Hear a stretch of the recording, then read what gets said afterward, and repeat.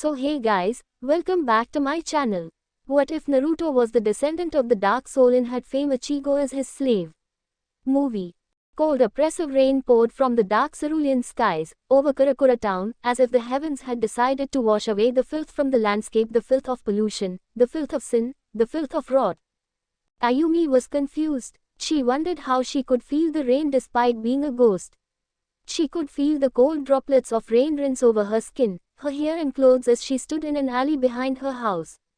Even the chain that hung broken from her chest was pelted by the unforgiving monsoon. It had rained like this before, she remembered, on the day she had died. 2 months. It had taken her 2 months to finally realize that she no longer walked among the living. She was segregated from human contact, isolated from the warmth of her family, and the acknowledgement of her existence that was so cruelly taken away from her. She had believed in a life after death, that there was something beyond this state of limbo she had found herself placed in, some kind of heaven she was supposed to be passed on to. But with each day that passed, her belief in such a place was slowly faltering. Was there even a heaven to begin with? Or, was this her own personal hell? Was this her punishment for sins she had unknowingly committed? Was her existence something to be mourned, to pity, and then eventually forget? Was she to be ignored, walking the realm of the living and suffering in painful despair for the rest of eternity? If that was the case, then what was the point of existing in the first place? A gurgling growl startled her from her train of despairing thoughts. Ayumi recognized that growl, that dreadful sound of hunger. It was her only warning that she had to go run and hide. To run, and run, and run even more until the growls of hunger coming from her otherworldly pursuer became fainter, outright disappeared. And run she did. Ayumi was dead. She knew this, and yet she could still feel her lungs burning for oxygen. The thumping of her heartbeat was so loud she thought that it would burst from her chest. One thing she was absolutely disappointed to know was that even in limbo she was still limited by her constitution, which had been frail and weak since she was a small child. But she knew that the harder the thumping got, the faster she got and the more distance she created between herself and her pursuer. It meant that she could continue existing. But why? A voice in the back of her mind asked her. Why bother? What's the point if there is no one who will acknowledge you? You'll just be alone. At last, Ayumi stopped running when she reached the riverbank, struggling to catch her breath. She could no longer hear the gurgling growls that had chased her from her family's home, and she allowed herself a moment of respite. Did I lose him? She wanted to believe she had. Ayumi-chan. And once again, dread seized her heart. I found you. Her eyes opened widely. How could it have found her so quickly? She had run as fast as she could, till the growling had stopped. No, you didn't, the voice in her head said again. You didn't run your fastest. You can't. You know what you want, deep down. Slowly, she turned her head and body to the voice that had spoken so closely behind her and stared at a horrific skull-faced demon that hid in the darkness of the bridge. Its eyes were glowing a golden yellow like a phantom amidst the pouring rain. Lightning struck, and from the flash of light, dread seized her heart. She saw 6 tentacles of disgusting green protruding from its back. The demon stood on 2 legs and its arms with a hideous and grotesque, like an oni from old folk tales her mother would tell her at the hospital. Yet unlike the stories, there was no hero coming to save her. She was utterly alone. The skull-faced demon's tongue slithered out of its mouth, salivating in gluttony. I can already taste it, the demon said in a warped feminine voice that grated Ayumi's ears, sending chills down her spine that her illness in the rain never could. Your fear, your despair, such wonderful flavors. And your aura. The demon giggled. You are finally ripe for me to feast upon. Ayumi's mind could no longer process it all. This was her hell, just as living had been. There was no heaven waiting for her. No more warmth from her older sister and mother to grant her comfort, no more affection from her father. She had been doomed to an existence without hope, living in dead, to be denied the right to live. Now, just like the cancer that had eaten her life, her soul would be devoured by this demon. You want this, the voice said to her. Give in, let it end. There's no reason for you to exist. All that remains for you is more pain and loneliness. Let it end. She felt her strength leave her as if it had in life, her legs' strength fading as she slumped into the puddle of rainwater beneath her. Yes, the skull-faced demon said in glee, slowly advancing upon her. The despair, Your aura is so wonderfully potent with it. I knew to let you continue to exist this long was the right choice. Now after I am done eating you, I shall grow twice as strong than if I had eaten you before. You've been doomed from the beginning, the voice whispered. Doomed to an eternity of hell while your family and friends continue living to fulfill their hopes and dreams. They will excel in life, and know only joy and happiness. And I will know only suffering and be forgotten. Ayumi sobbed, tears mingling with the rainfall. It wasn't fair. None of this was fair to her, but it didn't matter anymore. At least this way, even as nothing but food for this creature, her pain and suffering would finally end. Let it end, the voice whispered to her. It was in that brief instant, when Ayumi opened her eyes once again, she saw a flash which she thought was lightning and watched the rain turn blood red. She had never seen red rain before, nor did she remember seeing a tall figure standing between her and her release from her hell. It was followed by blood-curdling howls from the skull-faced demon, and what she thought was red rain was actually blood that spurted out from where its left arm had once been. It had never occurred to her that the creature with a skull mask and gaping hole in its chest could bleed as humans did, let alone feel pain. She wondered how its arm had been severed from its body, but found the answer in the stranger's right hand. It was a straight sword, Japanese in style, and it dripped with the blood of the demon that had wanted to devour her. Not far off to the side, she could see the demon's arm lying on the ground. Are you hurt? Ayumi blinked, looking up at the stranger in confusion. Had he just spoken to her? No, he couldn't have, but in her heart, she felt herself grasping at hope. She was afraid to hope again. She had gone 2 months in limbo without any form of human contact or acknowledgement. No one had even glanced at her despite her screams and shouts and pleading. It was impossible. Yet when he half turned his head and stared directly at her from the corner of his scarlet eye, Ayumi knew the impossible had indeed happened. Are you hurt? The stranger asked her again, his dark voice laced with a sense of urgency. Ayumi responded with the silent shake of her head. She didn't trust her own voice to answer for her, nor could she as she felt an overbearing pressure be exerted over her. She found it hard to even speak. The man nodded and turned his head away, returning his focus to the creature. Damn you! The demon screeched, its golden yellow eyes glaring at the new arrival with malicious rage. You bastard soul reaper! Do you dare stand in my way from my feast? Do you know who I am? The strange man did not speak, slowly advanced on the demon that began to back away from him with every step that he took. Suddenly, the scarlet-eyed stranger broke into a sprint, his sword raised. Die! The demon shot its tentacles forth, their tips appearing as sharp as spears, but the stranger continued unabated. Ayumi saw his blade flash again and more bloody rain came, the tentacles flying and falling to the ground, followed by the demon's howls of pain. The stranger came upon it then, and with another flash of his blade, the howling was silenced and the demon fell. Ayumi could do nothing but stare on in awe. The rain returned to its normal transparency, washing away the filth of the demon that remained on the blade of the young man that had slain it. Her eyes fell on the demon's corpse. Its skull mask was cut in clean halves by the stranger, and she watched with interest as it disintegrated into black ashes along with its separated limbs. She couldn't help but wonder then, if the stranger hadn't come, if the demon hadn't pursued her, would she have suffered such a fate? Would she have withered away into nothingness? She didn't dwell on such terrifying thoughts. Shaking her head clear of them to clear them, Ayumi returned her focus to the young man as he flicked the blood of the creature off his sword and returned it to its scabbard that he wore on the back of his waist, studying him. His apparel was unique and stood out in contrast to the everyday outfits of the living. He wore a grey high-collared shirt with a zipper that hid half his face from certain angles, dark baggy pants with a dark blue cloth worn around his lower body that reached to the back of his knees, with a thick dark purple rope tied around the cloth like a belt that held it in place. On his feet were open-toed sandals that stretched from the ankle to beneath the shin where the pants were tucked in. Around his wrist were blue wrist warmers that matched with the cloth he wore around his waist, and despite his outfit's uniqueness, what stood out to Ayumi more than anything was the white and red fan emblazoned on the back of his shirt which gave him his sense of identity. When he turned to her, Ayumi saw his long dark unruly hair reached past his chin, with long bangs that roughly shadowed his scarlet eyes. It took but a second to realize how handsome he was, and another to know that his image was forever engraved in her memory. The young man glanced furtively to the left beyond the Karasu River, as if he had sensed something. He then turned his gaze back to Ayumi, who froze upon looking in his eyes. The scarlet was gone, replaced with two ebony pools as dark as the night. "Wait here," he said to her. She knew it was to her. "The angel of death is coming."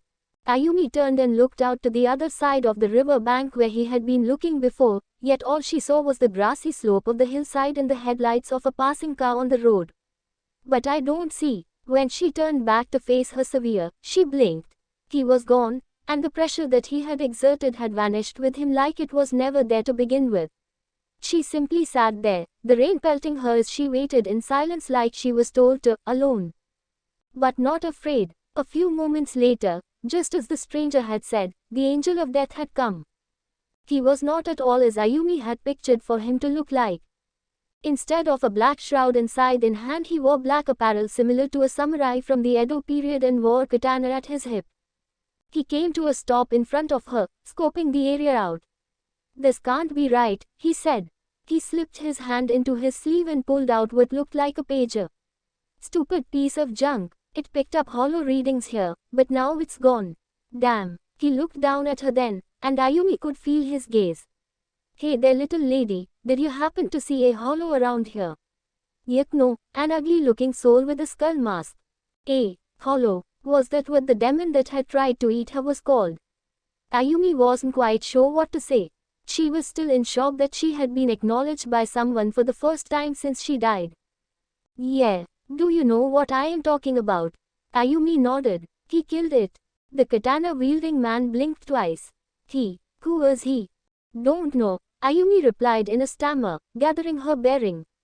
"The hollow was going to eat me, and then he came and killed it. He said you were coming and then he suddenly vanished, right?" The angel of death sighed in exasperation as if he had heard her story before. He cupped his chin with his thumb and index finger. "Looks like my little rogue soul reaper beat me to the punch again. Honestly, how am I supposed to report this guy when he masks his presence like he was from the Onmitsuki-do or something? My superiors won't like this at all." Shrugging, he turned to Ayumi again. "Well, I suppose the least I can do for you is send you to Soul Society. Looks like you've had it rough out here, am I right?" "Soul Society," she echoed. "Heaven, little lady," he said to her, drawing his sword. "I ain't sending you to heaven. That's what you've been waiting for all this time, right?" Ayumi stopped breathing. Was this man lying to her? Heaven is real. He looked puzzled by her question. Of course it is real. Why wouldn't it be? She held back a sob, tears freely falling down her cheeks as the monsoon came to a drizzle, the darkened skies beginning to part. All this time, it was real. Heaven was real. All the despair and pain she had been anguishing in had left her as the sunlight broke through the clouds. Her suffering had come to an end. "Mother, father, sister, I love you," she whispered. "I pray that I can see you again, in another life." And Ayumi thanked the young man that had changed her fate. As the angel of death performed his ritual to send her, she made a wish in her heart, a silent prayer, that one day she would meet her scarlet-eyed savior again and give him her thanks for renewing her faith and hope once more. He dreamt the same dream again, of a burning white tower surrounded by scorching black flames, and a man with unique crimson eyes. Besides him were three wraiths made of mist, whose faces were obscured and their names unknown to him. Yet they knew his and said it with such familiarity Sasuke wondered just who they were to him. Sasuke, the wraith on his left called him. It was feminine, laced with worry and concern. "Sasuke, what do we do?" They were 4 against 1, hard-pressed, and struggling. The crimson-eyed man stood across from them, his attire an immaculate white, his face obscured by shadows. Only his tomo-ridden scarlet eyes that burned clearly before Sasuke was visible. "You thought you had triumphed over me," the crimson-eyed man said to them. "You were wrong. Your existence will end here, forever." "No way." The wraith on his right had a loud voice that bellowed with undying determination. "We stopped you before, and we'll do it again." "That was before," the crimson-eyed man pointed out. "And this is now." The tomos shifted and turned, taking on a new shape as they combined together around his pupils. Sasuke's wraith companions spread out around their foe, weapons drawn and readied. "We take him together," said the last wraith. His voice was cool and collected and spoke with experience. Sasuke unsheathed his sword and poised it in a reverse grip. The blade was covered with electricity. The sounds of 1,000 birds chirping filled the air. "And now it begins," said the crimson-eyed man. He crossed his arms across his chest as the black flames surrounded him, taking the shape of a four-armed creature. "No," Sasuke said with deadly finality in his voice. "Now you end." As they bore forth in a clash of fire and death, the black flames consumed the White Tower. A high-flying hawk took flight toward the pale crescent moon in the pure obsidian skies above. The cry of the hawk awoke Uchiha Sasuke from his slumber. He stirred gently against the grainy ground beneath him and stared absently into the dark, virulent clouds that swayed and parted, allowing beams of morning sunlight to shine upon the city. As he sat upright and swept his fingers through his raven hair, Sasuke recollected his dream as slowly as the parting clouds, remembering every detail and comparing it to the past dreams he had of that event. He didn't even know if he could call it a dream, as it were it felt more like a fragment of his shattered memory than any lucid dream, one that he dreamt every time he slept for the last 4 years. Yet in all that time, Sasuke had come no closer to deciphering its meaning or linking it to anything that would explain his amnesia. A fragment of a past he could not recall living, and all it did was give him a small hint to his former persona and powers he did not recall ever possessing, leaving him with more questions every time he dreamt it rather than answers. It frustrated him immensely the first year since he came to in the realm of the living, but after time passed the frustration gave way and he lived with it, hoping that with enough time he'd be able to access more. His patience was beginning to wear thin at this point. But his dreams were the least of his concerns at the moment. What mattered now was acquiring breakfast. Sasuke stood up after sitting there for what felt like an hour, bemused by how dry his clothes and body were despite the diminutive monsoon that had drenched Karakura town last night. He paid it no further mind like his recurrent dream though, and walked forward till he reached the edge of the rooftop of the 20-story tall tower. He leaned over the edge and looked down, almost mistaking the moving people and cars below for small crawling insects, and then he took a casual step forward. The force of the wind created by his fall blew through his hair and made his clothes below. It was a good feeling to him, the wind caressing his skin as he fell toward the solid concrete below. He checked his reflection from the ever-passing stainless windows and noticed no changes to his appearance, nor any clues as to who or what he actually was, and then glanced back to the ground. The raven-haired youth began to decelerate and soon came to a complete halt just inches away from the solid earth, flipped and gracefully landed on his feet amidst a crowd of unknowing people who walked and went about their lives without so much as a glance at him. Without pause, he walked with the crowd, unseen by all and they completely aloof to his existence, well most of them. He continued on his aimless stride till he heard his cue. Down the alley he was nearest to he saw 2 teenage girls in school uniforms, one whimpering while the other sent curses toward 3 males wearing darker school uniforms but held themselves as nothing short of low-life thugs harassing them. He saw one get slapped across his face and earn the ire of the group.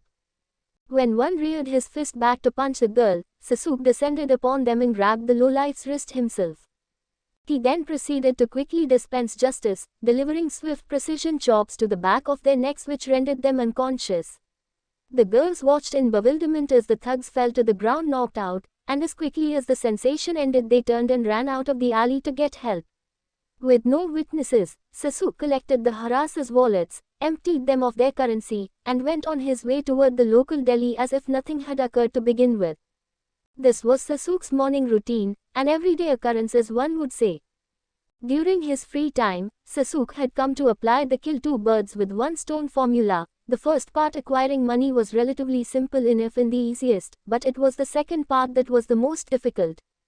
From his past experiences, Sasuke had learned that taking what he wanted and leaving the appropriate yen on the counter would not cut it, especially in a populated area where eyes would be bulging from their sockets when they saw a BLT and cash levitating in midair and the former being devoured by an invisible being.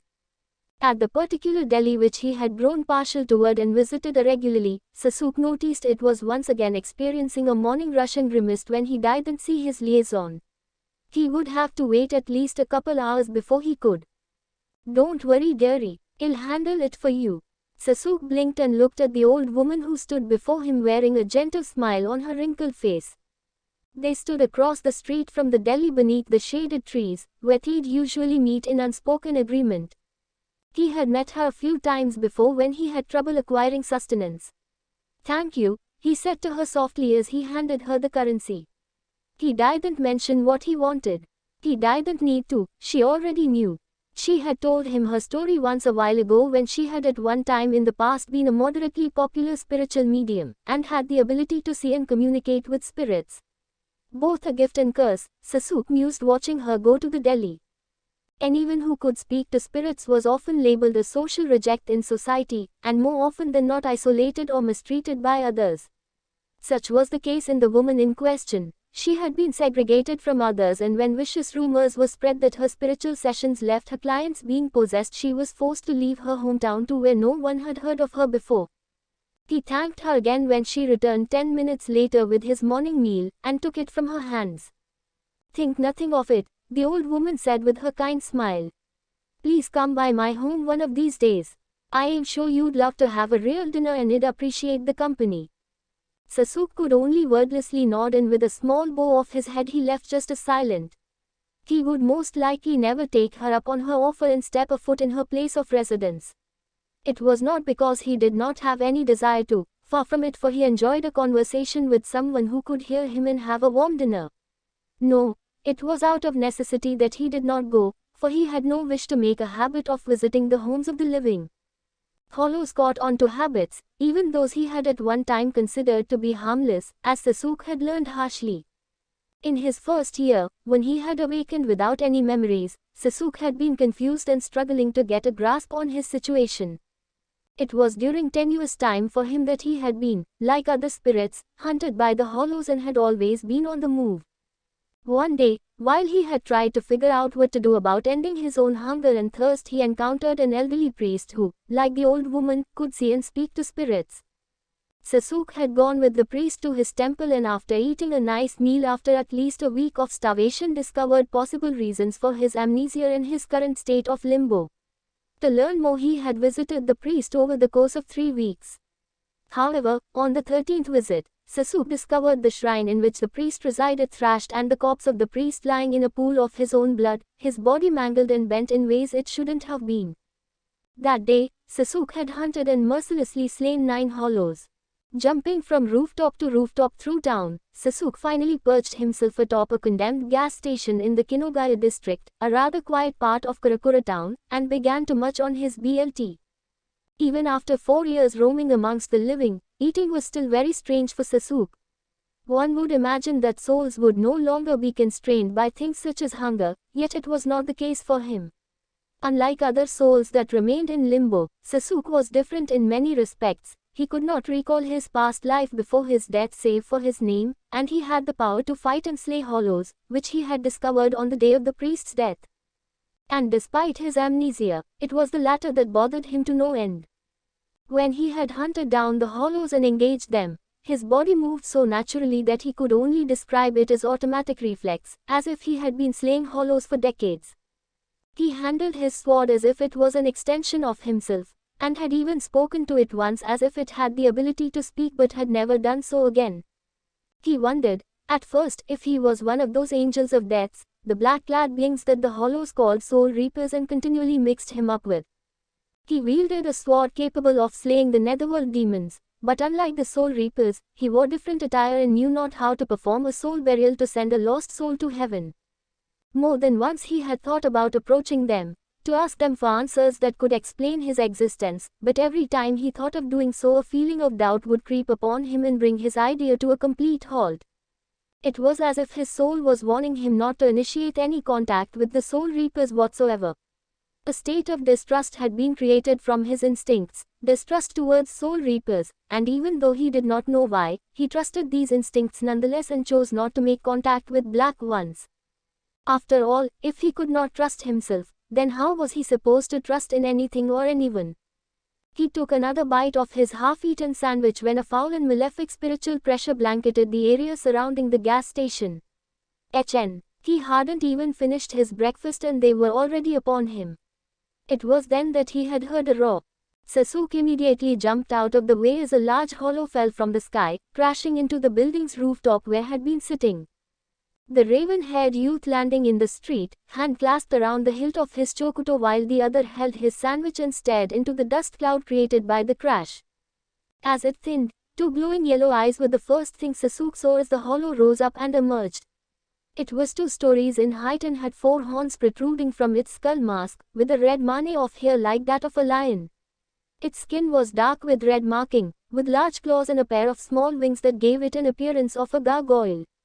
"You couldn't wait until I finished my breakfast?" Sasuke asked with an annoyed expression as he took another bite. "You are breakfast," the hollow replied, its eyes transfixed on Sasuke with a gluttonous gaze. "Now, stay still so that I can eat you." "Too bad only one of us gets to eat then." He finished his sandwich and unsheathed his sword. "My sword has already foretold your demise." The hollow roared before its wings flapped open wide, blowing the dust cloud away as it took to the air and flew towards Sasuke at great speed. Sasuke jumped once more, avoiding the hollow's claw swipe, and with a vertical reverse grip slash he amputated the hollow's right arm to the elbow. The beast howled in pain and turned toward him again, leaving its ivory mask open. "My name is Uchiha Sasuke," he said as he raised his sword again. With a quick slash he cut through the skull mask and then sheathed his sword, watching as the hollow began to disintegrate into black ash. "Remember it on your journey to hell." Sasuke glanced at the destroyed gas station, staring at the dust cloud for a moment, and without a second thought, he turned and went on his way. It was an everyday occurrence, as one would say. Another monsoon had come, its dreariness felt upon the city. Uchiha Sasuke stood across a street near the commercial district of town, watching with indifferent eyes as the local police contained the crime scene. It had drawn the attention of many a curious person who all stood just behind the yellow tape wall, ever prying into situations that did not concern them in the slightest. Or perhaps it did at one point, but no longer. Nearby a news crew had arrived to report the incident live, informing their viewer of the grisly murder of one Takamura Shinichi, a man of 47 years who was not only an officer of the law but the father of 3, who had been walking home from a convenience store when he met his untimely end. They went into more detail regarding the city-wide alert issued by the police department for any citizens with information about the murder to come forward, and about a donation site set up by the department to aid in burial services. Beyond that, Sasuke tuned out the rest, not wishing to hear anymore. What had happened, happened. He held no regrets over the man's death. He had done all he could and that was it. When he had arrived, Shinichi's soul had already been devoured by the hollow. The only thing that Sasuke could do at that point was to ensure that no other soul met Shinichi's fate and slew the beast. It was all he could do. He wasn't going to let it get away with what it did or wait on the local soul reaper to come and deal with it. He had done it once and it was that one time only when he felt immense regret. It happened on a day no different from any other. The usual routines held by the humans were in full motion. The patrolling Soul Reaper was doing his job of making sure the streets of Karakura were safe from the deathly hollows, and Sasuke was his usual self as well. The only difference was that, at the time, Sasuke cared more for his own safety than usual. That meant avoiding the death god's gaze at any cost. Even if that cost was the dozen of lives Sasuke had chosen to ignore that day rather than the risk of being discovered. Sure, trusting his instinct was the right thing to do, but he had also learned on that day that there was a time and place to decide trusting one's instinct. There was a swarm of hollows that day. The earthly celebration of Halloween had not helped at all, especially with specific religious sects having taken specific rituals for that specific day only. So Reaper patrols had been dispatched, so Sasuke figured it would been fine. He just stayed under their radar. Unfortunately for him, there was a particular hollow who had the same plan in mind. Not just it but its 2 brothers as well. They possessed the ability to dig underground, creating mudholes where humans stood, the hole sucking their prey in. Sasuke gritted teeth after the trio of centipede-looking hollows devoured their meals. He had figured that any moment now, the Grim Reapers would swoop down and brandish their justice upon the monsters. The trio of hollows had already eaten 6 more humans by the time Sasuke pondered the thought. Something had definitely not been right about the whole situation. The Soul Reapers were supposed to have come by then, but there was no forthcoming presence at all. He wanted to jump in and do away with the hollows, but he reasoned that what if at that moment, the death gods came? He would be discovered and then who knows what might have happened to him. Maybe it was a trap. Maybe that's exactly what the Soul Reapers were waiting for. Meanwhile, the Hollows continued their eating spree, oblivious to the humans' despair, oblivious to Sasuke's own confusion. "This is amazing," one of them had said in between bites. "We can eat to our content without the interference of those damned Soul Reapers." "I agree, big bro, this is the best," the other one said, between chomps. The largest of the Hollows cackled. "Because we are the weakest of Hollows, the Soul Reapers are too occupied with greater presences than our own. And thanks to our quasi-gargantuar ability that nearly completely masks our presence, we can feast all we like and grow stronger. Once we are done here, we shall strike another area I have in mind." Sasuke instantly became deaf to the Hollow's cackles. He had heard it in plain language. The reason why the Soul Reapers had not arrived at the scene of the massacre was that they were not only occupied but unable to sense these pathetic creatures.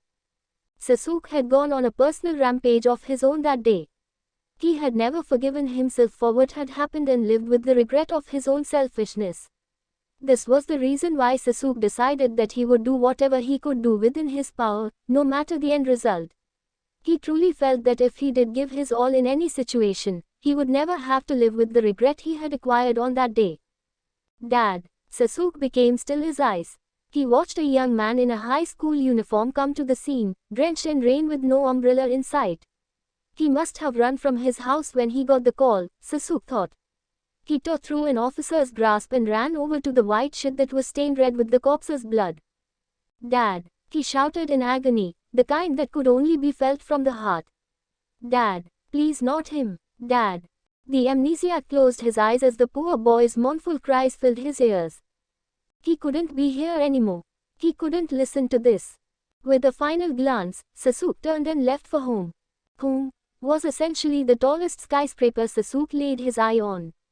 It was where he rested day to day, where he liked to gaze at the horizon and try to collect his forgotten memories. Alas, he was unable to remember a single thing. The reason why Sasuke had picked the tallest skyscraper was although he could not remember a thing, there was an embellished wave of nostalgia that washed over him whenever he breathed in the scenery of Karakura town as a whole. Home. The words softly escaped his lips as he came to the rooftop. The rain had stopped then, and he picked his usual spot, lay down and his eyes drew to a close. The blaring sirens from the streets below startled Sasuke out of his slumber. Disorientation from his sleep lasted but a fraction of a second as his reflexive alertness kicked in. He saw the flashing blue and red lights paled by heavy clouds and his nose twitched. Smoke, he recognized, and dashed to the edge of the roof, trying to figure out what was burning. It wasn't his building that was on fire. It was about 3 blocks away near a residential district, the wind sending the smoke towards him. From where he stood he could make out a building. Without a second thought, Sasuke immediately dropped down to the ground and hurried to the burning building to get a better grasp of the situation.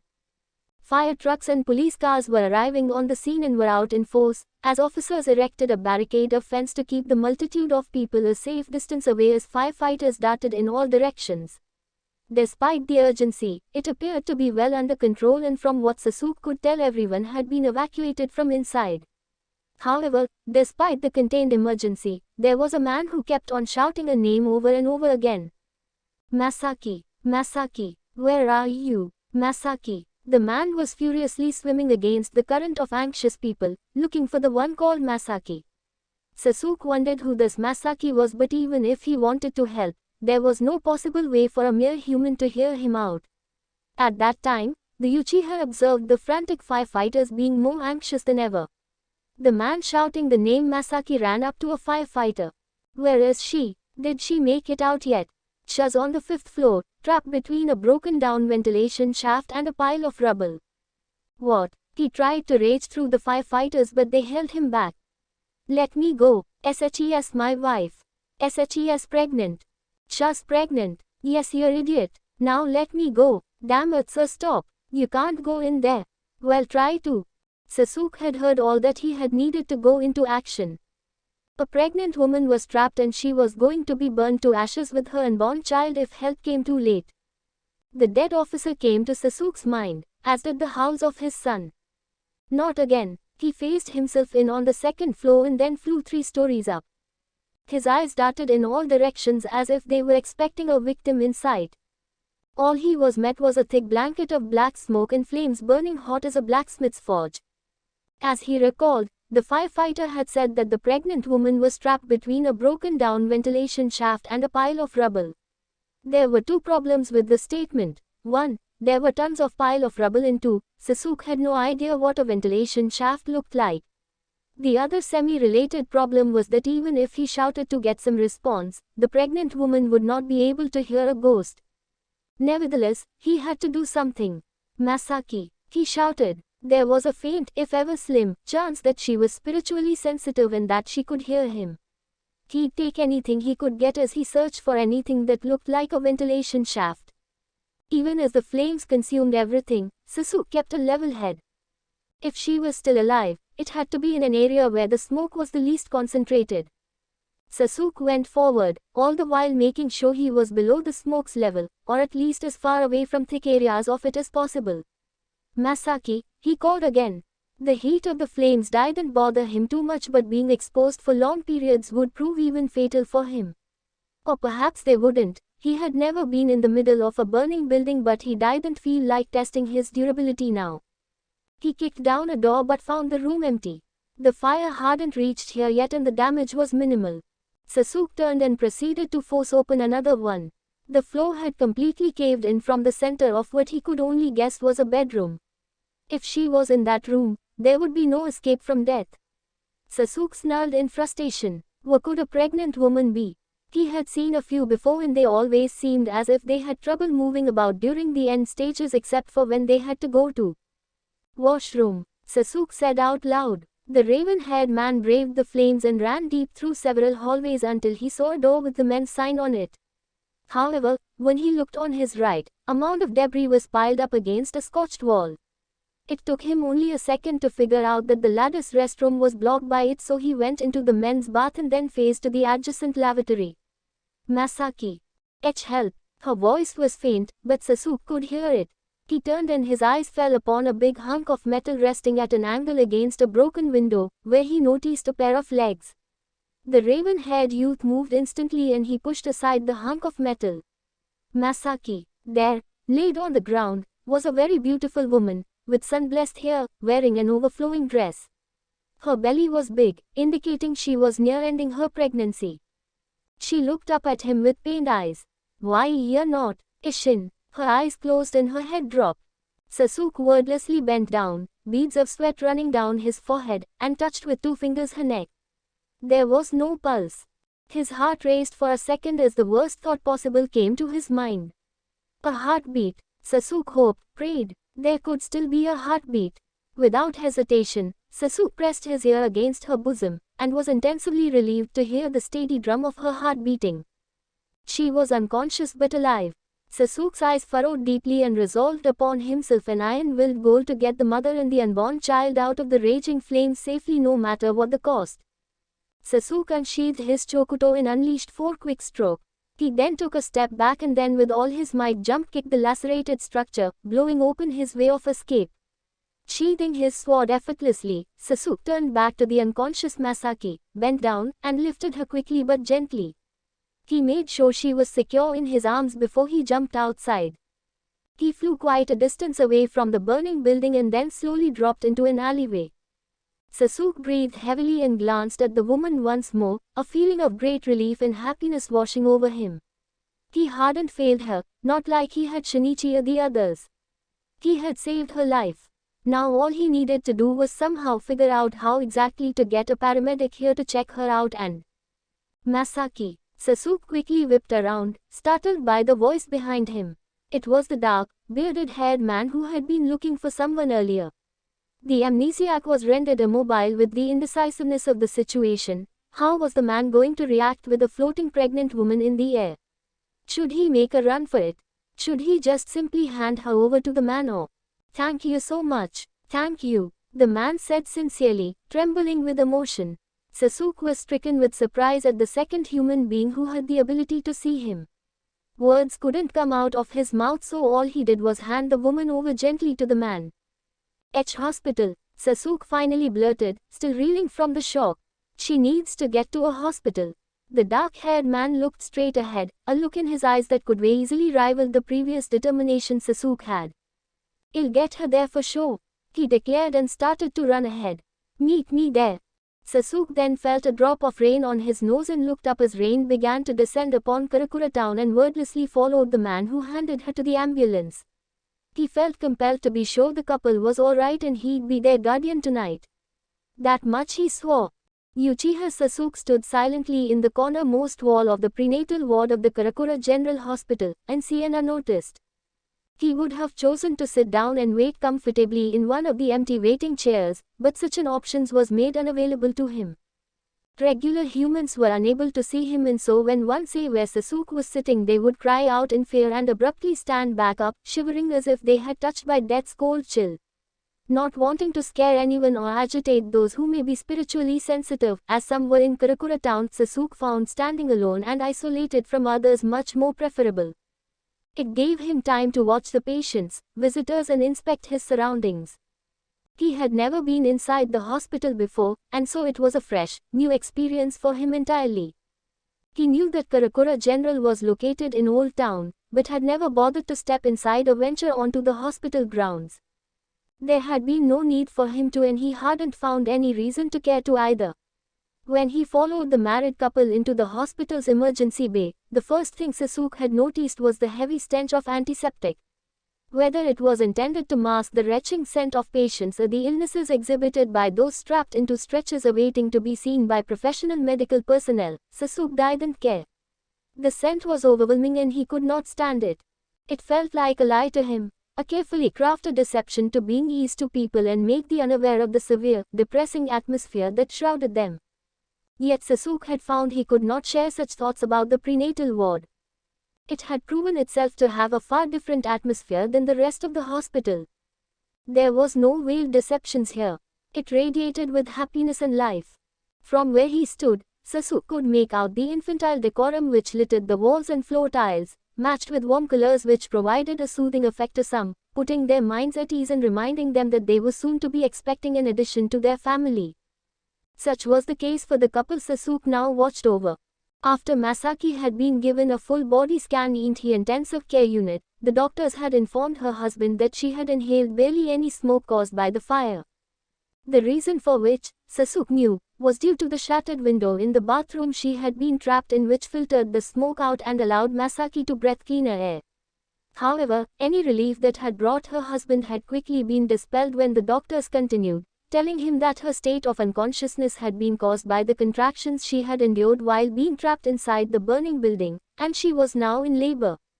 The expectant father had urged Sasuke to witness the miracle of life beside him, but the sword-wielding amnesiac had respectfully declined.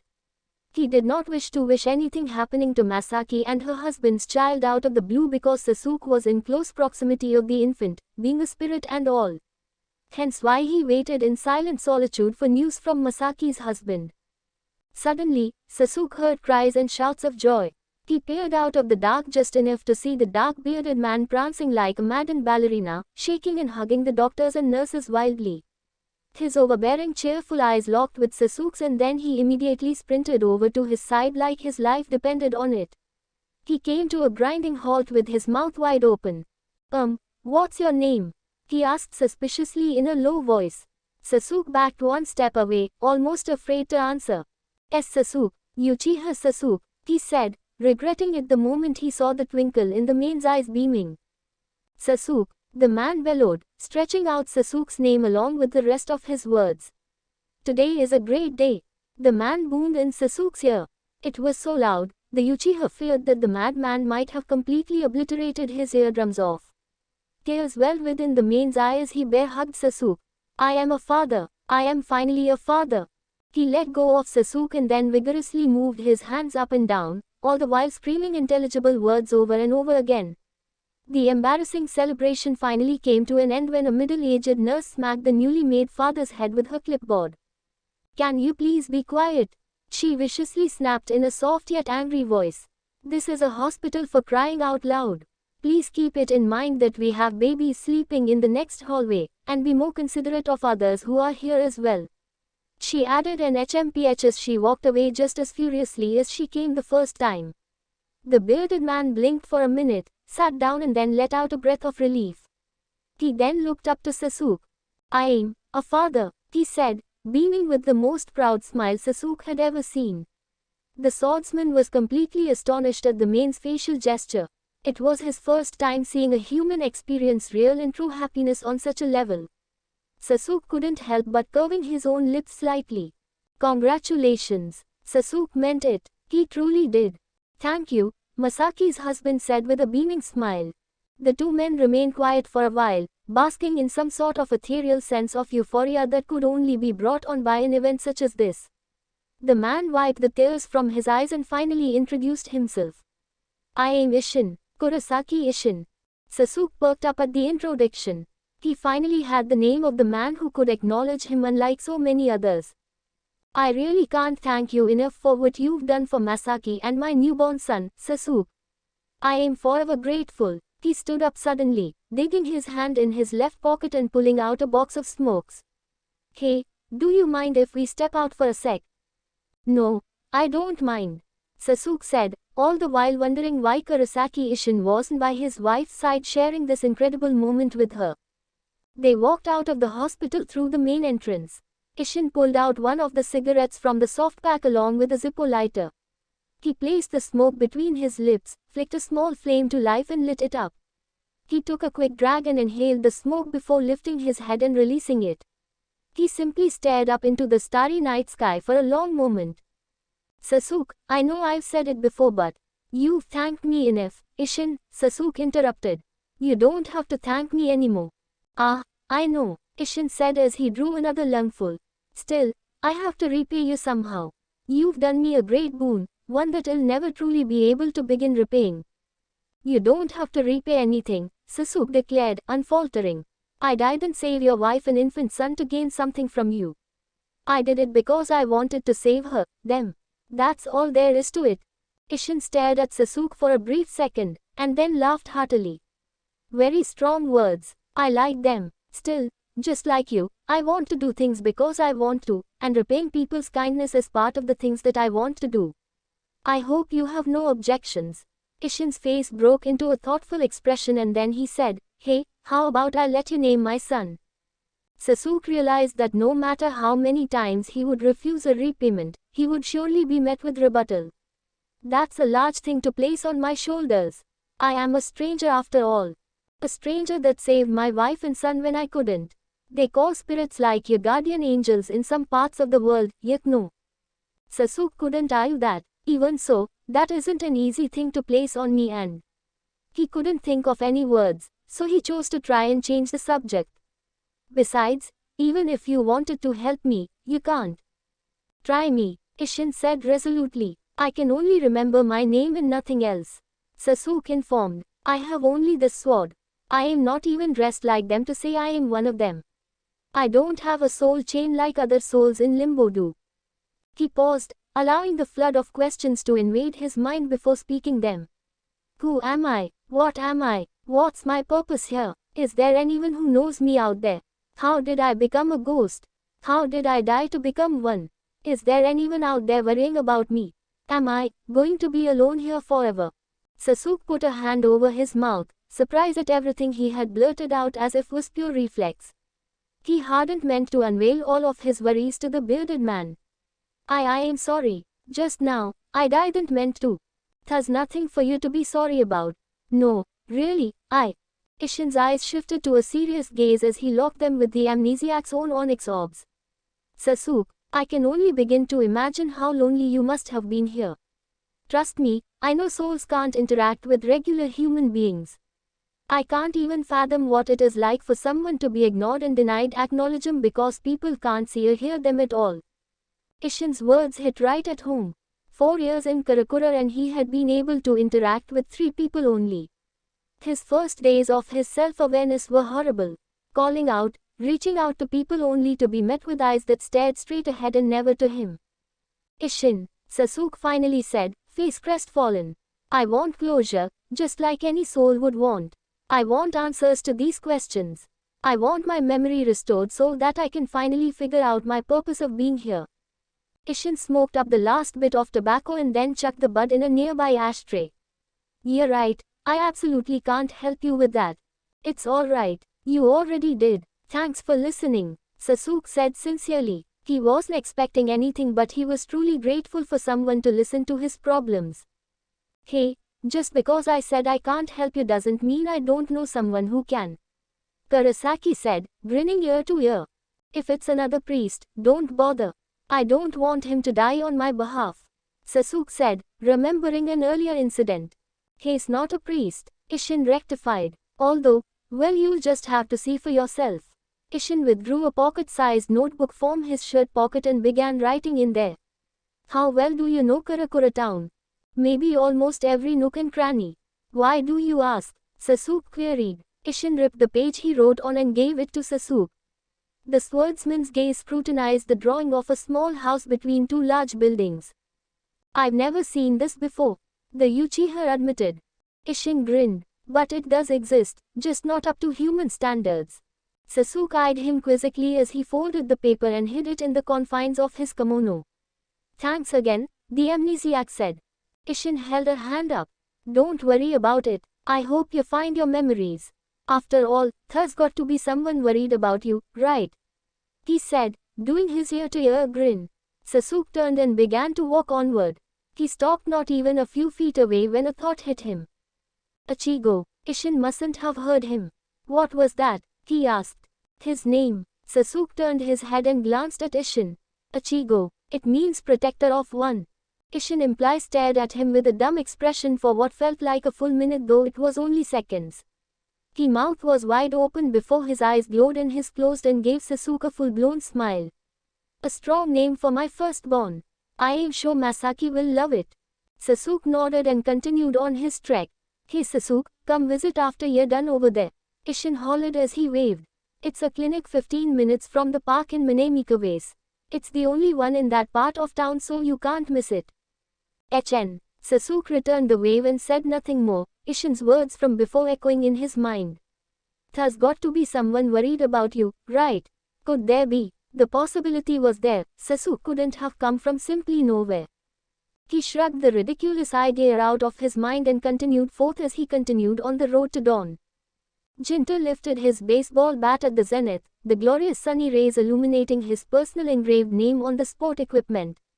There was nothing like a baseball bat to shout in silent volumes manliness when it came to prove his masculinity to whoever was watching him. Even if that person was the ever seemingly impervious Ururu. "Aren't you gonna say something?" Jinto snapped at the dust-sweeping little girl. Ururu looked at Jinto, a budding confused feature marking her eyes. The brandished baseball bat seemed like the most obvious hint, so she took a poke at it. "It's great, Jinto-kun," Ururu said, hoping that Jinto would be satisfied. Then again, this was Jinto she was trying to please. "How can you say just great with a face like that?" the spiky redhead chided, running 2 hands down on each side of his face in an exasperated manner. "At least put some oomph into it, Ururu." Ururu pondered what was this oomph meant. Where was she supposed to put oomph in its great Jinto-kun? After great or before its? "But it'll be weird if I say oomph, it's great Jinto-kun," she said worriedly out loud. Jinto felt the familiar vein popping on the left side of his forehead. "Are you freaking kidding me?" Jinto vociferated. He jumped and landed behind her, rubbing his knuckles on her head. "Emphasis, dummy, emphasis. Just because you don't care doesn't mean you can act like it." The never-ending ordinary moment came to halt when the two children felt an anomaly in the air, like a tint of cold air piercing in their direction across the warm atmosphere, and it was getting closer by the second. It wasn't heavy and calamitous like a hollow, but the heaviness of the spiritual pressure was enough to make both Jinto and Ururu feel like whoever or whatever was coming towards them was out of place. Neither hostile nor friendly, rather, a really, really out of place Ryutsu. The presence finally entered their field of vision. A young man dressed in a white kimono with dark purple pants and knee-length black sandals walked steadily towards them. Jinto judged from his ardent scowl that he wasn't going to unnaturally turn away as everyone else did.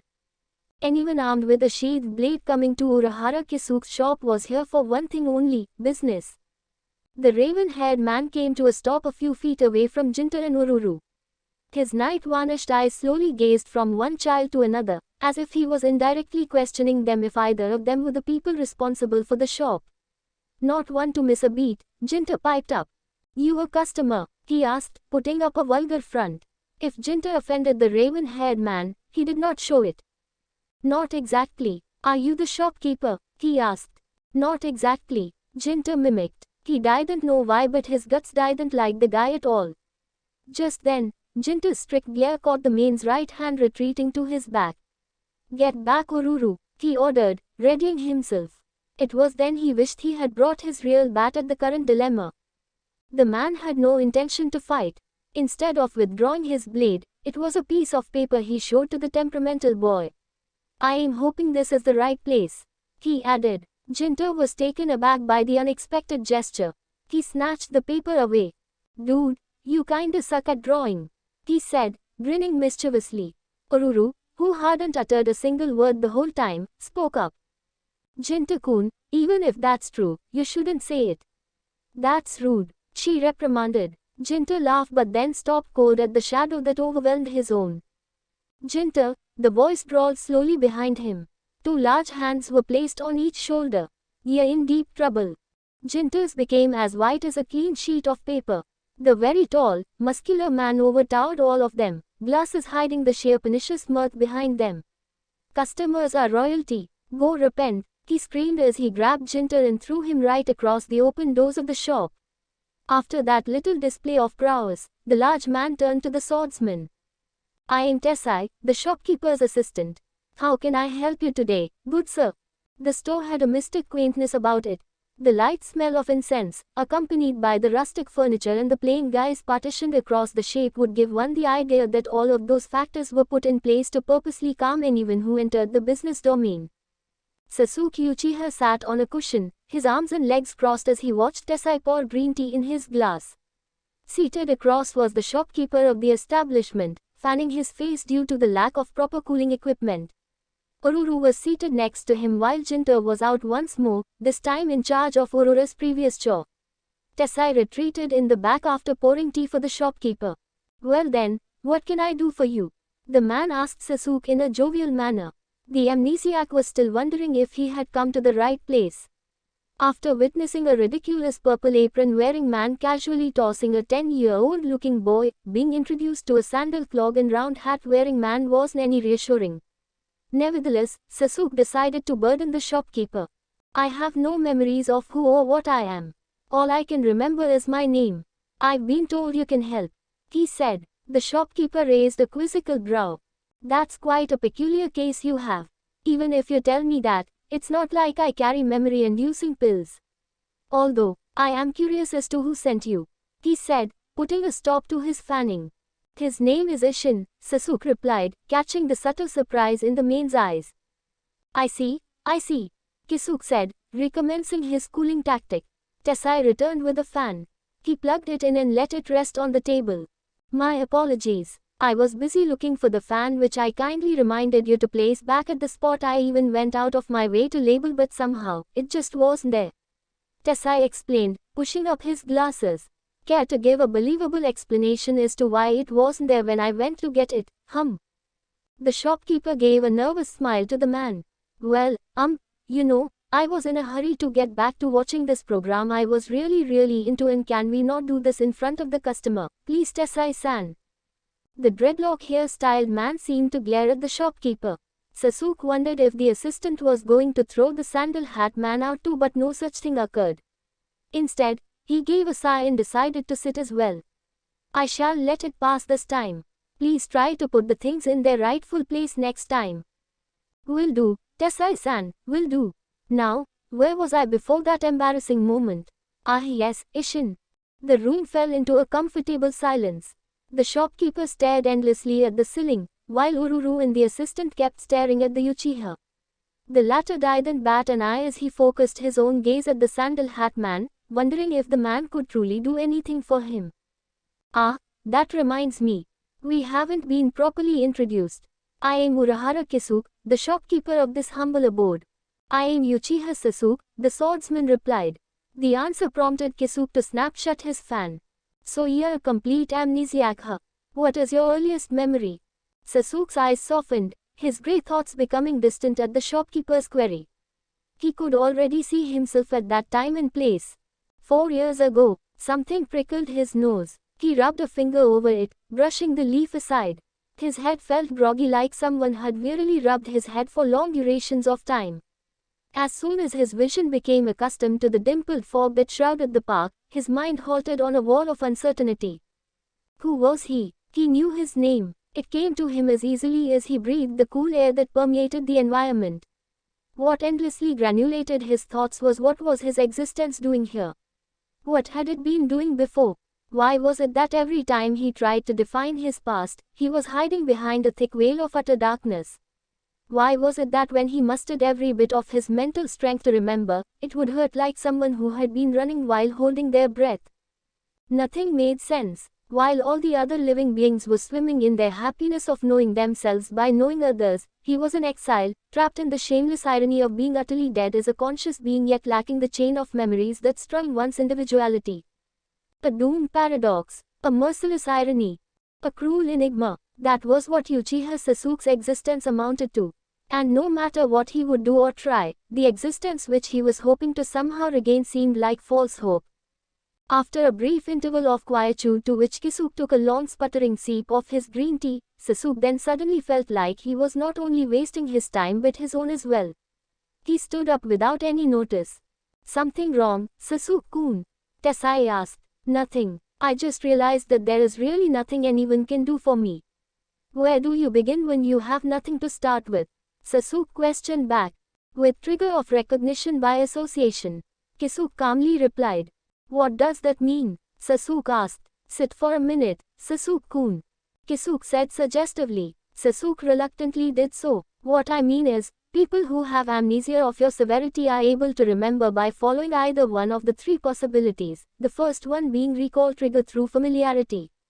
That means that you will be able to remember certain things by experiencing an event that gives you the sense of either having a déjà vu or instill within you a gut feeling that indicates you have done something similar in the past. Follow me so far. Sasuke wasn't going to deny what the sandal hat man was saying made sense. Yes. The second possibility is recall through a physical and concrete item. It's essentially similar to the first possibility, the distinct difference being that the item in question must be something that you had to have in your possession and that the moment you make contact with it, it creates a trigger within your brain, like a small click.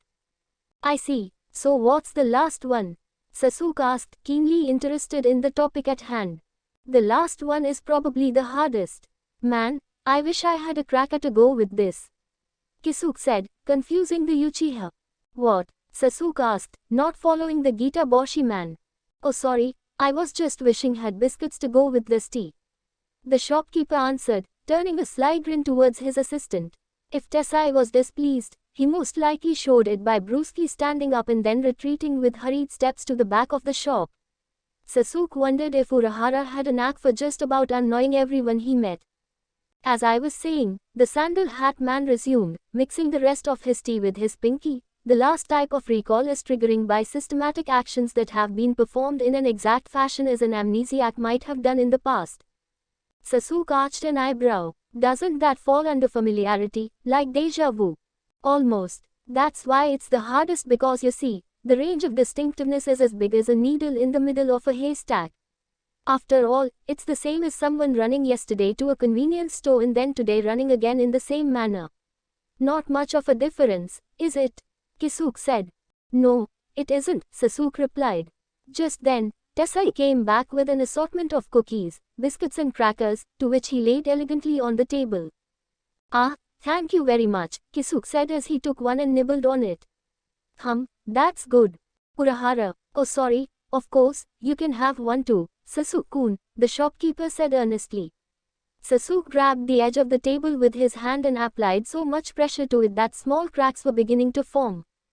Ack, my precious table, Kisuke wailed almost comically. Alright, I'll finish, honestly. Sasuke relaxed his grip. Kibudwe smiled evilly but decided to keep the facial gesture in reserve. Go on. Urahara cleared his throat. Sasuke-kun, what if you were to pose an action in a time and place so congruent with a situation in your past, most people would see it as a frightening coincidence. Urahara let a definite time to let it all sink into his client's brain before he continued. Of course, this is why this recall proves to be the hardest, because it can be at times any of the two other triggers and yet not. Your best chance at the moment is recall through familiarity.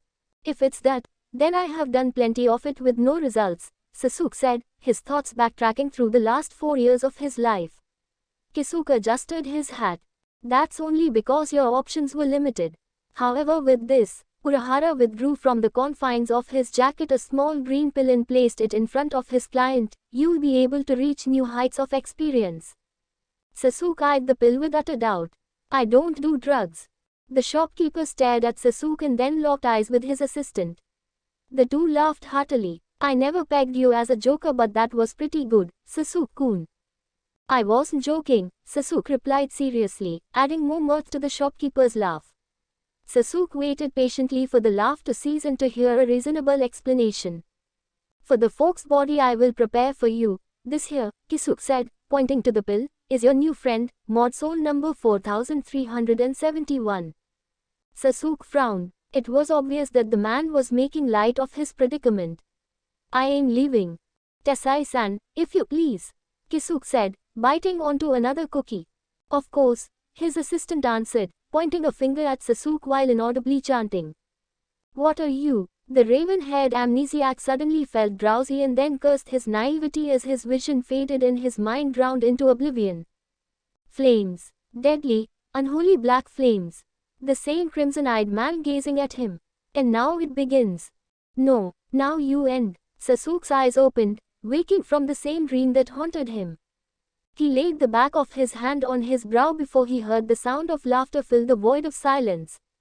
Instinctively, he turned his head to the source of the noise, a television show depicting a man in flamboyant clothing and hairstyle, arms crossed and hands poised as if they were grabbing his own chest.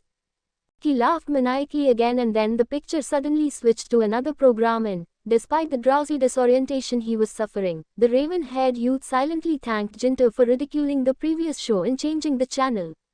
He sat up, bringing his knee up, and felt something tug with it. He realized that his body was covered up in a futon then. What the? He muttered. Sasuke pulled the covers off and stood up. As he took a step forward, he felt a strange sensation, one he couldn't quite explain. He felt heavier than before. He rubbed his hands and arms and inspected his state of dress. He no longer wore his usual attire. His sword was nowhere to be seen, and for the first time since awakening in the realm of the living, Sasuke felt naked. And strange, out of place. Memories of earlier flashed in his mind. He remembered coming to a shop and then speaking to Urahara, and then Tesai pointed his finger at him and chanted something before he had been washed in a sleepy state. He took another step. What is going on? Sasuke uttered loudly. The red-headed boy turned his head away from the television and looked up at Sasuke. He redoubled the efforts of his scowl. You're wearing a folk's body, he answered as if it was the most natural response to give. Folk's body, Sasuke drawled. Even his enunciation was delayed. What had that insufferable man's assistant done to him? Was it a mistake to trust Ishin's words? Was it a mistake to come here in the first place? Where is? He's outside. Now quit bothering me. I ain't trying to watch my shows, Jinto said. Sasuke realized he would get nothing else from the belligerent boy, so he trudged away, following the path that led outside the shop. He found Urahara Kisuke sitting on a swinging bench, fanning himself with a folding fan against the heat. This weather is so fickle, Sasuke-kun, the shopkeeper said, lifting his right eye to view the Uchiha. The latter was barely standing still. You don't look so good yourself there. No thanks to you, he felt fatigued, lacing his words with acute venom. What did you do to me, Gita Boshi? It's not what I did, but what you did, Kisuke said. He smiled eerily, putting the amnesiac on edge. You woke up too early. Sasuke started, yet he once again felt a faintness come over him. Not again. He wanted to curse at the shopkeeper, but instead, he fell forward and his vision went dark, his mind claimed by the abyss once more. When Sasuke had awoken next, rather than being met with the annoying laughter from television, he was stirred by a gentle poking of a finger to his cheek. He opened his eyes to find a dark blue-haired woman staring at him with worried eyes. Are you all right? She asked. Though he kept a stoic look, Sasuke was inwardly startled. His eyes sized her up from head to toe. She wasn't wearing a soul chain like the spirits he interacted with on occasion, nor was she wearing the attire of a soul raper, which meant she was human, and she had talked to him. She was talking to him. Hello, are you okay? Should I call an ambulance or something? The woman looked around, panicked. She went into her purse and pulled out her cell phone. Sasuke was still in shock. Perhaps she was another human who could see the supernatural. There's no need for that, ma'am. Sasuke recognized the annoying jovial voice of the enigmatic shopkeeper. Turning his head upward, Sasuke saw Kisuke Urahara taking 2 steps forward before coming to a stop and stood over him. He's just a little under the weather. The heat these days. Kisuke stepped out with a charming grin, a hand steadying his black and white striped hat. He then shifted his attention to Sasuke. Right, Sasuke-kun. Confusion from the situation stirred his mind awake completely. Sasuke gave a quick glance to the woman. Why yeah, he finally muttered, quickly adapting to the abnormal situation he was put in. Even for someone like him, who was adaptable to change, even this one was something that Sasuke couldn't completely comprehend. The woman looked unsure but accepted Kisuke's answer. Okay then, she said, shifting her attention back to the shopkeeper. Well then, back to my reason for being here. I got a call earlier about my order. Is it ready now? Yep, it sure is, Uraraha answered. He slipped his hand into his sleeve and whipped out a folding fan as he turned his head. Ururu, could you look for order number 1173 and bring it to me, please? Hair, attention drawn away from him, Sasuke continued to lay on the smooth wood flooring, silent and still. He meticulously arranged all the questions that had been born from his thoughts into order and made a mental note to barrage Urahara Kisuke with them after the woman left. With that done, the amnesiac next became more aware of his surroundings and realized he was laying at the entrance of the shop. His eyes darted back to the human woman standing a few feet away from him, who turned her eyes away from him, pretending to be looking at another item on the wall. Despite the multiple questions now in his mind, Sasuke now knew it was a certainty that the woman was really an ordinary person, and could visibly see him. This meant that whatever the Gita Boshi and the Tessai character had done, it made Sasuke physically manifest into the human world and become visible to the human eye. Here it is, the little girl, Ururu, said as she carried a white box labeled with the ID number in large font up to Urahara. Oh, what an adorable little girl, the woman exclaimed, making googly eyes at Ururu. Helping your father out at such a young age. You must be so proud of her, Urahara-san. Sasuke could see the amusement in Urahara's eyes, as well as the laugh he was holding back. He was having a field day with this. The Gita Boshi patted Urura's head gently before taking the package. So, will this really ward evil spirits away? The woman asked. Most definitely, Urahara replied, handing the box over to her. Just remember to place at least one seal in each room and have the doll sit in at the main entrance at night. She smiled, visibly reassured by his words. Thank you so much, she said with a grateful bow of her head. I knew moving into that really cheap-priced house seemed too good to be true, but I don't want to give it up. If this doesn't work like I hope it does, then it won't, the shopkeeper said, losing all the usual mirth behind his speech. As long as you do as I have instructed for the next 4 days, everything will work out fine. The blue-haired lady was a bit taken aback by the sudden change in attitude, but she retained her smile. Oh, okay then, I'll place my trust in you then, Urahara-san. Thank you once again.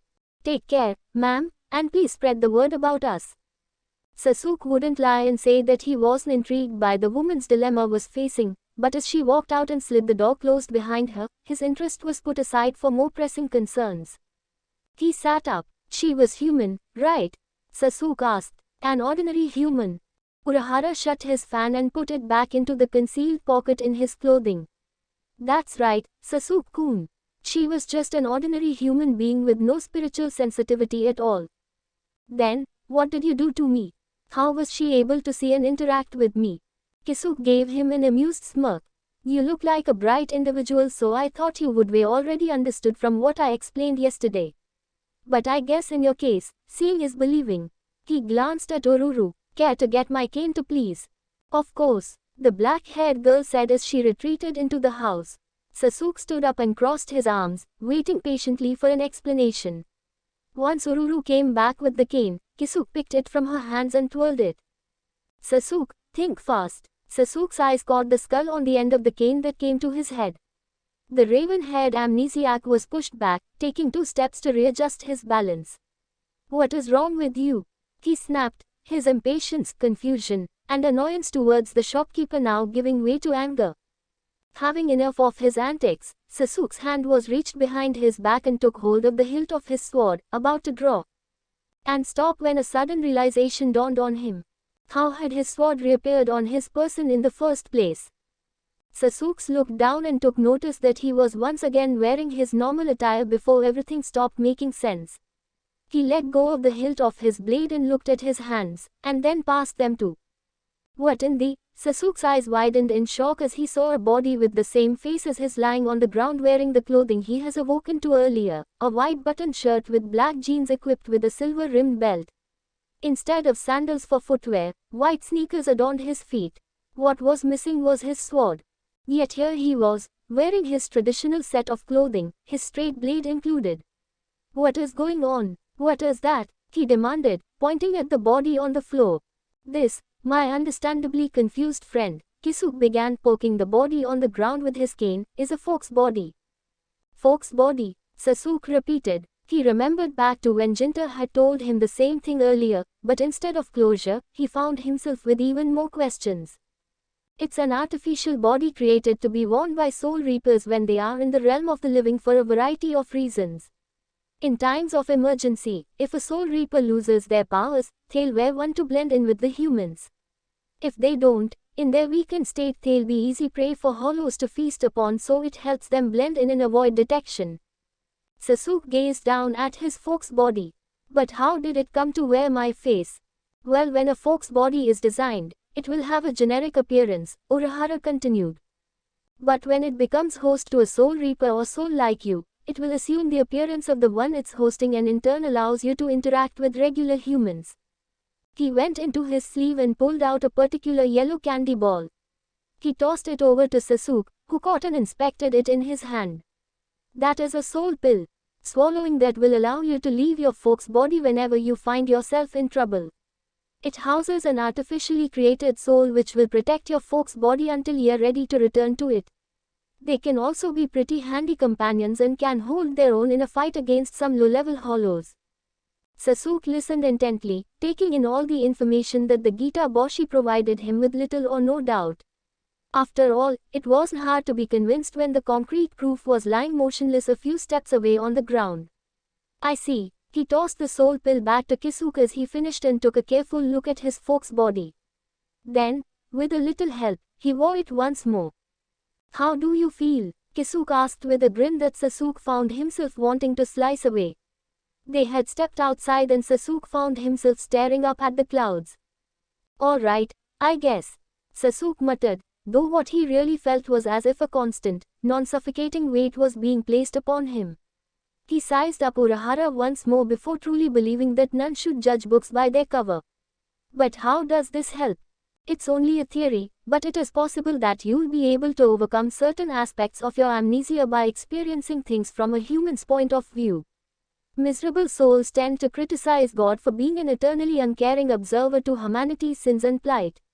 Perhaps it's time you stop doing the same thing and start walking on that road of life, eh? Maybe you'll learn something about yourself you probably wouldn't have otherwise. Despite his misgivings about the shopkeeper, Sasuke found that Kisuke's suggestion was logical enough to spark interest from him.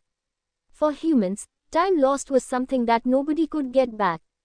It was their enemy, but perhaps for him, it was his ally.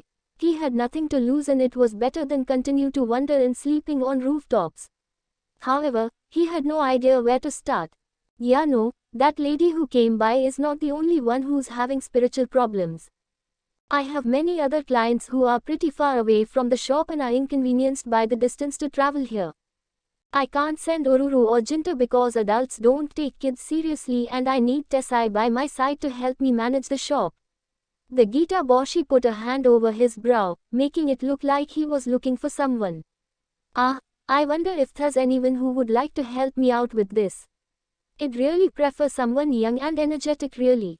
It'd be even more awesome if that person had something like, I don't know, amnesia or something else. Heh. Sasuke could see where this was going. As to whether or not he would regret it, that was something he would decide on at a later date. Let's go back to the shop before someone misunderstands you. Kisuke gave him a patented wicked smile. I guess I'll take that as a yes then.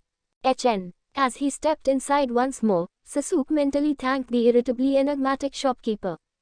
Now to see if he'd regret this decision. Thank you again for your help today. It was no problem at all. If you ever come into contact with anything supernatural, don't hesitate to call the shop again. Uchiha Sasuke gave the client a final nod, turned and walked out their house. The client and his little girl waved him off as he stepped into the street and out of sight. The nights were beginning to feel warmer, signaling the end of a rainy spring season. Sasuke trekked the hollow alleys of Karakura town, meticulously re-examining the receipt left by the client of the Gita Bosch's shop. After the first sound of a cricket, the amnesiac heard his smartphone beep and vibrate in his right pocket, notifying him that he had just received a text message. Slipping his hand inside and pulling it out, Sasuke flipped his cell open and brought up the text, reading. Hello, Sasuke-kun. I know how tired you must be by now, but I was really hoping you could pick up some crickets on your way home, smiley face. Oh, and be a dear and pick it up at that 24-hour supermarket on Nagasaki. I really hate the ones that are sold at the convenience store, sad face. Thanks so much. P.S. Don't worry about the money. I know how frugal you are, so I know for sure you have some leftover money to pay for our crickets. Ta-ta for now, P. Sasuke simply stared at his phone for a long, drawn-out moment. He happily imagined shoving Urahara onto a guillotine and cutting the rope with his own blade to watch the Gita Bosch's final moments of pleading and crying. His next fantasy was snapping the shopkeeper's neck with his bare hands and tossing the body from the edge of the highest building in Karakura town. The best one though was ditching the errand and pretend to be sorry that he had forgotten to pick up the crickets. That last option seemed like the cruelest one, but there was a problem with it. Sasuke's indifferent face would lack any apologetic sense and Kisuke would use that against him, probably fake a tantrum and get him to go out again to buy what he wanted. Sasuke sighed in annoyance, and put his phone back into his right as he took a left turn at the corner and made his way to the well-known open-at-all-times supermarket. A soothing breeze caressed his visage and parted his bangs. He had been hoping to laze on the shop's roof and bask in the calming wafts of air as soon as possible. Not that he was tired or fatigued by the odd jobs, but tonight seemed perfect to gaze at the stars and perhaps, hopefully, he would be able to grasp from the thick darkness of his mind, the memories he hoped to recall. 2 months had passed, and although he was able to find life within a gigai somewhat satisfactory, he was wrought with envy over the people he had met and the treasured memories they occasionally shared with the shop's newest employee.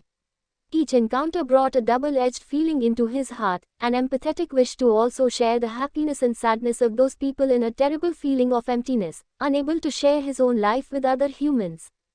Either way, the harsh truth was there, regarding that aspect of life. He was an outsider, ghost or not. The soft breeze came to an end at a 4-point intersection. It proved to be strange to Sasuke because he had gone through that path many times before and there was never a 4-point intersection. Had he taken a wrong turn? It was a possibility, a very odd possibility. Sasuke kept going straight ahead. There was a chance he hadn't arrived at the crosswalk yet. Still, the raven-haired amnesiac lightly shook his head, as if to shake off any sense of doubt. However, it returned twofold when he came upon a second 4-way intersection. Just then, Sasuke knew something wasn't quite right with his surrounding. He took a look back and found his field of vision blurred by a newly formed fog. His right and left were the same and only the road ahead of him were visible. It was as if an invisible force was coercing him into going where it wanted him to be. Sasuke slowly withdrew his soul pill dispenser and grabbed it firmly, readying himself for anything that might happen. He continued the downward path, accelerating his steps. A single cold bead of sweat poured from his temple as he furrowed his brow. It wasn't long before he was met with another crossroad. The fog thickened, letting only but sparse lights from the unseen street poles flickering eerily. The nightly sounds were diminishing and the air seemed to be frozen in its track. With every step Sasuke took, The fog was blotting out any sign of inert civilization. The brick walls that fenced the residential houses, the sidewalks, and even the sky were beginning to look dim.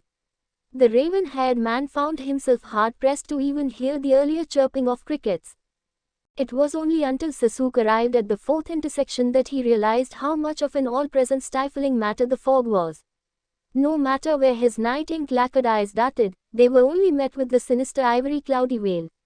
He was unable to sense anything, human or not. Even a slice of life would have somewhat relaxed him. If it was the work of a hollow, then it would definitely be the first time Sasuke witnessed such ingenuity from one of them. The ground was no longer visible either. The fog was starting to feel more of a hassle than a worrying issue. He just wished that whoever was responsible for this would simply show up so he could end it already. His wish came far quicker than anticipated. Even if the fog had stopped the flow of air, it didn't cover the friction created from one swinging through it. Sasuke rolled forward, awaiting the attack that smashed the ground. He took note that even if the ground was no longer visible, it was still there. The proof was the concrete became cracked and slightly leveled due to the impact of the hit. Sasuke could only make out the outline of his assailant. The figure towered at least over a little 2.5 meters tall, and it was quite bulky. Definitely not a human. Not bad at all, human. The hollow said. Sasuke gritted his teeth. The voice came from all directions. There was no way of tracing the origin. All the better when I'll be gnashing my teeth against your vigorous bones. The outline disappeared from sight. Sasuke pondered how smart the hollow was. If the next attack came from the front, then the situation would be very problematic, seeing how Sasuke couldn't see anything ahead of him but the ever-irritating fog. However, if the next attack came from the back, Sasuke heard the air sundering from a downward force from above. He sidestepped a foot away, letting the impact go through. This time, he was able to get a clear view of the thick, grayish arm that had attacked him earlier. Sasuke sighed. Leave it to a hollow to come up with a genius field-controlling tactic, only to make the most predictable attack pattern ever known to Sasuke's combat knowledge.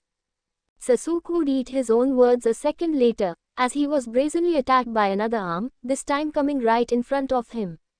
The amnesiac had lowered his guard and was truly not expecting such an attack. He took the blow full force, sending him crashing against what felt like a steel pole. Relentless in its attack, the hollow's arm sprung from the ground and grabbed Sasuke along with the steel pole.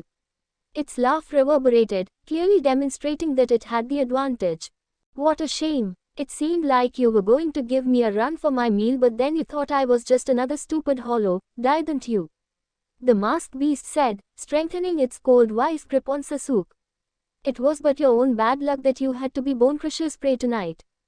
Sasuke ignored Bonecrusher's laugh and struggled to close the gap between his hand holding the soul candy dispenser in his mouth. Still squirming about, human, the hollow said, raising his other arm. Your will to live is admirable.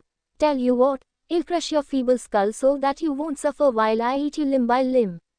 Think of it as a reward from me. Bonecrusher threw out his arm towards the incarcerated man. Sasuke pushed the tab and swallowed the pill just in time. As soon as he split himself from his gigai, Sasuke unsheathed his sword and moved the blade in an arc, lacerating deeply the arm. The hollow roared in pain, releasing his grip upon the new inhabitant of the Uchiha's folk's body. The mod soul caught his arm before Bonecrusher retreated into the fog. I'll let my arm go. He barked in rage. No chance, the mod soul said with a smirk. He then turned to the amnesiac. Sasuke-sama, use this chance to attack. As if you need to tell me, Sasuke thought as he sprinted along the thick arm of his assailant, but before he could reach the hollow's body, the latter used one of his arms to divert his attention and used another one to tear off his held arm. The outline of his form vanished once more into the fog. Damn you all, you tricked me, you're no human, you're a soul reaper. The voice boomed, I'll take my time and finish you all. Sasuke clicked his teeth. Now he was once again subject to the hollow's random attacks. He had to figure out a way to either dispel the fog or draw out Bonecrusher.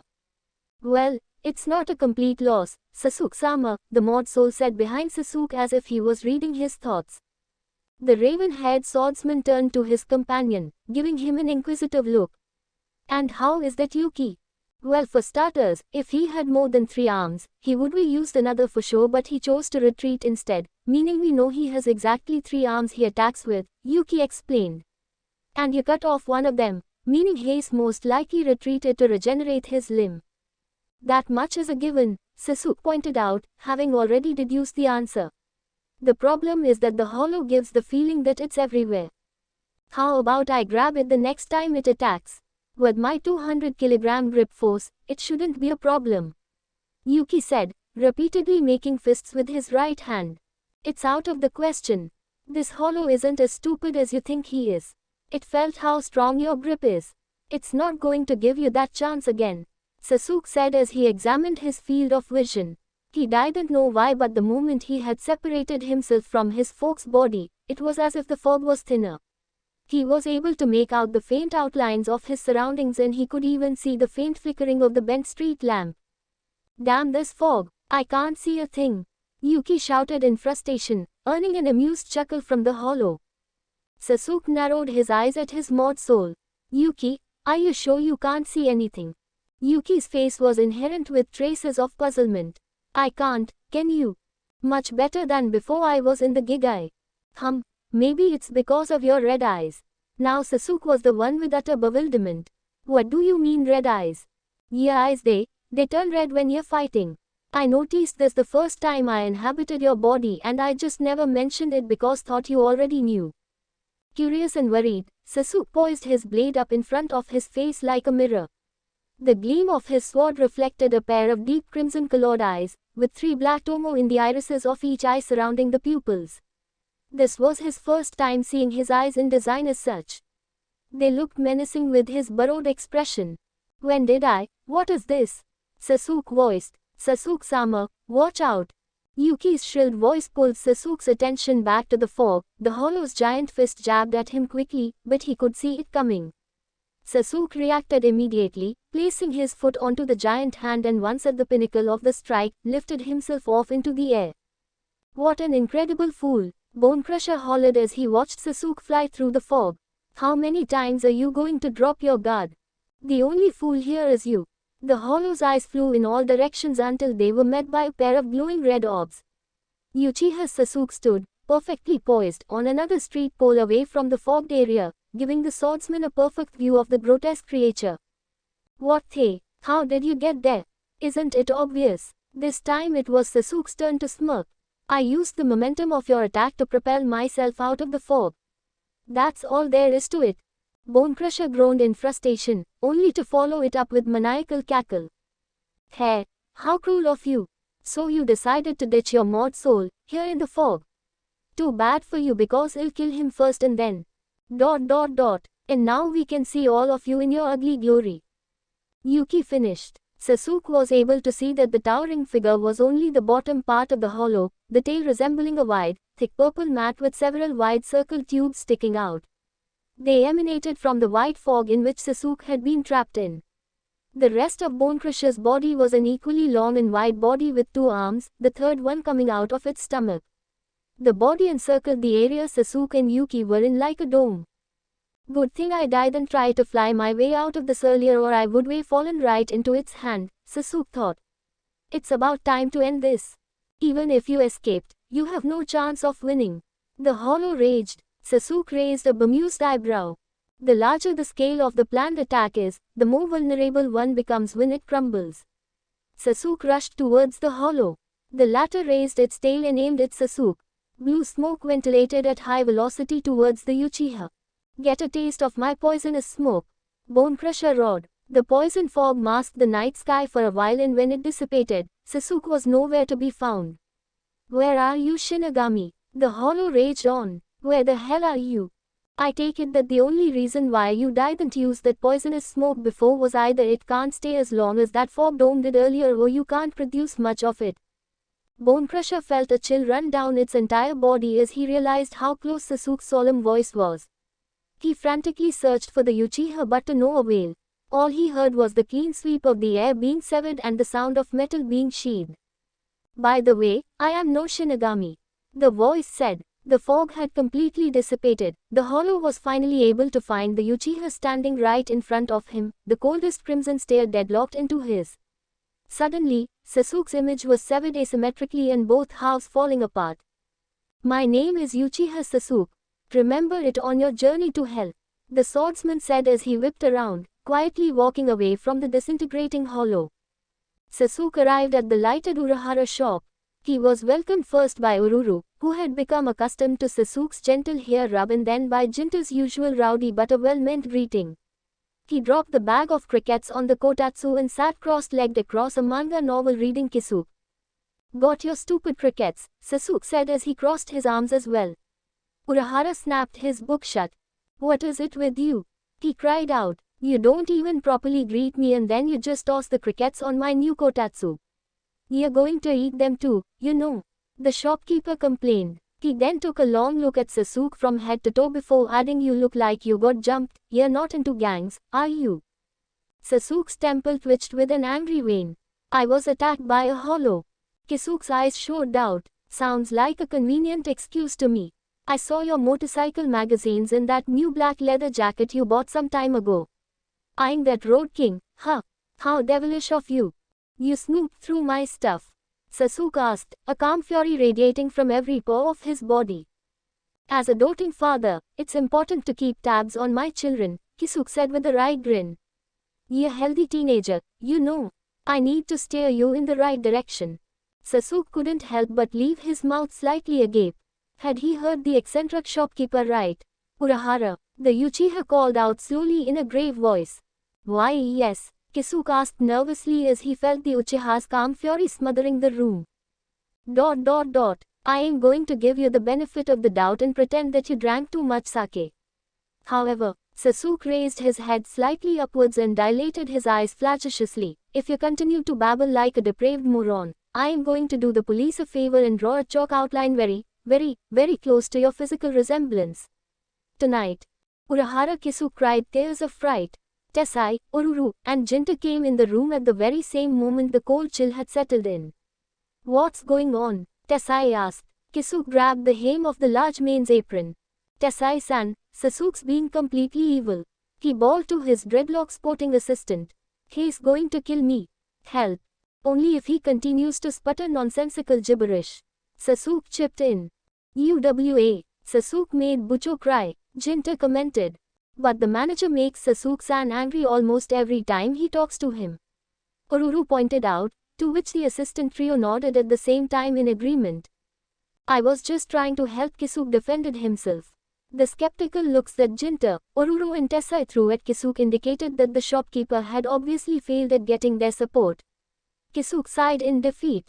If you want to help me, then help me figure out what's the deal with my eyes. Kisuke adjusted his black and white striped hat. What happened with your eyes? He asked. Sasuke then told the events that happened to him a while ago and what he had discovered. Kisuke closed his eyes in pensive reflection as Sasuke waited in concealed impatience. I see, Kisuke began, so you were really attacked by a hollow. And to think I was worried that you'd join a gang, Sasuke eyed the kotatsu. That's a nice table, Urahara. It looks priceless. Kisuke almost turned a sheet of white. Okay, I am sorry. Lay off my kotatsu, please. I'll stop, I promise. Sasuke was deadpanned as ever, prompting the nervous shopkeeper to come up with an idea. By what you told me, it's possible that you might have had those eyes even before you met us. I've never seen your eyes turn red when you're not fighting, and I haven't had the chance to witness them in combat either. I propose a sparring session. Now, this idea sounded like progress to the raven-haired amnesiac. I agree, but with whom will I be sparring against? Yours truly, Kisuke said proudly. Sasuke reconstituted his deadpanned expression. No, really, who will I be sparring with? Kisuke pretended to be taken aback. How rude. Just because I look like a weak, defenseless, middle-aged man doesn't mean I can't throw a punch or two. Sasuke blinked in puzzlement. But, I really thought that's what you were. I guess I'll have to see it to believe it. If Sasuke's words were physically concrete, then they would have appeared like arrows plunging through Urahara's heart, as the latter demonstrated by clutching his chest. My Sasuke, you really know how to hurt a person. Maybe, I'll just sit back and relax and let you figure it out by yourself. There was a moment of quietude that rested on Sasuke's next retort. He rubbed his chin for a while and then came up with something. Damn ninja. Kisuke stood up immediately. That's it. That's really cruel, calling me a good-for-nothing. Tesai-san, say something. He barked at Sasuke, pointing an accusatory finger at him. Tesai let a small exasperated groan escape. I don't know, Kisuke-san, the well-built man said. Lately you've been lazing around. In fact, you've been doing more of that ever since you hired Sasuke-kun. This came as a revelation to Urahara Kisuke. Even you, Tesai-san? He asked his assistant, to which he responded with a nod. Kisuke turned to Sasuke. You poisoned this family. Sasuke completely disregarded the last statement. Yeah, whatever. Anyways, are you gonna help me with this or not? Kisuke gently masticated his jaws for a few seconds before he gave his answer. Of course, even if you just so happen to be an ungrateful, mean, cruel and borderline violent man. I ain't going to punish you for that tomorrow. Be there at 8. Sasuke got up and let out a yawn. Okay, thanks. See you tomorrow. I ain't going to sleep. As soon as the tired swordsman was out of earshot, Jinta spoke. Wow, Sasuke won. He's been winning more arguments with the manager lately, Ururu said. Urahara-san, snooping through a young man's belonging is not gentlemanlike. Tesai chided. Kisuke let the three see his back and he turned on the television. Everyone is against me, the sandal hat man mumbled as he began to sulk. Sasuke woke from his peaceful slumber and allowed himself to bask himself in the simplicity of his room. It was as standard as it could get, a sliding door closet, ornamented ceiling light bulb, a desk, and the most important piece, a bed where he was able to get a comfortable snooze. The room would be been free of use, as Urahara once suggested, but Sasuke could not compromise his diligent nature by becoming a freeloader. Instead, he requested that a room fee should be imposed, to which he would pay on a monthly basis with the commission salary he gained from completing jobs for Urahara. Sasuke was very parsimonious with his money, keen on spending only on necessities. The Road King happened to be one of those necessities. Flying in his soul form to his destination was fine, but Yuki didn't have any flying ability, so the Uchiha was forced to remain in his Gigai and take normal transportation, something that he began to despise ever since he was stuffed in a train during the morning rush, smelling body stenches he had never smelled before. He could have sworn that a couple of humans had not taken showers for days, and those incidents happened several times. And so came the need for a vehicle, and the motorcycle seemed the most appealing and compact way to travel. Sasuke got himself finished his bathroom routine within 15 minutes and then hoped that the shopkeeper was awake. He met Tesai first, who was always awake as early as 6:30 in the morning. Morning, Tesai-san, Sasuke formally greeted. Good morning, Sasuke-kun. How are you feeling? Tesai returned the greeting.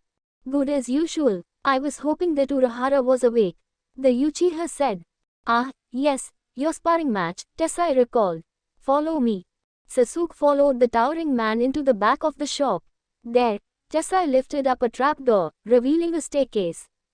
Urahara-san is in there, Tesai said. Sasuke was taken by surprise of the trapdoor he had never seen before. He knew there was an entrance leading to the basement of the shop, but he didn't know there was a second entrance. The thought then led him to be very skeptic of the place they would fight. Never mind that Urahara was a fighter himself.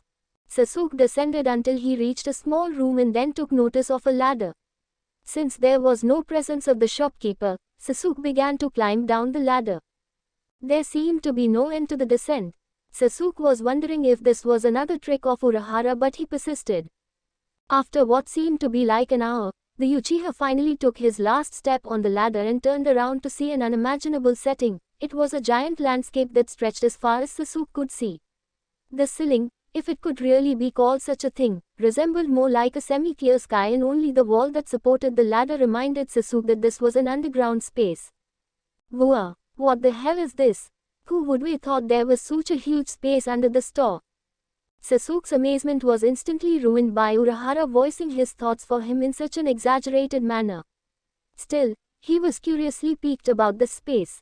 You never told me there was such a space in your shop. That's because you never asked, Kisuke replied. Sasuke saw that the conversation would go nowhere, so he went straight to the point. So, are we going to start the sparring session? The obsidian-eyed swordsman said as he popped the pill into his mouth, ejecting his soul form out of his folk's body. Actually, Kisuk began, I have an excellent volunteer for this matter. Aurora's small figure revealed itself from Kisuk's back. She carried in her skirt some suspicious-looking equipment. I'll be in your care, Sasuke-san, Oruru said, bowing her head. The address glared at the manager. Don't tell me. Yes, you'll be sparring with Oruru, Kisuke said jovially. Is that so? Sasuke rhetorically asked. Well, I am not doing it. I know what you're thinking, Sasuke-kun, Urahara said, but thus no worry. She can manage just fine. In fact, That's not the issue, Sasuke snapped. Even if she can fight, I will not raise my fist or sword against a child. Just then, the Uchiha heard two loud crashes. He whipped his head to the source, finding dust settling under Jinter and Tessai. It appeared that they skipped the ladder and jumped instead. So, has it started yet? Jinter asked. Not yet, Jinter, Sasuke's being stubborn, Urahara whined. Sasuke brushed past Kisuke and stopped in front of the equally dark-haired girl. Is that our fighting equipment? He asked. Oruru nodded. I see. Let me see it for a second. Oh, so you reconsidered then? Kisuke asked, obviously thrilled. However, his enthusiasm was immediately cut off when Sasuke threw the equipment into the air and in split-second strokes of his sword, tore them into shreds. Aha, no, Kisuke cried out. My payback plan is ruined. Sasuke turned his head slowly to the anguished shopkeeper, who was on all fours. Excuse me. You were supposed to wear it and then say stupid stuff like take this, the power of righteousness and righteous armor, the justice headband, a quip. And some other Sentai-themed stuff, Jinter explained. Sasuke sighed, while Yuki clasped both hands on his lips to refrain his laughter. Look, Urahara, if you don't want to do this, just tell me already. I have 3 appointments today. I can't waste time here. With that said, Kisuke stood up quietly. He adjusted his hat in his usual fashion to shadow his eyes. My apologies, Sasuke-kun, but I will carry out your punishment regardless. The manager held his cane up and pulled the hilt from the stick, revealing a stainless steel edge. A cane sword. So you think you can finally fight because you watched Zatoichi yesterday night? Sasuke said, referring to last night's little trip to the kitchen for a glass of water when he spotted Kisuke watching the aforementioned movie. By the time Sasuke had finished the last word of his mocking sentence, the spot at which Kisuke once stood kicked up granulated dust. The Gita Boshi took a strike at Sasuke, to which the young man blocked with his own blade. Cheeky children should have respect for their elders, Kisuke said, applying more weight. And irresponsible adults should refrain from preaching to kids. Sasuke verbally countered, pushing sideways Kisuke's sword. He then backed away to give himself some prepared momentum and then lunged towards the shopkeeper. The two exchanged furious strikes, metal grinding against another, sparks sauntering at every blow. Kisuke was impressed with Sasuke's one-handed swordplay, using his free hand to occasionally add defensive weight against the flat part of his sword to block. The two parted not too far from each other, recalibrating their stances and their thoughts for plans of attack.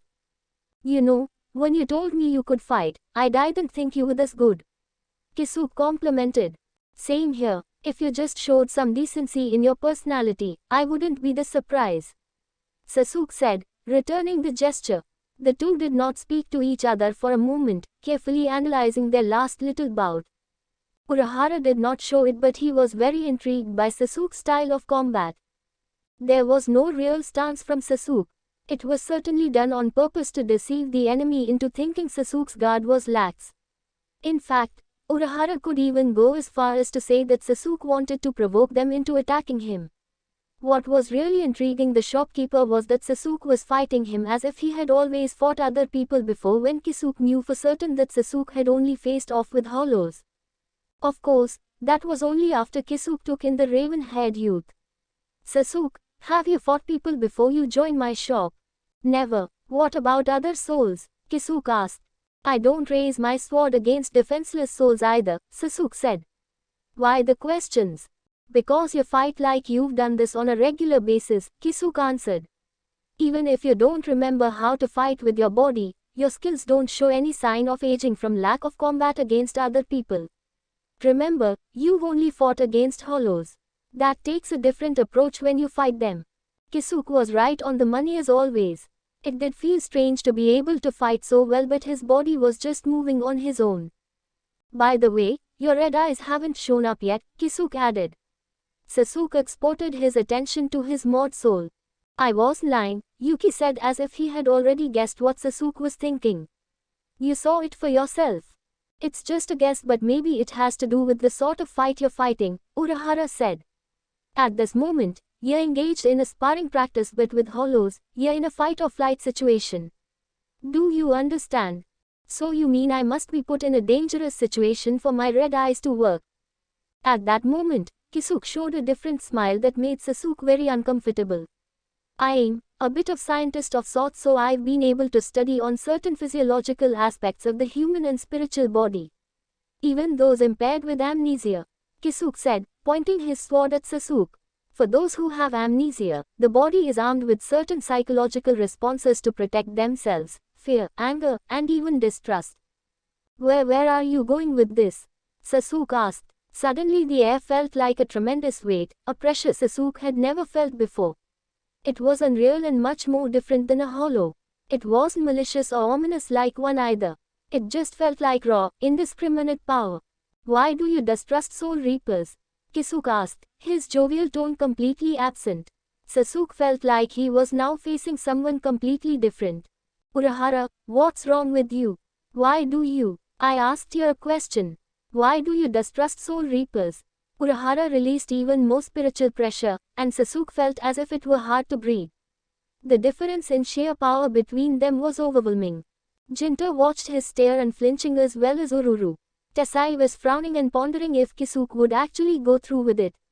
He stopped Yuki when the mod soul tried to take a step. Don't. This is between the two of them, Tessai said. You've never actually spoken with one before. You don't have any memories of them, and last I heard from you, you never even fought one of them, continued Kisuke. Yet here you are, your chain of fate gone, a sword at your waist side, slaying hollows on a regular basis, and your combat skills worthy of being called a Soul Reaper. Care to explain? Sasuke didn't know how to answer that. All he came here to do was to discover the mystery behind his red eyes, not debating whether or not he was a Soul Reaper. Where are you going with this, Urahara? I'll tell you what it is, it's your distrust. To distrust something or someone, you must have had a connection with that thing or person before, ergo you have a connection with Soul Reapers. In fact, it's almost better to say that you are a Soul Reaper. Kisuke revealed. Sasuke was wrought with mind-numbing surprise. Him, a Soul Reaper. Impossible. His entire being distrusted. Distrust, connection, memories. Sasuke, if your red eyes are a form of subconscious weapon for your lack of memories, then so is your distrust, and the only way to expose the shadow that blinds those two is to expose them to exactly what they are connected to. First, for your distrust. Kisuke lowered his blade. Cry, Benihim. The sword changed shape, becoming slightly wider and becoming one-edged as well. Sasuke was now completely entranced into this new side of Urahara Kisuke he had never witnessed before. As for your red eyes, or rather, the Sharingan, Kisuke disappeared from sight. Sasuke looked everywhere, but he was really gone. Suddenly, he felt a cold, metal sheen close to his neck. I told you before, Sasuke. This is punishment, Kisuke whispered behind a deceiving soft, unsettling voice. If you don't get a grasp on your Sharingan right now. Blood dripped on the ground like inconsistent rain. You will die. Kisuke's sword dripped with the blood of Uchiha Sasuke. His blade emitted an aura of the same color of the aforementioned matter. The Gita Boshi whipped the sword clean and then lifted the blade up, pointed at the raven-haired amnesiac who stood dumbstruck. I am impressed, seriously, I am, Urahara said, sounding ambiguously sarcastic. You've managed to deflect Benihim away and launch a successful counter at the same time. If you had been even a fraction of a second slower, well, let's just not imagine that. I do happen to have a weak constitution regarding those sorts of things. No need to soil the ground with my breakfast, is there? Sasuke breathed heavily, clutching his shoulder blade which brimmed with blood. However, his right ankle was throbbing in pain, bringing him great discomfort that he attempted not to give away. The counter had been a mistake. He had meant to use it as a way to distance himself from Kisuke, but the latter turned his sword around and used the flat side to offset his foot away. The sprain had been the result of retaliation, more than likely a bonus for the Gita Boshi. Despite the pain, The real cause of his heavy breathing was the raitsu that the shopkeeper exerted over him. It was incomprehensible for Sasuke. How could someone like Kisuke exude so much raw strength? No hollow that Sasuke had encountered in the past came close to the flood of Reiryoku that was Kisuke. Who are you? Sasuke demanded, trying to stall. Kisuke's grin unsettled Sasuke immensely. Me. I am just a mere honest, handsome, womanizing businessman. What else could I possibly be? The red sword that the shopkeeper wielded begged to differ. What do you really know about me? Sasuke continued, almost shouting. Just as much as you do, I am afraid. Sasuke narrowed his eyes, a cold bead of sweat dripping from his brow. And what is that? That you're going to die. Kisuke disappeared from sight. Sasuke's eyes widened, searching wildly for the Gitaboshi. He looked up as he suddenly felt his assailant's Reiryoku from above, but the raitsu that was exerted upon him slowed his reaction down significantly. He managed to evade the attack but had no choice but to give up flesh to the crimson-girdled sword. Sasuke's eyes scanned over the cut inflicted on his left arm, then quickly darted his eyes back to. Too slow. Kisuke sent a kick that dug itself within Sasuke's abdomen, the sheer tremor actuating a forceful saw through one mountain rock and then crash stopping at another. Asterisk. Hey, Yuki yelled, raising an angry fist. You can't do this. You're gonna kill him. Don't worry, he will do no such thing, Tessai reassured. Are you sure? Because that doesn't look like some sparring contest. This looks more like he's actually trying to kill him. I am actually not sure about that. Maybe he actually is trying to kill him, Tessai admitted, shocking the mod soul. What? There's no way I am about to let that happen. Yuki took a step forward but was halted with Tessa's strong arm. Let me go. Sorry, but you can't interfere, Tessai dictated. Make me, Yuki raged, grabbing Tessai's arm with his super strong vice grip. Not bad, Tessai said, completely unaffected. My turn. He let go of Yuki's arm, only to knock him out cold with a hand chop. He gently laid the mod soul on the ground and let out a sigh. He hadn't seen many fiercely loyal mod souls, but there were the rare occasional ones that popped up every now and then. Of course, that only happened if their users cared for them and awarded their loyalty and aid just as much. Sasuke was one of them and, for that reason, the assistant shopkeeper admired him silently. Asterisk. Sasuke wrenched himself from the ruins. He staggered and then felt his insides regurgitating his empty stomach. He fell on all fours after failing to get a grip on his balance. He could hear through the throbbing pain that traveled from his stomach to his mind, the calm, relaxed yet menacing steps of his executor. Sasuke managed to stand up, shaking from the lack of rigidity he used to have, and held up a defiant, pointed blade at Urahara. The latter raised a humorous eyebrow. Wow, it looks like I've really done it this time. I wasn't expecting you to go flying like that, seriously. Kisuke rolled his eyes. I really thought you were more resilient than that, but I guess my expectations of you were a tad too much. Urahara, are you really trying to kill me? Sasuke asked between pants. It shocked him at how just one kick could do so much internal damage.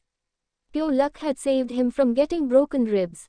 That depends. Are you going to let me kill you? Kisuke retorted with another question. It didn't make sense to Sasuke in the slightest. Forget why the Gitaboshi had been hiding his speculative real strength at the beginning of their bout. Why was he doing this to him? At this point it was no longer a spar. Sasuke could feel the killing intent emanating from the shopkeeper. Urahara, don't tell me the reason you're doing this is because of yesterday. Don't tell me you're doing all of this just for something so small. Kisuke smirked. Self-preservation is key to one's own survival. All manners of life forms adhere to this rule because if they didn't, they'd be subject to others' hegemony. Animals are the best example of that because their intellect is limited to their instincts. People are the worst example because they use the excuse of self-preservation to commit atrocities upon one another. In any case, I am digressing here. Kisuke took another step further, twirling his sword in his hand. Sasuke, I'll do you a favor and tell you this beforehand. If you seek a reason to fight your enemies, you're going to die prematurely. The enemy who seeks to take your life has already his reasons for doing so. To know the reasons of your fights, you must uphold the law of self-preservation, and then the questions come later, savvy? Sasuke's hand was shaking. The man was casting distraught upon him with every word and action. Nothing was making sense anymore. Had he really been deceived by the harmless nature of the man, or? To know the reasons for your fights, you must uphold the law of self-preservation, and then the questions come later, savvy. Uchiha Sasuke commanded every fiber of his being to exert as much power as he could. Kisuke's Ryutsu didn't feel as threatening as before. The latter was staring in marvel at his target. Sasuke's Sharingan wheeled in clockwise and the rest of his eyes were obsidian. This is the moment, the shopkeeper thought. Urahara, if you are making a serious pass at my life, then I have no choice but to end you. Sasuke screamed. I know, Kisuke whispered. Before Sasuke could make any move, the sandal hat man stepped in a flash right in front of Sasuke. Don't hold it against me, okay? Kisuke perforated the Uchiha's upper chest, the blunt blade running straight through the heart. Sasuke's eye looked down at the weapon that ran through him and then locked eyes with his killer. There was no provocative grin or murderous stare, only an apologetic look of pity. Why, was all Sasuke muttered before his world faded into darkness. Asterisk. The sky was an opaque white. The ground was like hazy white uniform clouds. There was nothing over the horizon. No sound, no wind, no presence. Just an overwhelming fog that could not be traversed. And Sasuke was standing in the middle of it all. Where am I? He heard a whisper behind him and jerked left. A dark presence made itself known and approached from the thick fog. His hand reached for his Chokuto's hilt, but he grasped nothing. He was disarmed. A large kirin emerged from the mist. Dark electrical currents danced around its black, violet-tipped scales. Its mane was dark grey, covering its head and end of its tail, and eyes as dark as Sasuke's own. It asked him a question. I am Uchiha Sasuke. Who are you? The kirin slowly approached Sasuke. You feel familiar, Sasuke said. It stood before Sasuke, staring down at him. He reached up with his left hand, but hesitated to touch it, instead of studying the dragon-like creature. He felt a strange sensation as his eyes locked with the kirin's own. Strange. I feel like I know you. Your name, it is. Sasuke trailed off, then said nothing. He felt something on his hand. It was a red tear that had fallen from the kirin's right eye. It glowed with an eerie red light. Wait, please, I can remember. Your name, it's... Sasuke clutched the red glowing tear-shaped object with his palm. It was warm. The kirin turned and began to back away, and with every step, the fog grew thicker and surrounded the beast. Wait, where are you going? The light of the sphere emitted strongly its scarlet gleam, blotting everything from Sasuke's vision. He heard a voice. I will be waiting for you to remember my name. Asterisk. Ryutsu detonated across the training field, gales of wind furiously billowing in every direction, all coming from Sasuke's body. In his palm he held a sphere scarlet in color. It shattered like glass, the pieces disintegrating into glittering ashes. Kisuke was transfixed by the surge of power radiating from the labeled Soul Reaper. His mesmerism shifted to his opponent's new development, more specifically, the Tomo joining together to create a pinwheel before his eyes changed once more, shifting design into 3 red, intersecting ellipses with the red irises shifting into black. A violet aura enveloped Sasuke before it expanded, beginning to manifest into a humanoid being.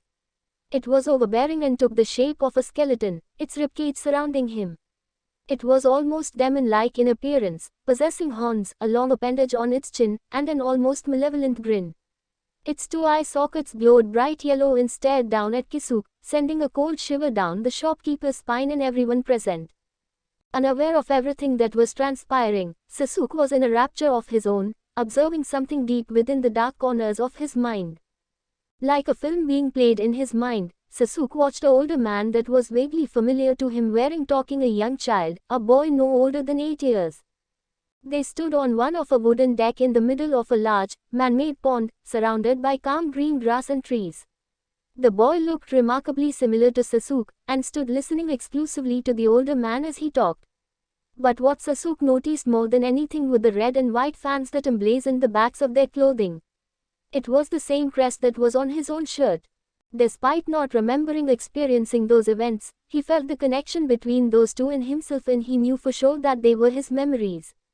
The memories of a childhood he could not recall. This is the fundamental jutsu of the Uchiha clan, the older man said. He brought out his hands and slowly formed hand signs. Sasuke's hands were brought together and then moved rapidly on their own, each motion creating a specific hand sign. He felt the energy within him coming together, molding within his lungs. And then he roared, Katen, Gokakyu no Jutsu. 1. Sasuke's soul breathed a massive blazing sphere, headed straight for Kisuke. The latter was in so much a stupor by Sasuke's awakening that he was caught off guard by the Uchiha's blazing attack. There was no time to await the technique. The ball of flames collided, its explosive burst searing with hot temperatures the very fabric of air and ravaging the ground at several yards. Tessai, Jinta, and Ururu were shocked by the recovery, but more so at the intense power behind the attack. The ripples of the destruction waned and the billowed dust cleared. As I thought, only you could frighten me this much. Kisuke swallowed. I expected nothing less of you, Uchiha Sasuke. Kisuke looked like a mirage due to the heated crater on which the shopkeeper stood. Plasma veins scorched the ground below him and red-hot air constantly fanned his clothes. Good thing I used that before it hit her. I would have been turned to ashes, huh? Kisuke murmured to himself, glancing at the remains of the crimson audacious shield that his sword created. Hey Sasuke-kun, you all right? Sasuke was immobile, his entire body rigid as stone. Only when the ellipse design within the Uchiha's eyes returned to the three black tomo in the irises returned from black to red did Sasuke blink. The violet demonic skeletal being's glowing orbs went out and the being dispersed and the Uchiha regained self-awareness. He first put a hand on where he was originally stabbed and found that there was no injury. He picked up his sword from the ground and looked at once more at his eyes. They showed the Sharingan as Kisuke put it. We're almost done with the lesson, Kisuke said, working his neck muscles left and right. Let's finish this up, okay? I'd like to catch my morning soaps. Once again, Kisuke absconded in the same manner as before. He reappeared in another second, his leg knocking the Uchiha back several steps away. However, there was no impact crash whatsoever, only the sound of skids. I can see you, Sasuke said, dirt falling off his free hand. For once, Kisuke showed honest surprise. Impressive. Not only you succeeded at blocking my attack but you softened the impact with dirt. The only question is when did you have time to do that? I don't know but I can see your Reiryoku. I saw it travel to your feet. The rest is too difficult to explain. Don't worry about it. As a scientist, it's my duty to experiment on the unknown, and part of that process is to observe, test, and report. Kisuke said, lunging forward and attacking with a sideways slash. Sasuke had his sword up before Kisuke came down, hence deflecting the blow. Sasuke then sent a straight thrust at the shopkeeper, the latter simply tilting his head to avoid the blow. Kisuke had already anticipated the 1-2 motion so he put up his sword to counter the incoming right attack. The attack was a feint. Instead of the swing of the sword rising upwards, it is stopped midway to carry on disembowelment measures. Kisuke backed away and immediately sensed his enemy's moving speed. Chunpo. Sasuke was certainly fast but this is his first time using it in battle. How did? Kisuke smirked, mentally scolding himself for his own naivety. I see, then this should end the lesson. Hado number 31, Shakkaho. 2. A huge red ball of heat almost roughly half the size of Sasuke's great blazing breath technique was fired from Kisuke's hand. It connected, the aftermath leveling the ground behind Kisuke's target. What would put Kisuke into true amazement was Sasuke standing, sword emitting the same red mirage-like shield technique Kisuke had performed earlier. The Chikasumi Note 8-3. Kisuke trailed, completely taken off guard. I guess this means all lessons are cleared. Sasuke was as unflinching as ever. What do you mean all lessons are cleared? Kisuke's aura diminished until there was nothing. His sword returned to its original bland state.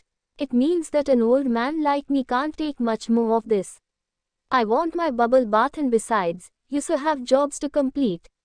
Kisuke sheathed Zanpakuto and began to head towards the ladder. I'll tell you everything you need to know in the shop. It's a promise.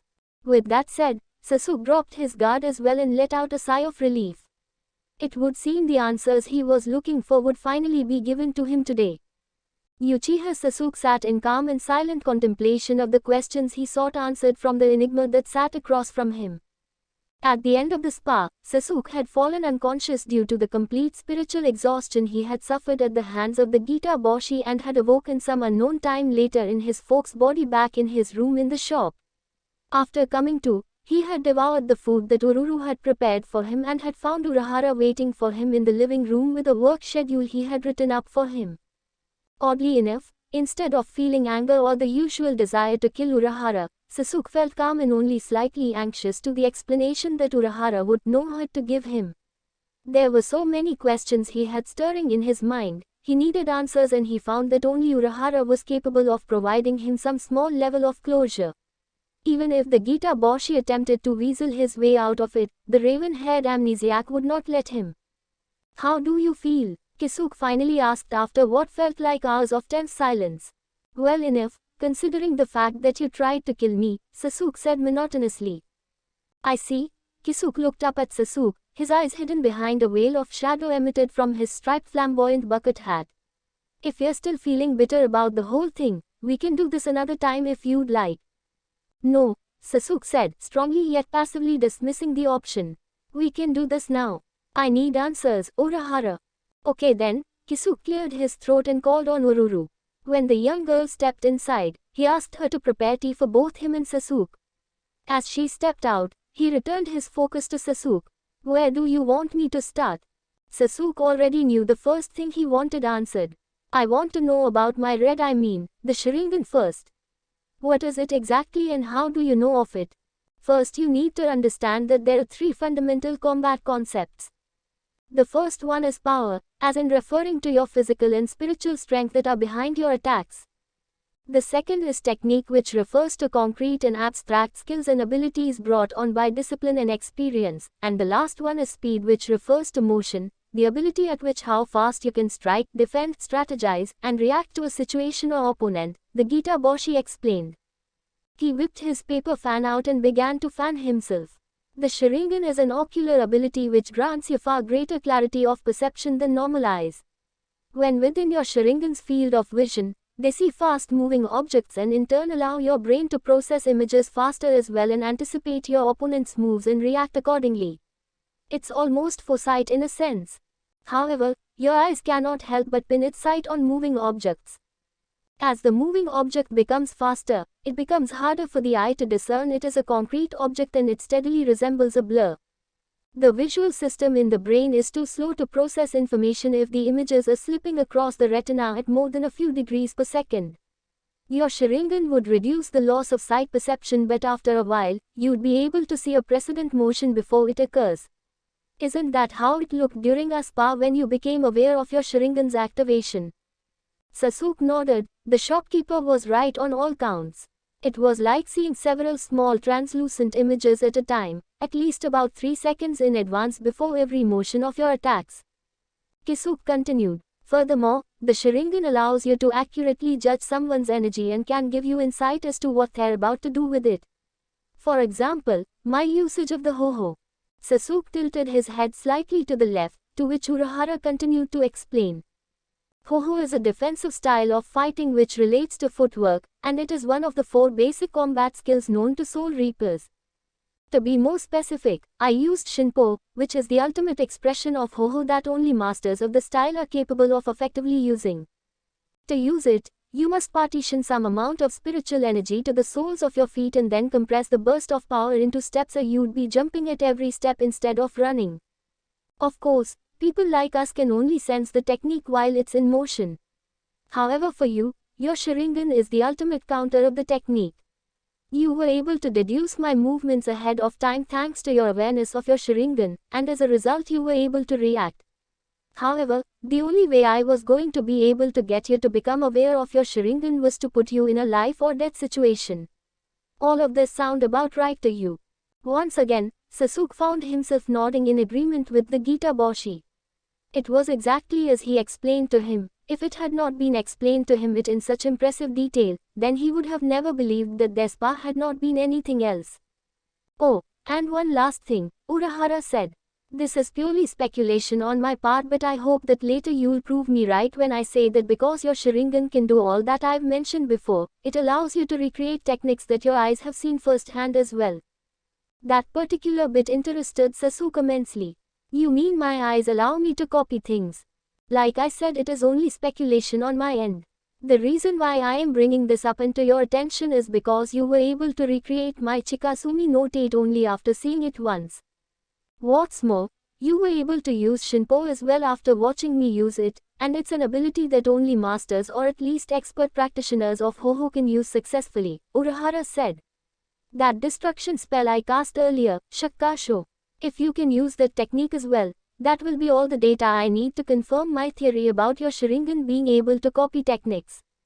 Why, are you sure it's something anyone can't do? Sasuke asked. Well, the destruction spells are pretty common to Soul Reapers, but the Chikasumi no Tate is a technique which is unique only to my Zanpakuto, Benihime, and yet you were able to conjure the technique as well after seeing it being used, Kisuke explained. Even then, destruction spells are techniques to be learned by practice, but if you happen to be able to recreate it without much effort, let's just say your potential as a Kido master will be a certainty. Sasuke reflected on the scientist's words and could find no lies within them, since he had witnessed firsthand everything Urahara said. Now it was time to move on to the next question. Urahara, I do not doubt your observations, but I am not going to swallow that you were able to deduce all of it just by fighting me. After all, you did give my eyes a rather unique name. In fact, it seemed like you knew what they were in the first place and you only reinforced what you knew by fighting me. Sasuke's gaze sharpened like that of a hawk at the shopkeeper. That means that you knew about me and my eyes even before we ever met, didn't you? A tense silence passed in the room. Ururu returned inside with a platter of teacups and a teapot. She knelt at the table, placed coasters down in front of them, followed by the cups, and then silently poured their tea. Ururu looked timidly at Sasuke, and then to Urahara. Is everything alright? She asked with concern. Urahara smiled. Everything's fine, Ururu-chan. Thanks for the tea. You can go now. Ururu nodded obediently and silently left the room. Urahara let out a sigh and took hold of the cup of tea. I know what you're thinking, Sasuke-kun. You thought I somehow manipulated you into coming here and helping me out with my store. He took a sip of the green tea and placed the cup back down. To be honest, you're partially correct and I apologize for it. Sasuke was left stunned as he watched the Gita Boshi take off his hat, place it on the ground, and formally bow apologetically to him. He had never thought himself capable of being taken aback by such a gesture, nor did he ever believe that Kisuke was capable of offering a serious apology to others. It made Sasuke unsure of himself and he hated being uncertain. Urahara raised his head off the tatami mat and placed his signature hat back on his head, shadowing his eyes once more. To start off, when I said you were connected to Soul Reapers, I really meant it. You see, the domain of the Soul Reapers, which is called Soul Society. It once used to be my home. Back then, the Sharingan used to be something akin to a myth. It was said to be a godly ability, once owned by a Soul Reaper that had been granted its power as a boon by the Soul King himself. To put it in terms you understand, the Soul King is literally God. However, the Soul Reaper in question was equally acknowledged as nothing short of a myth. He or she never existed within the archives of the military faction of Soul Society, which is located in the Sireti. In any case, when I lived there I had done research on the Sharingan, since the folktale did pique my curiosity and I wished to ascertain if it did indeed ever exist or was within the possible range of Soul Reapers, but because I never was able to properly assert its abilities, I dismissed it as nothing short of fiction. And so you took me in so I could be your guinea pig, huh? Sasuke spat. Now I am going to be seriously offended by that. I am not that much of a cruel person. If I was, I would way never bothered welcoming you here by Asian's request, who is still waiting for you to go and visit him and his family by the way. Instead, I would way simply made short work of you and then open you up and test your eyeballs on several different folks' bodies. Because Kisuke had said that without doing his annoying facial antics, it sent chills down the amnesiac's spine. Then why? I am a shopkeeper for the same reason people work in banks, in schools and hospitals and so on, to help people. Society must work together or they will succumb to economical rot, not to mention other factors such as citizen desertion, social depression, crime and immorality. If we don't help each other, how can we help ourselves? I thought you learned that during your trips. Sasuke's onyx eyes widened as realization dawned on him. He had completely forgotten the point of his work and had begun to pass it off as routine. Kisuke had already seen that far ahead when he hired him. It was one more lesson to Sasuke. To receive something, one must give something in almost equal value. There was no free pass to everything. That doesn't explain why you stabbed me. You actually went on with it and tried to kill me. Sasuke reminded spitefully. You are 1/3 right. I had to stab your Hakusui, the origin of your spiritual energy, and thrust my own Ryoryoku into you to get rid of the negative energy that was causing a blockage. This caused a chain reaction to the Seiketsu too, or the booster, like a vaccine does to viruses. Finally, your body went under great stress, just like an ill body would when its immune system fights a destructive alien matter. Urahara explained. What do you mean by negative energy? Sasuke inquired, his interest now peaked. Kisuke then explained how soul bodies work when they're left in the human realm with their chain of fate still attached to them. He also explained to Sasuke although he is a complete soul, Kisuke found traces of encroachment rebirth, a rare symptom that afflicts souls that accidentally remain in the human realm for long periods even after being purified by a Konso 3, and their Hakusui remain in frozen stasis, unable to produce perpetual plus energy. The body then supplements itself by absorbing anything it can find by small bits, even if those bits are minus energy. A power thrust is then needed to reanimate the Hakusui, and the rest of the spiritual energy is distributed by the Seiketsu. Then why didn't you tell me this earlier? Sasuke asked. Because for starters, even now you are having an extremely difficult time believing me.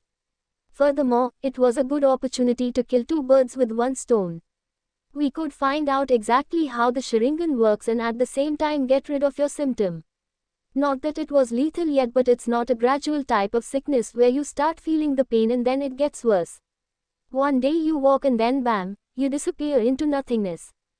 HN. Sasuke glanced at his teacup and picked it up, staring into the green liquid within before taking a sip to help soothe his mind. Despite Urahara's methods, Sasuke was grateful for what the shopkeeper had done, though he would never admit it. But then there was a lingering question left on his mind. Urahara, who exactly are you, really? I thought I already said it, or maybe you focused too hard on how your eyes work. I used to be a scientist working in Soul Society. Oh, and before you ask what happened, I just happened to have a change of heart and decided to make Earth my home. Kisuke said as he waved his fan again. We really need an AC. This is getting ridiculous. Really, you just happened to have a change of heart, Sasuke reiterated. Just like that. Yes. Any more questions? The shop manager asked weakly. It seemed like the heat was really getting to him. What am I supposed to do now? Sasuke asked. Urahara removed his hat once more and ran a hand through his pale grey hair. I think you already know what you should do, Sasuke-kun. The question is, when and how are you going to do it? And just a heads up, in case you'll be asking in the nearby future, I have no means of getting you into Soul Society. I had no intention of going there in the first place. Sasuke quickly shot back, nearly slamming his teacup back on the coaster. He then realized how fast he had rejected the idea and decided that he had enough of their conversation. He stood up. Let's go test this copying ability of mine. Now. But I am all hot and bothered, the shopkeeper whined, returning to the Gita Boshi that made sense to Sasuke. Maybe if a certain someone got me some jumbo-sized popsicles. Sasuke sighed in annoyance. He could already see where this was going, but he didn't feel like threatening his employer. Or rather, now it felt useless to resort to those measures after witnessing what Urahara Kisuke, the so-called ex-scientist of Soul Society, could really do. What kind of popsicles do you want? I don't feel like doing two-way trips just because I didn't bring the right flavor. Oh, the ones that have strawberry and vanilla mixed together. Those are so good, and I wanna try the new one in the commercial they showed yesterday. What was it again? Passion fruit or something like that? Kisuke enumerated with gusto. Sasuke stared in bewilderment, unable to put the harmless Kisuke now and the serious one altogether. What? Is there something on my face? Tell me now. Because last time, there was this snot that hung from my nose and I scared this prospective client and... Sasuke shook his head in exasperation, drowning out the shopkeeper's embarrassing story. He grabbed his soul candy dispenser, put on his shoes, and then left the store. Asterisk. Only after the shoji door closed did Tessai come into the living room. Are you sure it's alright to leave it like this? Tesai asked as he brought the mechanical fan on the table and plugged the machine. Phew, thanks Tesai-san, Kisuke said as he hanged his head backward and let the wind cool his upper body. What do you mean by leaving it like this? I am talking about the real reason why you stabbed Sasuke. You and I both know there's no such thing as an encroachment rebirth symptom. Tesai said. And that story of the Sharingan. Kisuke lazily glanced at Tesai and then shut his eyes. That person said not reveal the origin of the Crimson Sphere to Sasuke-kun and to make up an excuse for transferring that power to him. You already know that only Zanpakuto are instruments that act like a bridge for one's spiritual power and as well as transferring one's power to another via the Hakusui in case of desperate situations. I didn't have to shove it all the way, as doing so can damage the Seikitsui, but anything less might have aroused suspicion. And besides, just like he said, that sphere did patch Sasuke's wound up good. Tesai groaned lightly in resignation, which prompted the store manager to give a serious piece of attention to his assistant. I understand your feelings, seeing how both of you used to live in that time. This is why that person gave me the task of performing that little ordeal to Sasuke, because he sincerely believed that you would have been too soft to carry it out. I understand it well. It's just that Reitsu of his, it felt very nostalgic and incredibly terrifying. Tesai said, shaking off the feeling of chills he had when he saw Sasuke Susanoo. What's more, if Sasuke learns of his existence as well. Kisuke nodded and returned to his original resting position. Outsiders have it tough, huh, Tesai-san? Indeed, Tesai sighed, crossing his arms over his torso. My only hope is that he doesn't turn his blade on us when he remembers who he really is. ******. Afternoon dusk swept Japan's Shinjuku district, and amongst the rowdy sea of people, a bright light unseen by the naked human eye gathered in front of a music store. The light dissipated, revealing a feudal-era architectural gate. The doors opened, allowing a petite woman with dark hair and a single bang parting her big, deep purplish eyes to enter the world. She withdrew a cell phone from her black hakama. Oh my, this is the wrong zone. I guess the Research and Development Bureau sent me to the wrong location by accident. She said, snap-shutting her cell phone as she ascended into the air. She took one last look at the multitude of people, amazed at their numbers, and then flew off into the distance. Thank you and come again. Sasuke nodded to the store clerk and left the establishment, requested items in bag in hand. Normally such an errand would have irritated him to no ends, but his mind was too preoccupied with the events that occurred today. He had gained a bit of insight as to what he could do, but nothing really as to what he was exactly. Yet here you are, your chain of fate gone, a sword at your waist side, slaying hollows on a regular basis, and your combat skills worthy of being called a soul reaper. Care to explain? To distrust something or someone, you must have had a connection with that thing or person before, ergo, you have a connection with soul reapers. In fact, it's almost better to say that you are a soul reaper. The Sharingan used to be something akin to finding lost relics. It was said to be a godly ability, once owned by a soul reaper. Like an endless pool of thoughts, Urahara Kisuke's words echoed constantly in defiance as to what Sasuke did not want to believe. It wasn't that he didn't want to believe the man, but when he heard it in his head, it only reinforced why Sasuke had feelings of apprehension towards soul reapers. In retrospect, if that distrust was a sign of connection with soul reapers, then it meant that it was a bad connection. What could have happened between him and Soul Society's military faction torn the Uchiha apart? To evade the reason of his mistrust, ceaselessly gnawed at his need to know his past. He felt that if he started to investigate this connection, he would go past a point of no return. Sasuke sighed as he crossed the street. Perhaps the real matter at hand was, what was he afraid to find out? What if by some chance he was someone capable of committing atrocities upon others? Urahara Kisuke had said it himself, that people were the worst examples at upholding the laws of self-preservation because they used it as an excuse to butcher each other up. The Holocaust, apartheid, ethnic cleansings, international genocides and systematic persecutions were prime examples of that.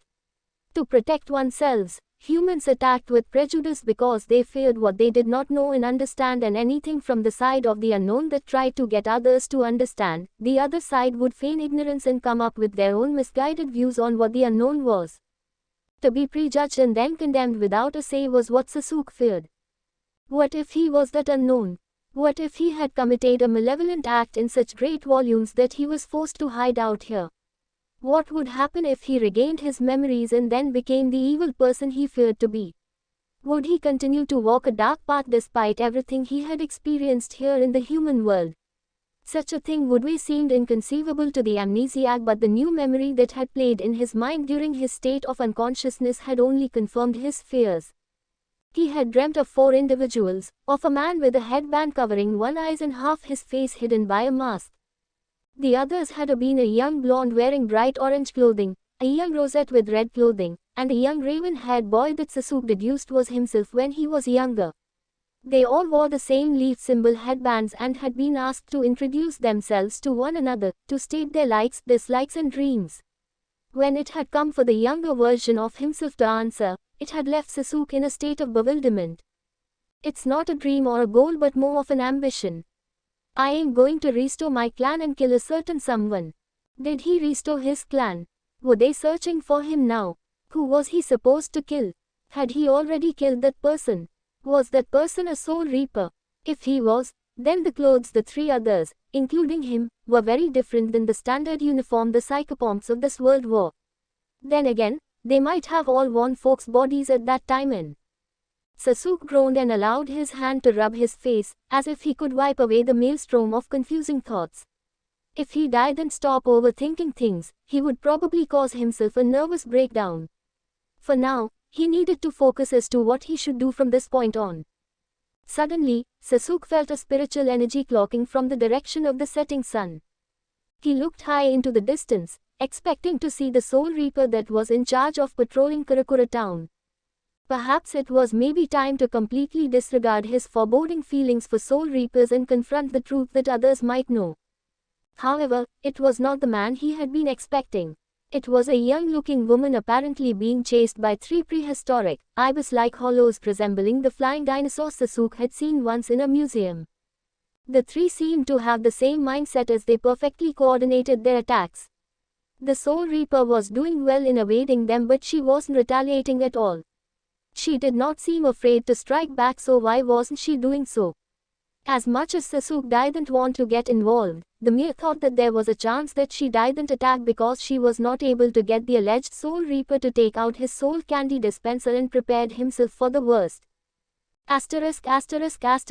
Furtively glancing at the expanse all the while evading the hollow's attack proved to be more difficult than she envisioned, but the best way to take out those airborne creatures was to lure them to the ground. She wasn't the type to get humans involved in her fight, so she had been looking for an empty space to duke it out.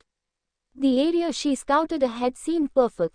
All that was needed was to get them to the ground to break up their aerial formation and then strike them individually. Sometimes it felt rewarding to have paid attention in the Soul Reaper Academy. She finally unsheathed her blade and allowed herself to drop backward when she abruptly noticed that only 2 of the 3 were following her front side. The third one had swooped down earlier and tried to ram its beak against her back. She spun to her left, narrowly avoiding the blow, but one of the hollow's razor-sharp wings grazed her sword-wielding hand.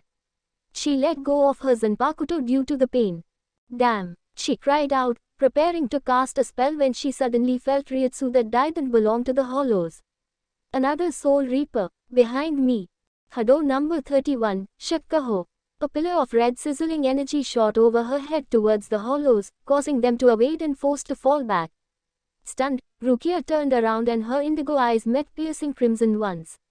A young-looking swordsman unsheathed his own blade, knocking her sword into a spin and caught the hilt with his free hand expertly.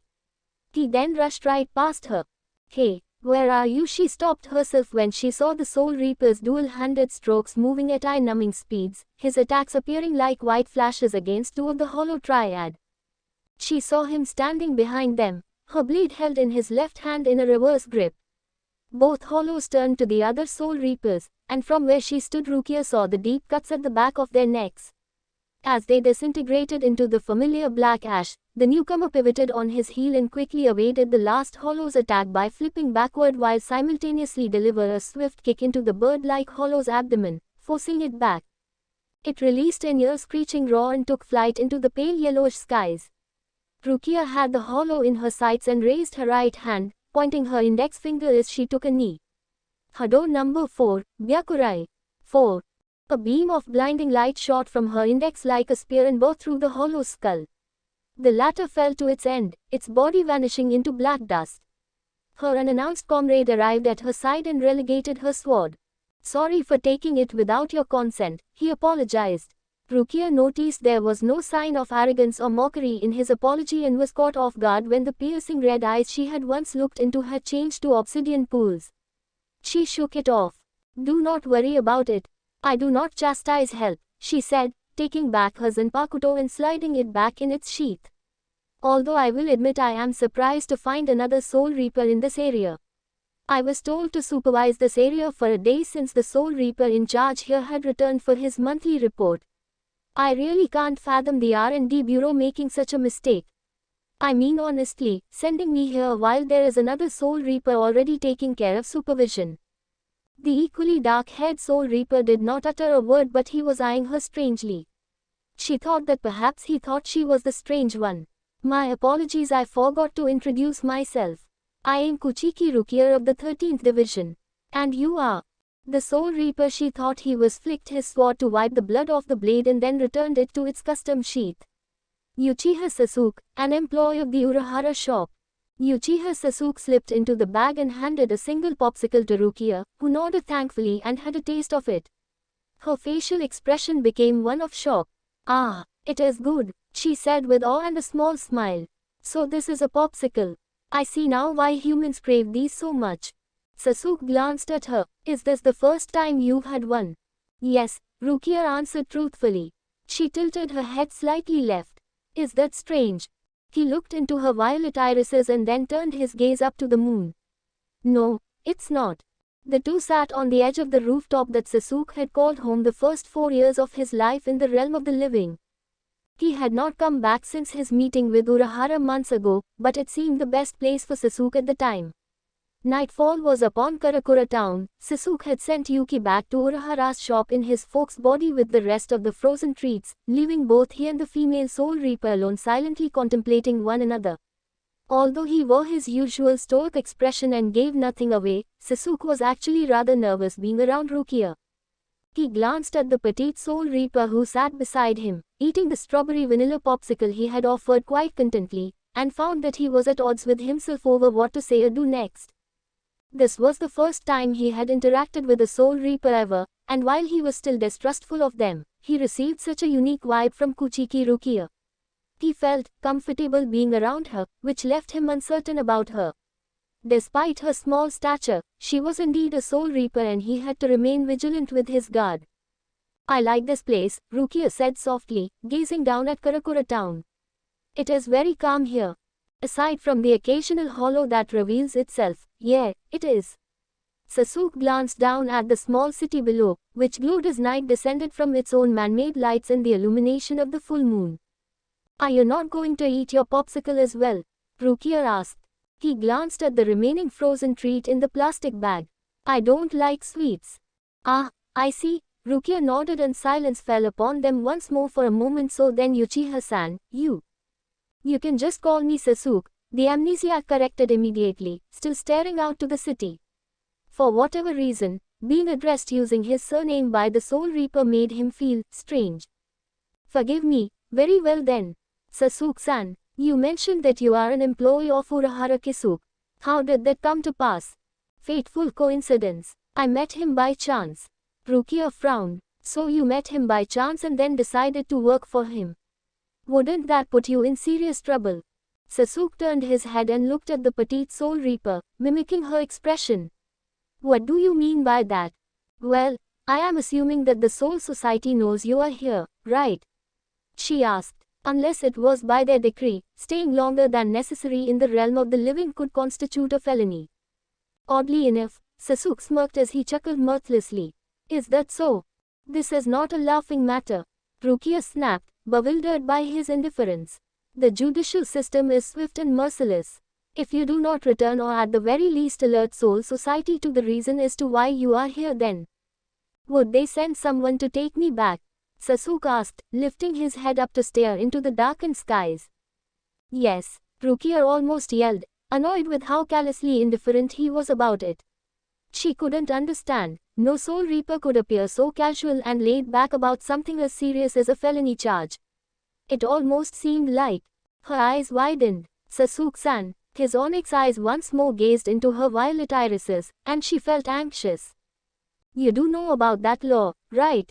You could not have possibly forgotten that law, right? He held her gaze as he answered. It's possible. After all, I don't remember most anything about myself, and judging from what you've just revealed to me, it appears that your soul society doesn't know anything about my existence either. What? Rukia sat back down, focusing on him. How is that possible?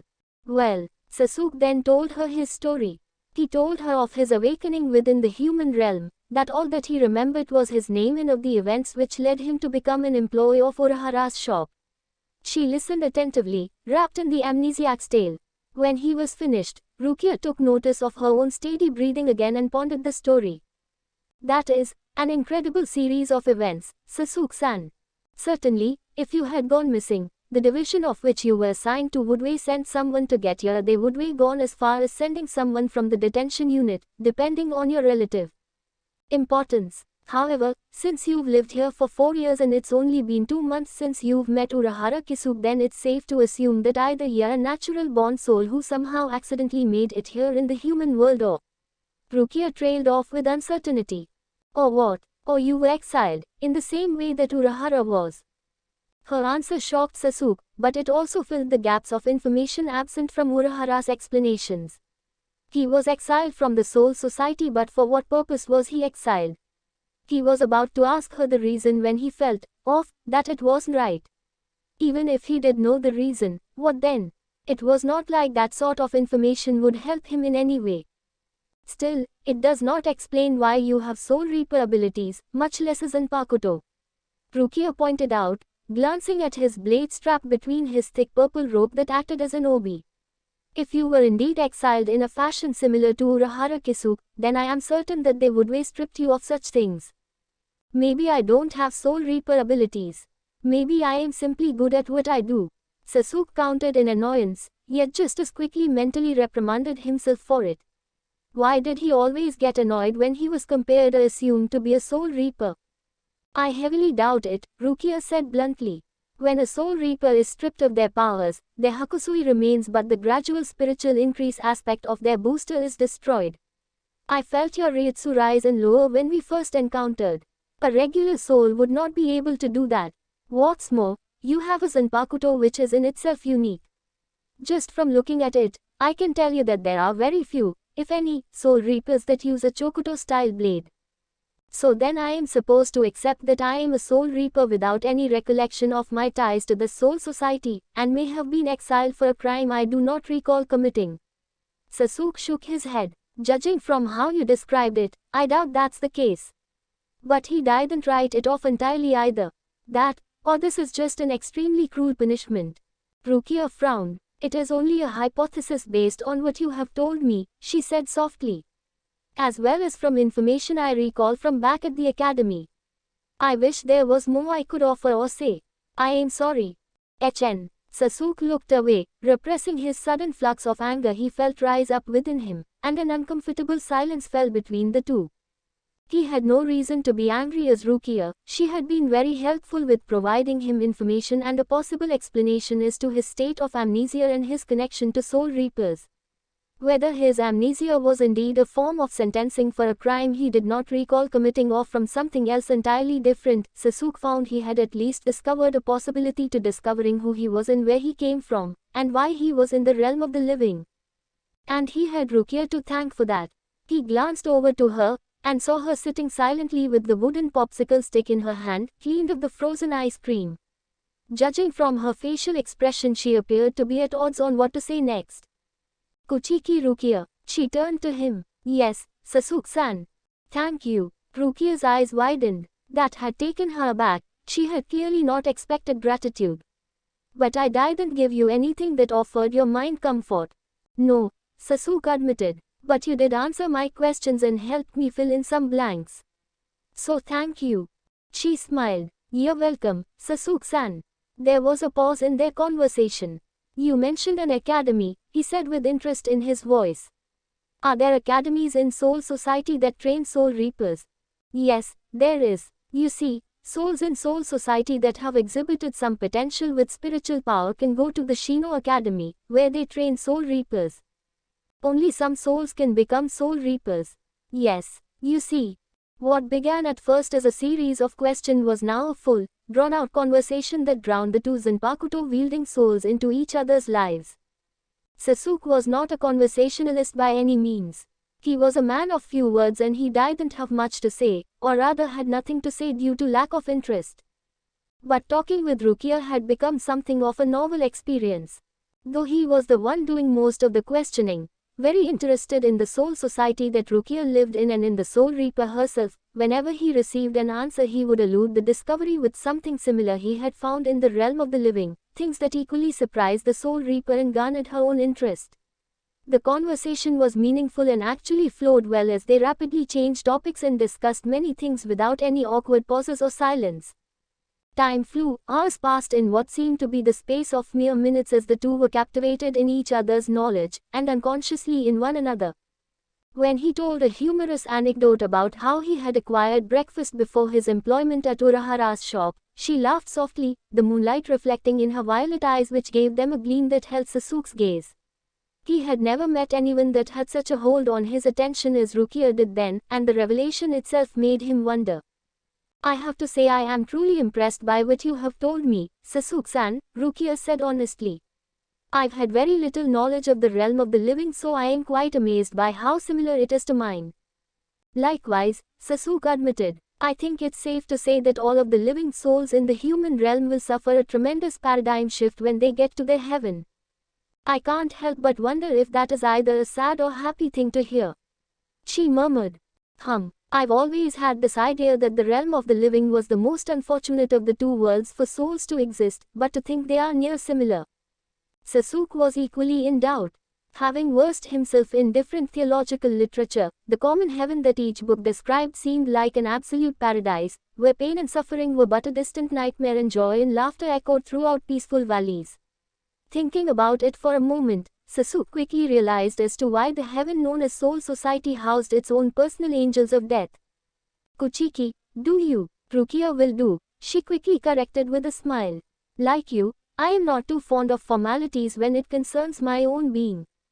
Sasuke nodded and then, Rukia, do you know if Soul Society has a way to track people that would way possibly been outside of the court of pure souls? You mean souls living in the Rukongai? I doubt it, Rukia answered. Although soul reapers have jurisdiction over most of Soul Society, they do not meddle in the affairs of the common populace nor the noble ones for that matter unless it's necessary, such as when there is a threat that could jeopardize the security of Soul Society. Meaningless to say, we keep records only of soul reapers and everything that is directly soul reaper related. I see, Sasuke said, then looked away. HN. Sasuke-san, this may very well come as a surprise to you, but I do recall that there have been cases, uncommon as they may be, in which soul reapers have lost their memories. This piece of information grabbed Sasuke's attention. The petite soul reaper continued.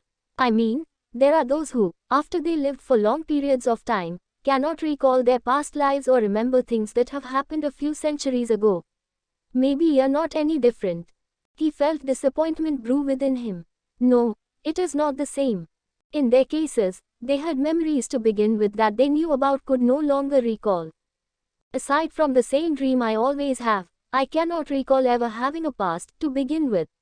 My life began on this rooftop. Whenever I attempt to force myself to remember anything, all I am met with is a thick wall of black that bars my path. He raised his left hand, staring into his palm, and slowly clenched it into a frustrated fist. I know the memories are there, but regardless of what I do I cannot reach them. Maybe it's something you're not supposed to remember.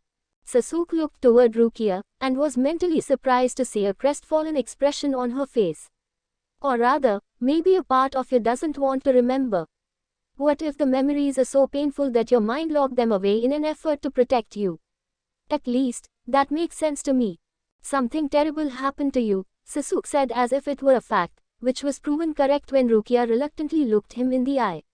He saw the pain in her violet orbs, the kind of pain that someone was burdened to carry. A past failure, she said, her voice slightly trembling. It might sound wrong of me to say this, considering your circumstances, but if I could forget that time in my life, then you'd feel an unbearable emptiness forever. The petite soul reaper's eyes widened slightly at the raven-haired amnesiac's declaration and left speechless by his abrupt and bold answer. I'd rather live with a mistake that I've caused that could bring me sorrow than living with the misery of not knowing what I've done, Sasuke continued, holding her gaze with his dark eyes, and Rukia could not help but notice how the darkness clung to him as if it were a shroud, on not only his eyes but even his words. Even if it's something irreversible, even if it's something terrible that I committed, I would want to have the memories so I could do everything in my power to atone for whatever I did. Rukia's violet eyes grew wider. But how can you atone for something that cannot be undone? What if it's something terrible and unforgivable? Is that not just wishful thinking at that point? Perhaps it is, he answered, but held to his resolve. I don't even know what I've done to carry this mild apprehension towards soul reapers, yet here I am spewing nonsense.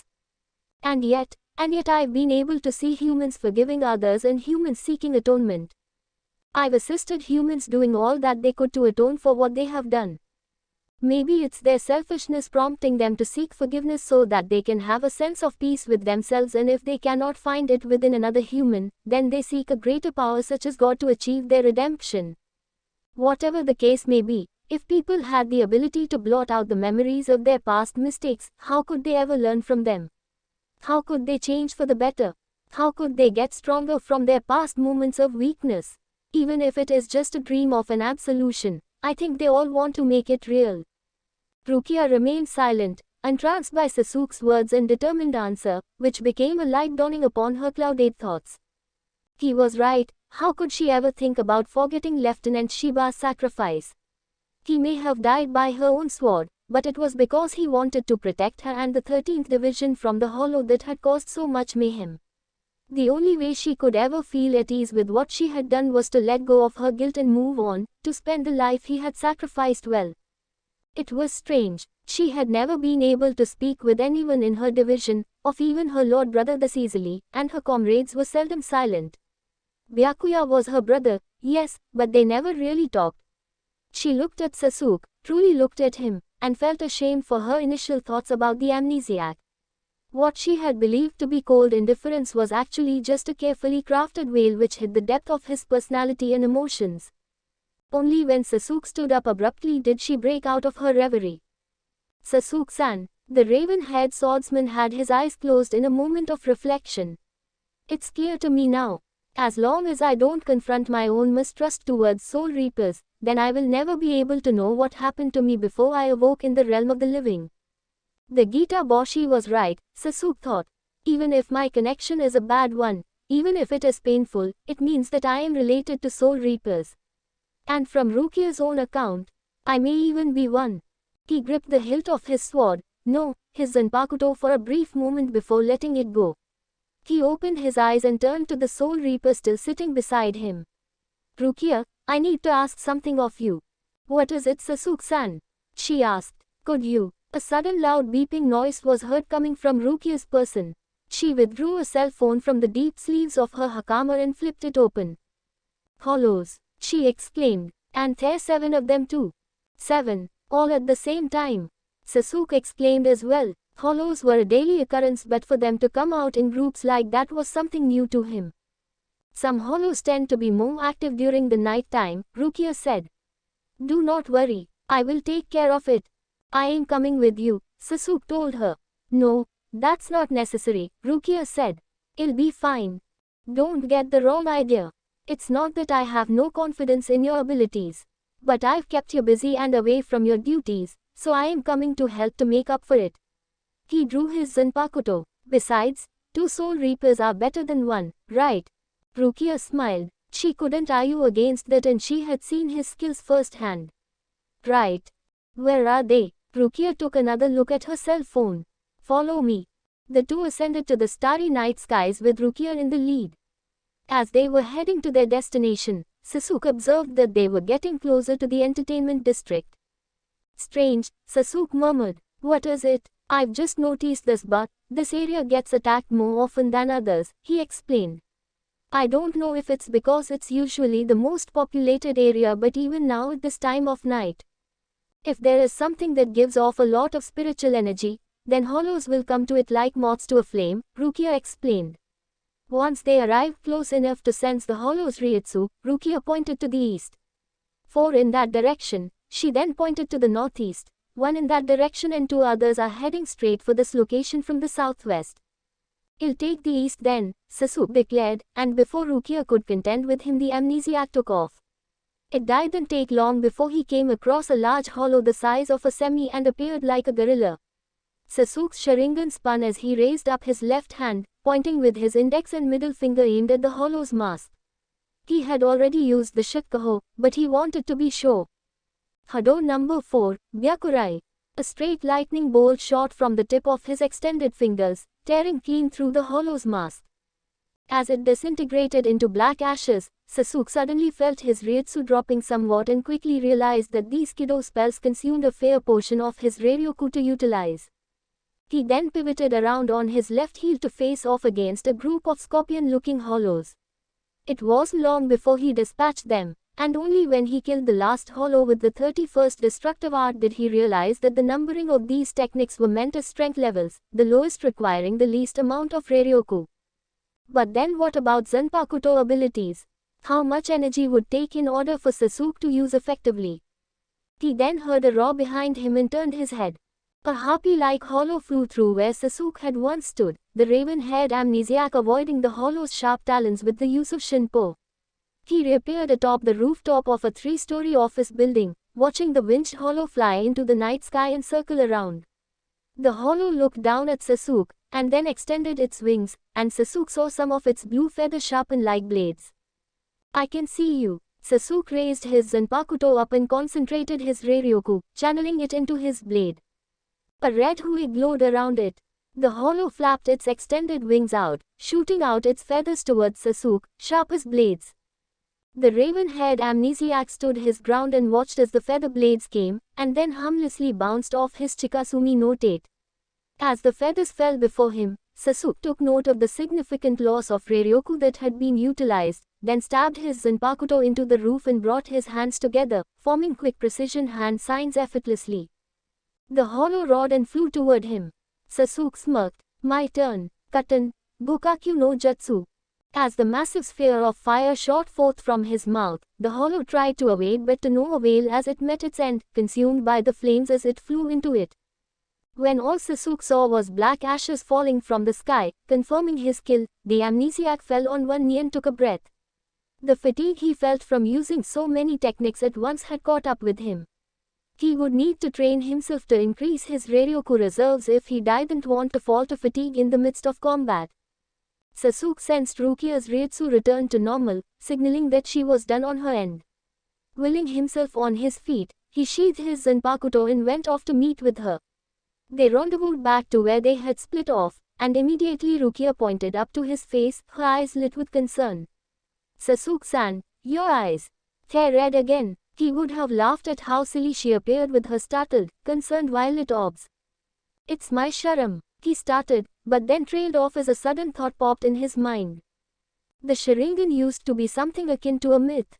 It was said to be a godly ability, once owned by a Soul Reaper that had been granted its power as a boon by the Soul King himself. Rukia, have you ever heard of the Sharingan? Rukia tilted her head slightly. The Sharingan? No, I don't think so. Is that what your eyes are? Sasuke nodded. My Sharingan, it's something I recently discovered about myself. Apparently there is a myth surrounding its origins in Soul Society. Really? Rukia asked, then placed her hand beneath her chin in a thoughtful gesture. I can't recall ever hearing about it before, but your eyes sound familiar to what one of the noble clans have in Soul Society. This piqued his interest. Tell me, do they share the same crest that I do? Is their name Uchiha? Rukia shook his head. No, they're not. I am sorry. HN. He needed to stop getting his hopes up. In a single, prolonged blink, the red irises with black tomo reverted to their black lacquered eyes. Rukia softly whispered an oh in surprise as she witnessed it. Then she bowed her head slightly. In any case, thank you for your help, Sasuke-san. Don't worry about it. Sasuke shrugged, then turned his eyes toward the near attacked area. It was but a simple hunch, but there was something not quite right. Rukia, are you going to be here tomorrow? The person I am relieving should be back tomorrow by sunset, I believe. Why? That's something I have to check out first.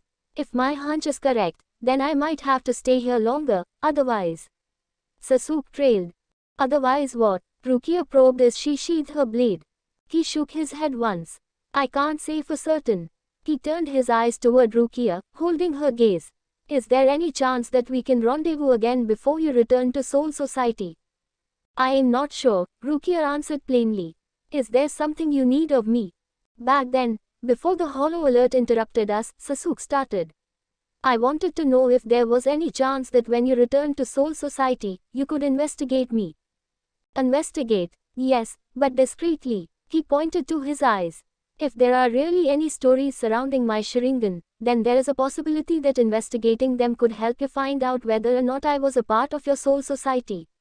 Also, considering that you're a Soul Reaper, you may even be able to search for me in your archives. I know it's a stretch, and I wouldn't ask this of you otherwise, considering that we just met. Actually, Rukia said, I was going to suggest the same thing. I just didn't know how I was to go about it. I thought maybe you'd think that I was suspecting you or something, considering that you must trust Soul Reapers. But now that I have your blessing, I will go ahead and see if there is anything I can uncover about you. I don't know when I'll have a chance to return here to the realm of the living, but when the opportunity arises I'll take it and relay whatever I uncover to you. Are you sure? I am happy to do it, Rukia said, extending her left hand out to Sasuke. He stared at her small hand skeptical, embarrassing the petite Soul Reaper whose cheeks pinkened. My apologies. I nearly forgot your mistrust of Soul Reapers. She pulled her hand back. Sasuke caught it with his left hand before it could slip away.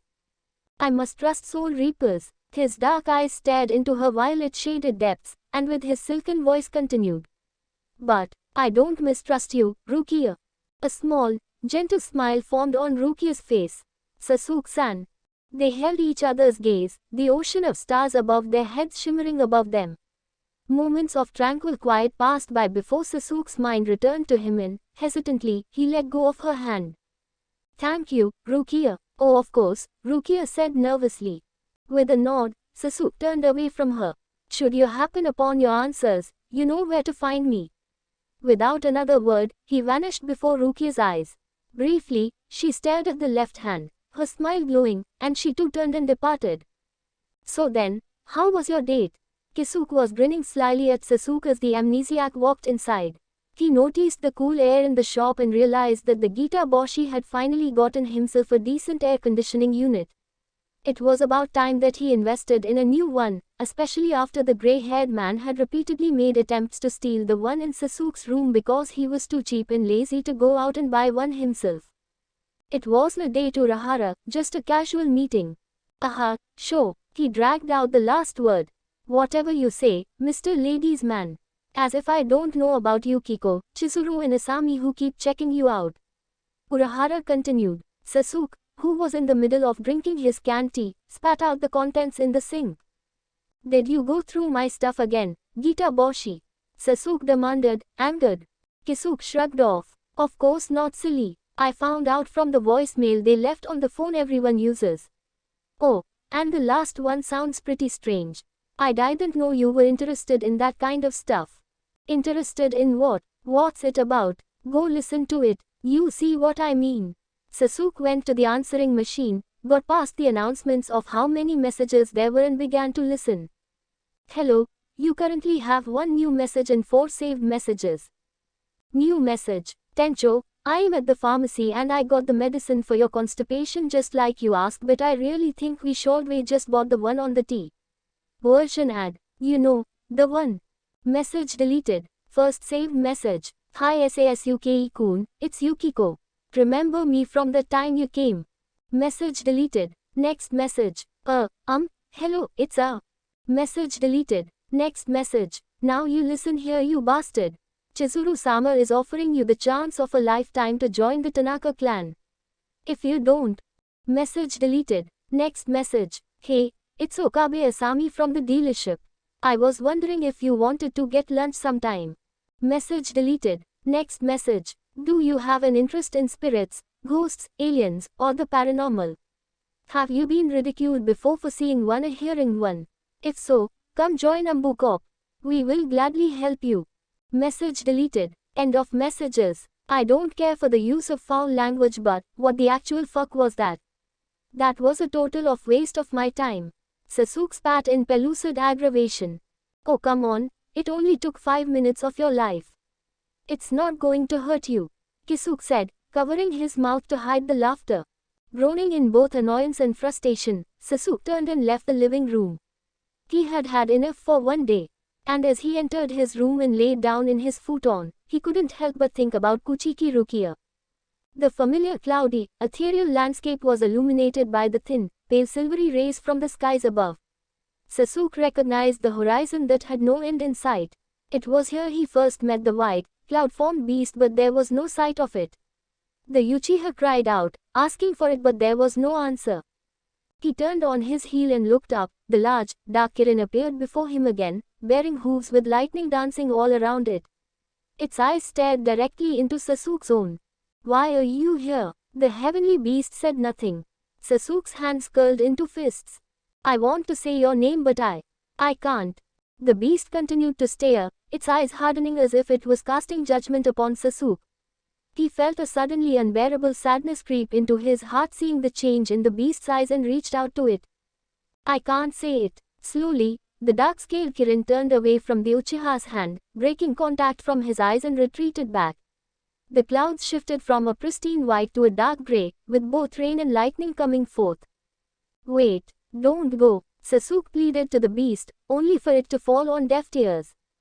It jumped into the air, galloping on nothing as it returned to the clouds above, tearing the celestial air asunder.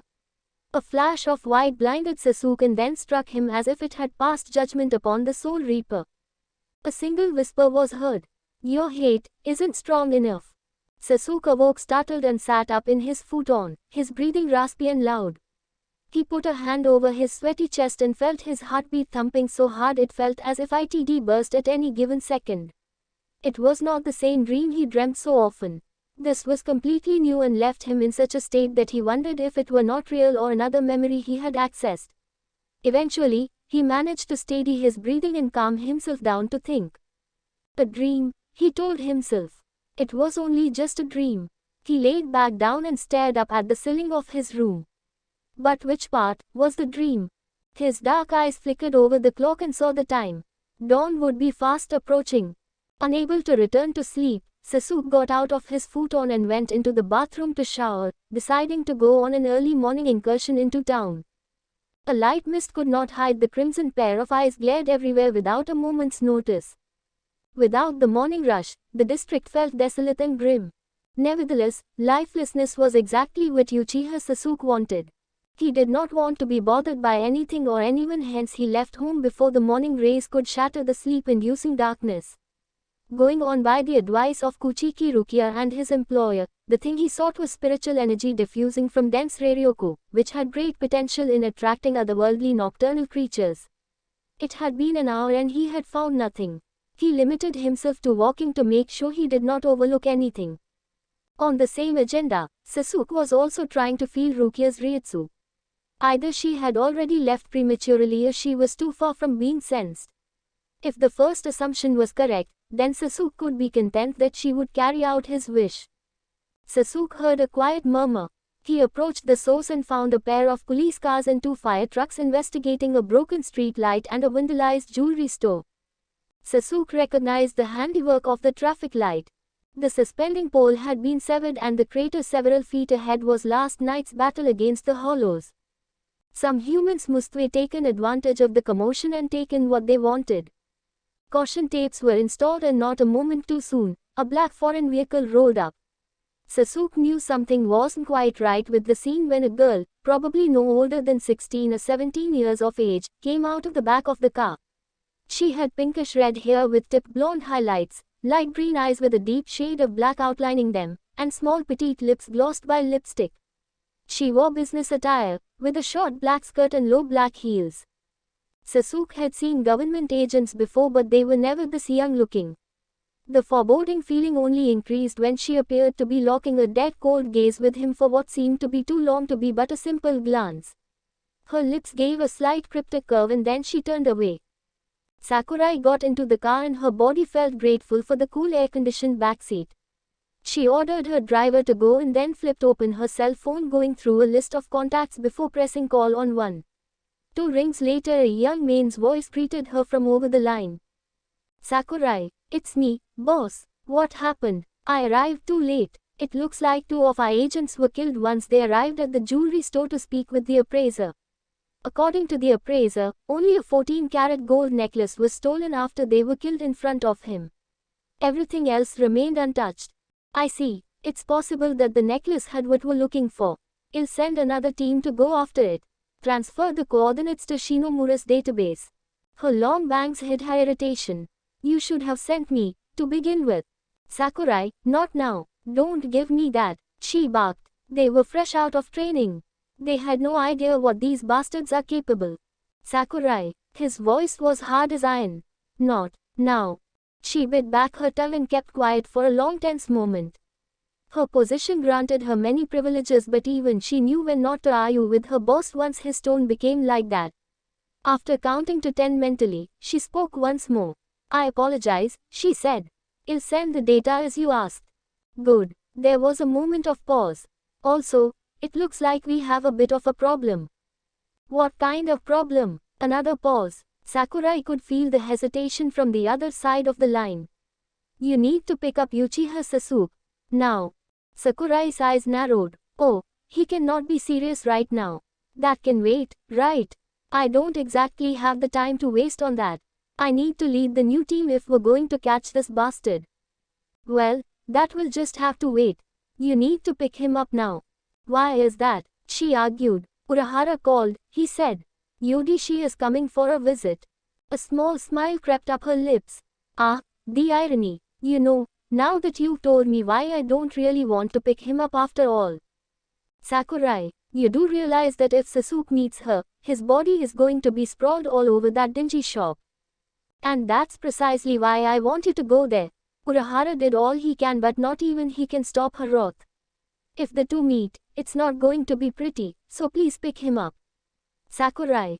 The woman looked down at a piece of paper sitting next to her. She picked it up. Sakurai. The man called again. Sakurai crumpled the paper next to the phone's receiver, mimicking the sound of static. I am sorry, can't hear you, going underground by. Saku. She snapped the phone shut before her employer could complain, feeling a deep satisfaction to the woman both she and he knew at one time during their lifetime.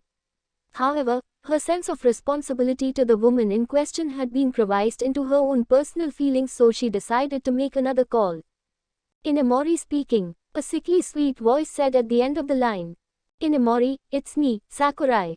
Hey girl, what's happening? She asked, her voice becoming a tad bit chirper. Nothing really, but listen, do you remember that shard we recovered 3 days ago?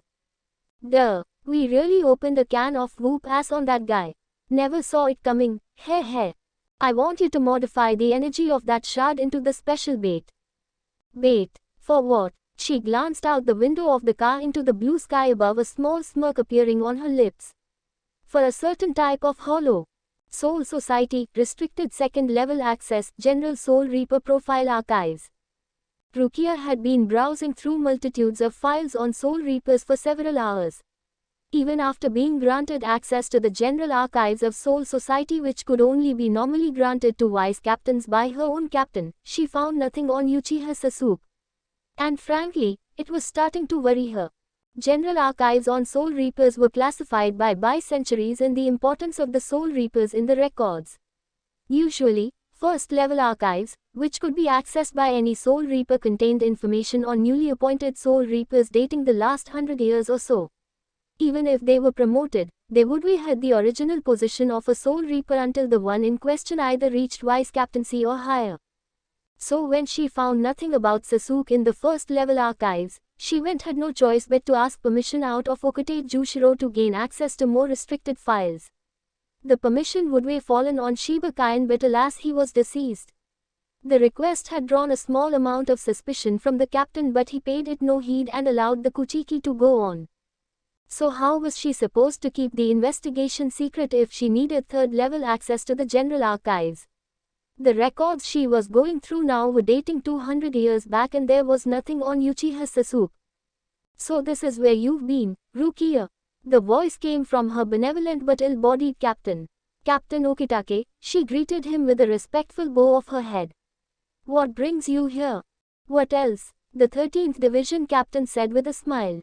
You've been missing for over 6 hours now. Byakuya was starting to wonder if you had forgotten about the weekly tea ceremony you were supposed to attend to. The reminder startled Rukia so much that she dropped the several books she had been carrying. Oh no, how could have I forgotten? Ni-sama is going to be very angry with me. Angry? No. Disappointed? Maybe. Lonely? Very much so, Okitake japed.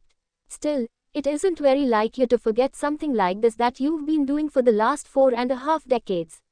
What could be so important that you're looking for here? Rukia seemed to be very hesitant, so the captain gave a reassuring smile. Listen to me, Rukia, if it is something that will not threaten the rest of Soul Society, I promise I will keep it a secret. Truly? She asked hopefully. Her captain nodded. Of course. So, what are you looking for? It's actually a person. His name is Uchiha Sasuke. I met him yesterday when I was temporarily relieving the patrolling guard stationed in the realm of the living. She then began to recount the events that had transpired with her and the enigma that was Uchiha Sasuke while on her temporary field assignment. When she was finished with her tale, Captain Okitate's eyebrows had risen in surprise, a curious expression on his face. Wow, that's pretty amazing, Rukia, he said after a moment of silence. I know. In any case, it better go. I can't let Ni-sama wait any longer, she said, bowing respectfully to her superior. You said his name was Uchiha Sasuke? Captain Okatate asked in confirmation. Yes. And you say that he is an amnesiac? Yes. Alright, I won't hold you any longer. Go on, Okitake said. The girl bowed once more and then scurried off. Once she was out of sight, his facial expression took a somber tone. The revelation prompted beads of cold sweat to pour from his brow and agitated his recurring cough. Sorry, Rukia, but it looks like I have to break that promise. Sasuke came home and not too soon did he open the door that he saw Ururu dressed in a casual blouse and skirt with a cute, ribbon-tied straw hat. The Uchiha felt compelled to ask what was the little girl doing in the get-up. You don't remember, she said, sounding disappointed. Remember what? Sasuke asked. You said that you would take me to the shopping mall today so I could get new clothes. Today is the day, Ururu reminded. Really? The raven-haired soul said skeptically. When did I say that? On the 4th day, last month, early morning, Ururu said nonchalantly. Sasuke was clearly taken aback by the precision of her memory. He sighed, feeling somewhat tired and at the same time impatient to ask the shop manager about the special forces of Soul Society. Ururu, reading Sasuke's eye movements, took the initiative to answer the question Sasuke was about to ask. Urahara-san went to meet a friend. Who? Sasuke queried curiously. Yodishi-san. Chaz was supposed to come over today, but I guess there was a change of plans. Sasuke raised an eyebrow in pondering. The name sounded familiar, like one of those nights when Urahara was talking to Tessai. He remembered the mild-mannered man mentioning the name only once and that was it. He crouched to the little girl's level and brushed a strand of hair aside. I understand. Sorry for not remembering. Let's go get my folks' body first and then we can go. Ururu smiled and nodded. She waited outside while Sasuke stepped in. He called out to Jinter and Tessai but they were both gone. Perhaps both of them had gone to see this Yodishi person. Once he was inside his room, he opened the closet and fished out the folks' body. He entered it and then stepped out of the shop. Today's on me, Ururu. I'll buy you whatever you want. Really? The girl asked, bug-eyed as usual. Sasuke cajoled her hair affectionately. Yes. Besides, girls your age shouldn't be just limited to wearing that tacky uniform all the time and having just a few spare clothes hanging in the corner of their closets. Urahara may take care of you well but he utterly fails in that department. Sasuke said as he extended a hand, to which Ururu held. The Uchiha wouldn't know it, what with Ururu's usual indifferent expression, but she was truly delighted on the inside to be spoiled for the first time in a long time.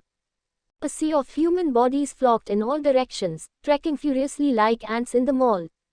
Sasuke held Urura's hand tighter, fearing that if he let go even 1 second, she would be swept away by the current, never to be seen again. Other than that, everything was better than Sasuke envisioned.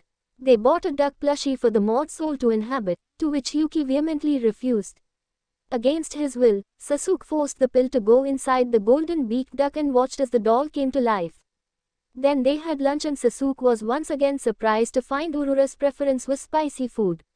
When asked why he was surprised, he responded it didn't seem like her, to which she shrugged. Another occurrence while waltzing through the mall was the female populace throwing long glances at Sasuke. Of course, the man hadn't paid attention until a teenage girl came and introduced herself. When she found out rather quickly how indifferent the pair was to her advances, she skipped away in embarrassment. The trio finally reached a popular children's clothing store, to which Sasuke was greeted by a sales lady in a matter of seconds. "Hi," she beamed over zealously. "Today we're having a 30% off sale," and the saleswoman bent down with hands on her knees to bring her attention to Ururu. "Oh my, what a lovely little girl. What's your name?" "Sumugia Ururu." "Ururu-chan, huh, that's such a nice name," she said, her smiling lips reaching to her ears. She then looked up to Sasuke. "And to have your big brother come with you to shop, that's just so nice. You know, nowadays, big brothers are too busy with their social life to do anything with their family. It is nice to see some do care." Ururu and Sasuke looked at each other, confused as to why the lady would refer to them as siblings. Sasuke was the first to protest. "No, you see, I am actually a very caring big brother. Oh, I know just the thing for your little sister. Follow me," she said, buzzing past another customer as she went deep inside the store. Sasuke didn't get it. Sure, they both had dark hair and Ururu had dark blue eyes while Sasuke's were black as night and they both lacked joyful expression in spades, but that didn't mean that. "Dana, you're really dense at times." Yuki, who was seated on Sasuke's shoulder, whispered into the Uchiha's ears. Sasuke glanced at Ururu again and he finally could see why the lady would think such a thing. They both shrugged and sighed as they followed the sales lady. Sasuke thought that Ururu wasn't interested at all in the clothes, but her basilisk-like stare at each piece of clothing that was swiped under the scanner seemed to suggest differently. Once they were out of the store, the pigtailed girl tugged at Sasuke's shirt. "What is it?" he asked. Ururu looked down on the black and white mosaic floor as if it were the most interesting piece of polished concrete she had ever seen in her life. "Thank you," she said so quietly that it was almost a whisper in the wind.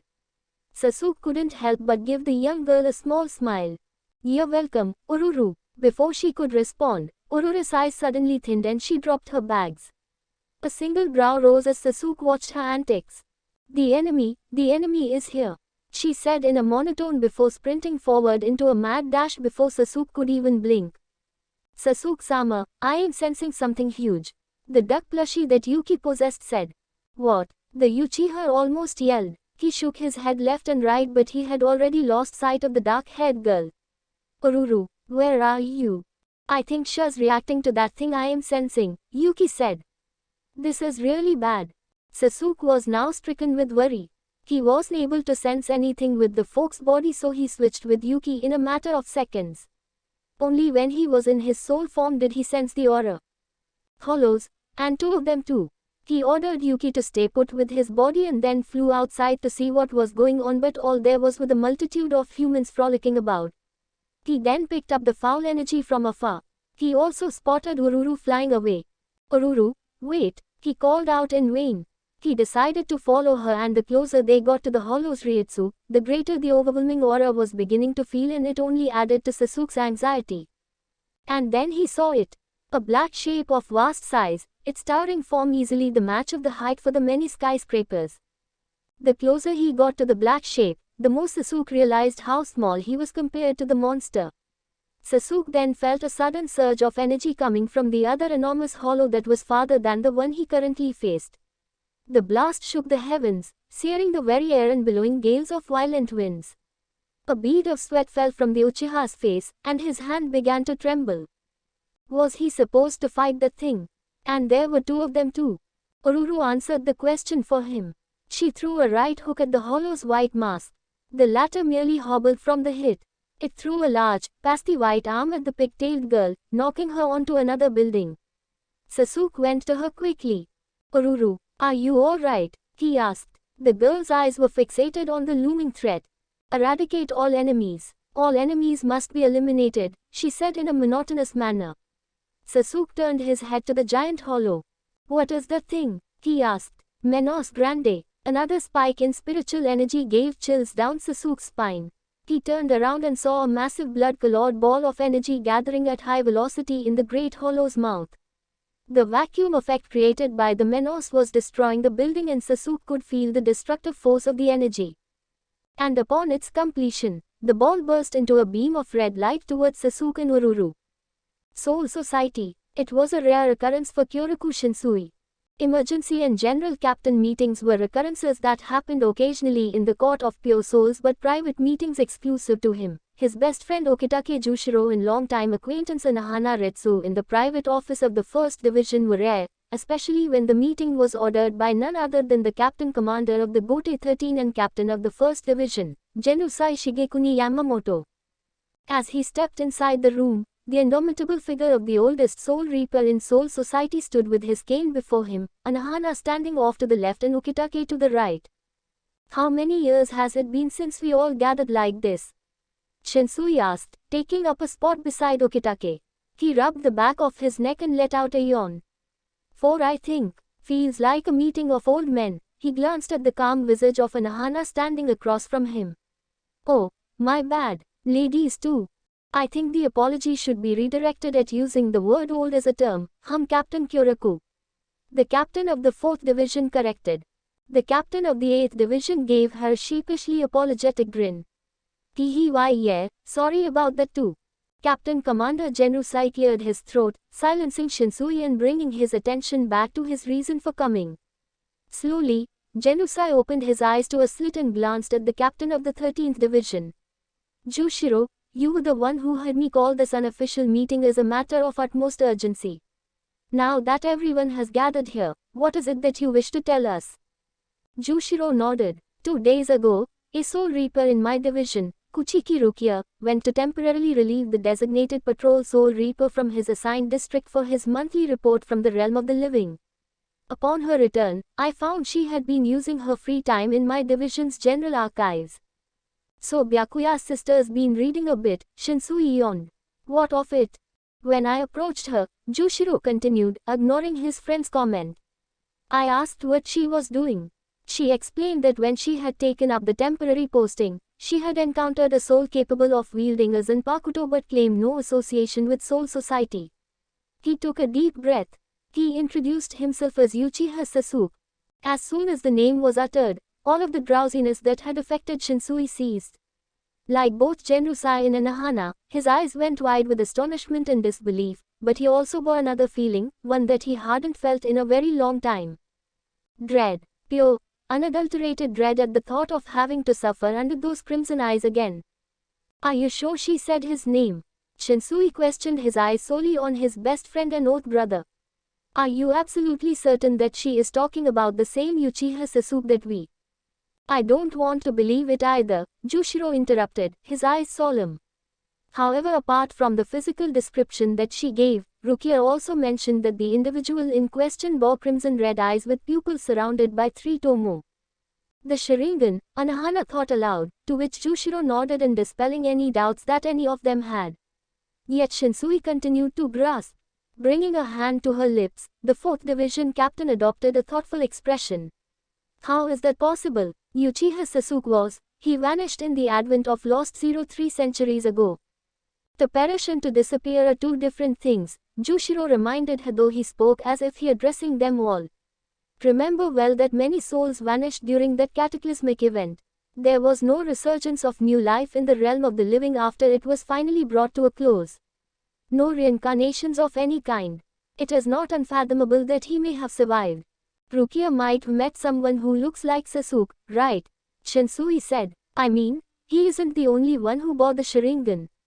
There were others too. Even so, the physical description she gave is accurate to that of Uchiha Sasuke, Jushiro said in staunch defense. What's more, Rukia also told me that he is suffering from severe amnesia. He has been among the living for over 4 years with his only recollection being his name. 4 years ago, what the hell was Sasuke doing the last 296 then? Shinsui was certain the same thoughts plagued the others. It was not often that Shinsui lost his composure, but the dread he felt at the possibility of Uchiha Sasuke's survival was warranted and rightfully so. Soul Society wasn't safe. Hell, nothing was safe from that vengeful, power-hungry monster. If he truly did survive Lost Zero, then he needed to be dealt with, and quickly. But Anohana's soft voice caught Shinsui's attention and pulled him away from where his mind was leading him. If Uchiha Sasuke truly survived, then perhaps it is possible that they too could have. Jushiro's eyes sharpened. You don't mean to say. Enough. Shinsui, Jushiro, and Ritsu all turned to the captain commander, who was stroking his long well-kept beard. He had played the silent observer, watching and listening to his subordinates while contemplating his own thoughts on the matter and the possibility of Uchiha Sasuke's survival, or so Shinsui deduced. The old man was hard to read at times, but Shinsui was certain that of his mentor's thought process this time around. Finally, Genusai rested his hand back atop the other, holding up his cane and spoke. Captain Okitake, have Kuchiki Rukia brought before me immediately. She must be sworn to complete secrecy about the individual claiming to be Uchiha Sasuke on the penalty of death. Her report will also be brought to me and any copies of it will be purged discreetly. This, I leave to you. Jushiro bowed his head. Yes, sir. What about Uchiha Sasuke, old man? Shinsui inquired, stepping forward. If he really is who he claims to be, we can't have him wandering about in the realm of the living. Give me leave to investigate this myself. Genusai's red eyes flickered to Shinsui. And what will you do if it is Uchiha Sasuke? Shinsui rested his hand on the hilt of his Zanpakuto, earning startled eyes from both Anohana and Jushiro. I did not think you would be so quick to kill, Captain Kyoraku. Anohana made no effort to hide the disapproval in her tone. How unlike you. You know exactly what he is capable of, Anohana, Shinsui said. The kind of destruction he can and will wreak upon Soul Society and the realm of the living if we do nothing. If it is Uchiha Sasuke, and he really does have amnesia or whatever ailment Rukia claims he said he is suffering from, I'll take care of him myself. You have to kill the cub before it becomes a full-grown lion. If we don't, then I won't be able to defeat him, not on my own. No, Genusai interjected. You will remain here in Soul Society, Captain Kyoraku. I will have Vice Captain Chojiro Sasakibe lead a covert unit to bring one claiming to be Sasuke here, unharmed. But old man, that is my decision. Genusai's voice thundered throughout the office, his Ryutsu spilling forth to silence Shinsui, who managed to keep his composure. When his sudden surge of Ryutsu died down, Genusai continued. He will be brought here to us unharmed. Once we have identified him personally, he will be questioned and from there we'll decide what will be done with him. No one argued the sensible decision. No one dared. Karakura town. The hollow fired its crimson flash of energy. Sasuke unsheathed his Zanpakuto and swung wide, calling forth the Chikasumi no Tate to shield them from the blast. Oruru kept on repeating that the Menos was an enemy and that it needed to be eradicated, but there was no way he was going to let the little girl blasted to bits by the immensely large horror. He watched as the shield began to crack and, realizing it would not hold, grabbed Oruru in his arms and used Shinpo to escape the blast just as the shield collapsed. He brought them to the ground below the building. Are you all right? He asked as he quickly scrutinized Oruru for any sort of injury. There were visible scratches on her face and arms, but she seemed fine. The young girl had finally stopped repeating herself like a machine and acknowledged Sasuke with her wide eyes. Why yes, Oruru answered. Oruru, go find Yuki and then the two of you return to the shop, Sasuke said. He stood up and turned, staring up at the monstrous hollow. But the enemy is, Oruru. Sasuke's voice became hard and cold as ice. Go. He turned his head slightly left, his Sharingan peering down at her frightened face. Now. Meekly, Oruru nodded, turned, and ran. With her gone, Sasuke turned his gaze back to the Menos Grande, struggling to figure out how exactly he was going to be able to destroy it. He had faced many hollows during his 4 years in the realm of the living but had never come across anything on such a scale as the monstrosity that towered over him. Efwa, that was so close. A sickly, rich voice said behind him. I didn't think you'd be able to escape in time.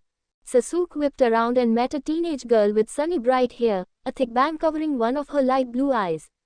She wore a lavender sundress that did nothing to hide her slender, voluptuous pale-skinned figure in dark heels.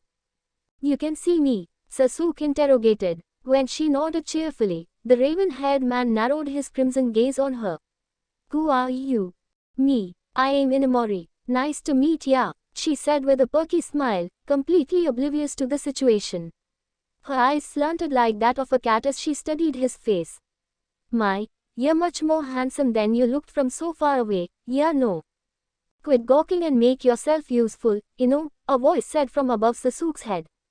His scarlet eyes darted up to a slightly older teen, who stood upright on a wall peering down at them. His hair was a dark grey that bordered on black and done up in a ponytail. His eyes were thin and dark, and his small scar crossed the bridge of his nose. His left earlobe was pierced with a diamond stud and he wore dark attire, with a short-sleeved dark open shirt with a white tee worn beneath and a pair of black cargo pants with open-toe sandals. This is such a drag, the male newcomer sighed. He fished out a pack of smokes from his right pocket with a Zippo lighter. I just woke up 15 minutes ago, get a call from the redhead and now here I am stuck helping you in this troublesome situation. Oh yeah? Well no one asked for your help, Shika. Inamori yelled at the dark-haired male, raising an irritated face at him. Go crawl back to the hole where ya came from. It's Shikabane to you, blonde.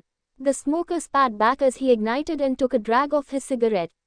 He closed his Zippo and walked down the wall until he jumped off and landed with a light thud on the pavement in front of Sasuke. He pointed his cigarette at the Zanpakuto wielder. And you, who the hell are you? I could ask you the same thing, Sasuke challenged. Guys, it's coming again, another male voice said. The voice came from a bulky, ripped teenage boy who stood on top of what Sasuke could describe at best a castle gate. He wore a long black overcoat and ankle-length black jeans and black sandals, who stood at the edge of the building beside them. Josuke, get down from there. You could get hurt, the blonde warned. All four at the present felt the radical spike in spiritual energy once more. The Menos Grande turned toward them and almost instantly, Sasuke felt the same type of Ryutsu coming from the northwest. Another one, Sasuke mentally cursed. Fighting one was one thing, but two was bordering on impossible. Energy began to gather at its mouth again. Those Seros will be the bane of the city, Shikabane drawled. Then it is a good thing I had the boss send you three here now, isn't it? Sasuke turned his head right and saw a Rosette walk up to him. He recognized her as the girl he saw earlier today at the jewelry store. Her emerald eyes flickered to Shikabane and Inamori, then met Sasuke's own. The dark swordsman's eyes widened ever so slightly when he glimpsed what appeared to be rancor in her eyes, an incredibly malicious intention that put him on more edge than the Menos Grande standing over their heads. Yet the glimpse had disappeared as quickly as he had seen it, replaced by a neutral gaze that gave him nothing. You should go take care of the other Menos Grande, the Rosette said to him, one hand on her hip. Well, keep this one contained. So many events were transpiring so swiftly that it froze Sasuke's state of mind. Menos Grande, an entirely different tier of hollow, were attacking the city, these newcomers with strange powers, and is capable of seeing and speaking to him. And then this young woman who stared at him with such familiarity yet he did not know her at all. Who are you? He couldn't help but ask.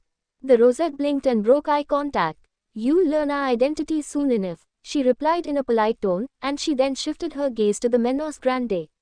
I didn't expect a Menos of all things to take such a small amount of bait.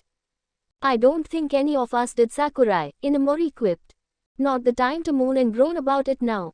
We need to eliminate that thing before it causes any more casualties. You and Josuke detain it. Shikabane, I want you. Quit ignoring me. Sasuke took a step forward, his uproar earning Sakurai's attention. Again, he saw a brief glimpse of rancor in her emerald orbs that quickly vanished into a composed calm that stared directly into his Sharingan. I heard you mention bait. Are you the reason why these things showed up out of nowhere and are wreaking havoc on everything? Yes. He was as baffled by her monotonous answer as he was by her calm composition. What of it? Sasuke's grip on his hilt of his Zanpakuto tightened. They were the ones responsible for all this carnage. You've just endangered the lives of hundreds of innocent souls. What is wrong with you? Menos Grande. What? I've already told you that there is another Menos Grande that requires your attention, Sakurai said. She lifted her arm and pointed. You're endangering more lives by standing here and uselessly attempt to pry information out of me when every second wasted toward banter means another life lost to these monsters. Sasuke narrowed his Sharingan. I'll make this very easy for you, she continued. Either eliminate the Menos Grande before it levels that half of Karakura town or stay out of our way. What's it gonna be, Soul Reaper? At that moment, Sasuke fought the sudden compulsion to cut her down, but at the reminder of the Menos Grande, he quelled his anger. As much as he was loath to admit it, she was right. This wasn't the time nor place to have a discussion about their role in all of this destruction. Finally, he sheathed his blade. This isn't over, he declared quietly. He took one last good look at her and then used Shinpo to travel northwest towards the other great hollow. Asterisk. Inemori stepped up beside Sakurai. What was that about? None of your concern, Ino, Sakurai whispered. But you know that he can't possibly fight that thing alone. Girls, Chosuke bellowed. Menos Grande, Zero incoming. Good, I need to let loose. Sakurai looked up at the towering hollow. A light glowed in the center of her brow then, with purple tribal markings slithering down her face. It didn't much matter to her if he could fight it or not. She didn't want to see his damned face again, and if the Menos killed him, then she couldn't be blamed. Sasuke used Shinpo to traverse through the urban center, and as he stepped atop the old skyscraper he once called home, it was there he saw it. A crack in the sky. Two large, phantom pale hands broke through the crack and expanded it. The Menos Grande's sharp, long horn of a nose slipped through first, followed by its horrid emotionless mask and black form. Fortunately, Sasuke surveyed the area that the Menos was emerging over and saw it was Tsubakidai Park located across the Karasu River from the Manamikawa's residential district. Once more, Sasuke used Shinpo to travel the distance fast enough to arrive as the gargantuan hollow took its first step out of the portal. Sasuke kept himself up as he forced his fatigue away. I ain't draining my Ryoryoku too fast using the Shinpo. Can't believe it. Sasuke's crimson eyes darted left. Backed up against the trunk of a large tree was the Soul Reaper that Sasuke had seen over the last 6 months, responsible for patrolling Karakura town wandering souls and hollows. He was flat on his butt, wide eyes brimming with fear and shock, his Zanpakuto tossed over to his left as if discarded. Am Menos Grande, the Soul Reaper muttered fearfully. I've never seen one in person before. Hey, Sasuke approached the Soul Reaper and stood over him. We need to kill this thing before it can unleash a Zero in the city. The Soul Reaper looked away from the hollow and up at Sasuke with hopelessness etched upon his face. Who are you? Doesn't matter, Sasuke declared. Now get up. We have to slay this hollow before it's too late. Slay. The Soul Reaper shook his head once. We can't slay it. It's too powerful. We wouldn't be able to so much as scrap its mask as we are. This falls under the Royal Guard's jurisdiction. We're completely outclassed. Sasuke turned away from the Soul Reaper. His fear may be warranted, but Sasuke wasn't going to stand by and do nothing. He unsheathed his Zanpakuto, and raised his right hand up, calling upon his Ryoryoku to his open palm. Hado number 31, Shakkaho. He used the blast of red-heated energy and hit the vast hollow along the jaw of its mask. It stood immobile from the attack, and when the black smoke dissolved from the air, Sasuke's Sharingan could barely make out a scorch mark on the immaculate ivory of the Menos mask. The ineffectiveness of the demon art only served to enrage him. He bolted towards the monster and lunged at Hollow's exposed leg. Die! He shouted, slashing. Once more, his attack was ineffective as it didn't even so much as piercing or scruff it.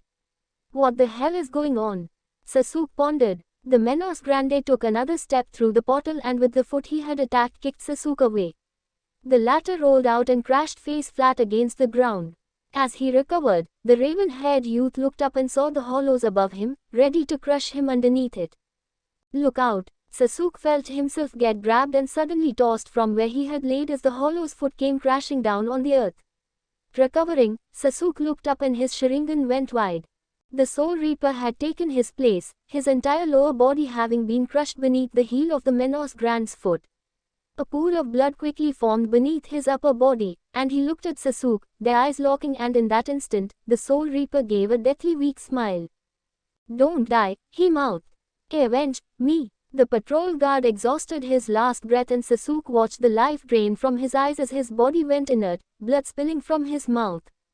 A gentle aura illuminated the dead Soul Reaper, its body evanescent into myriads of bright soul particles and dissolved into the air.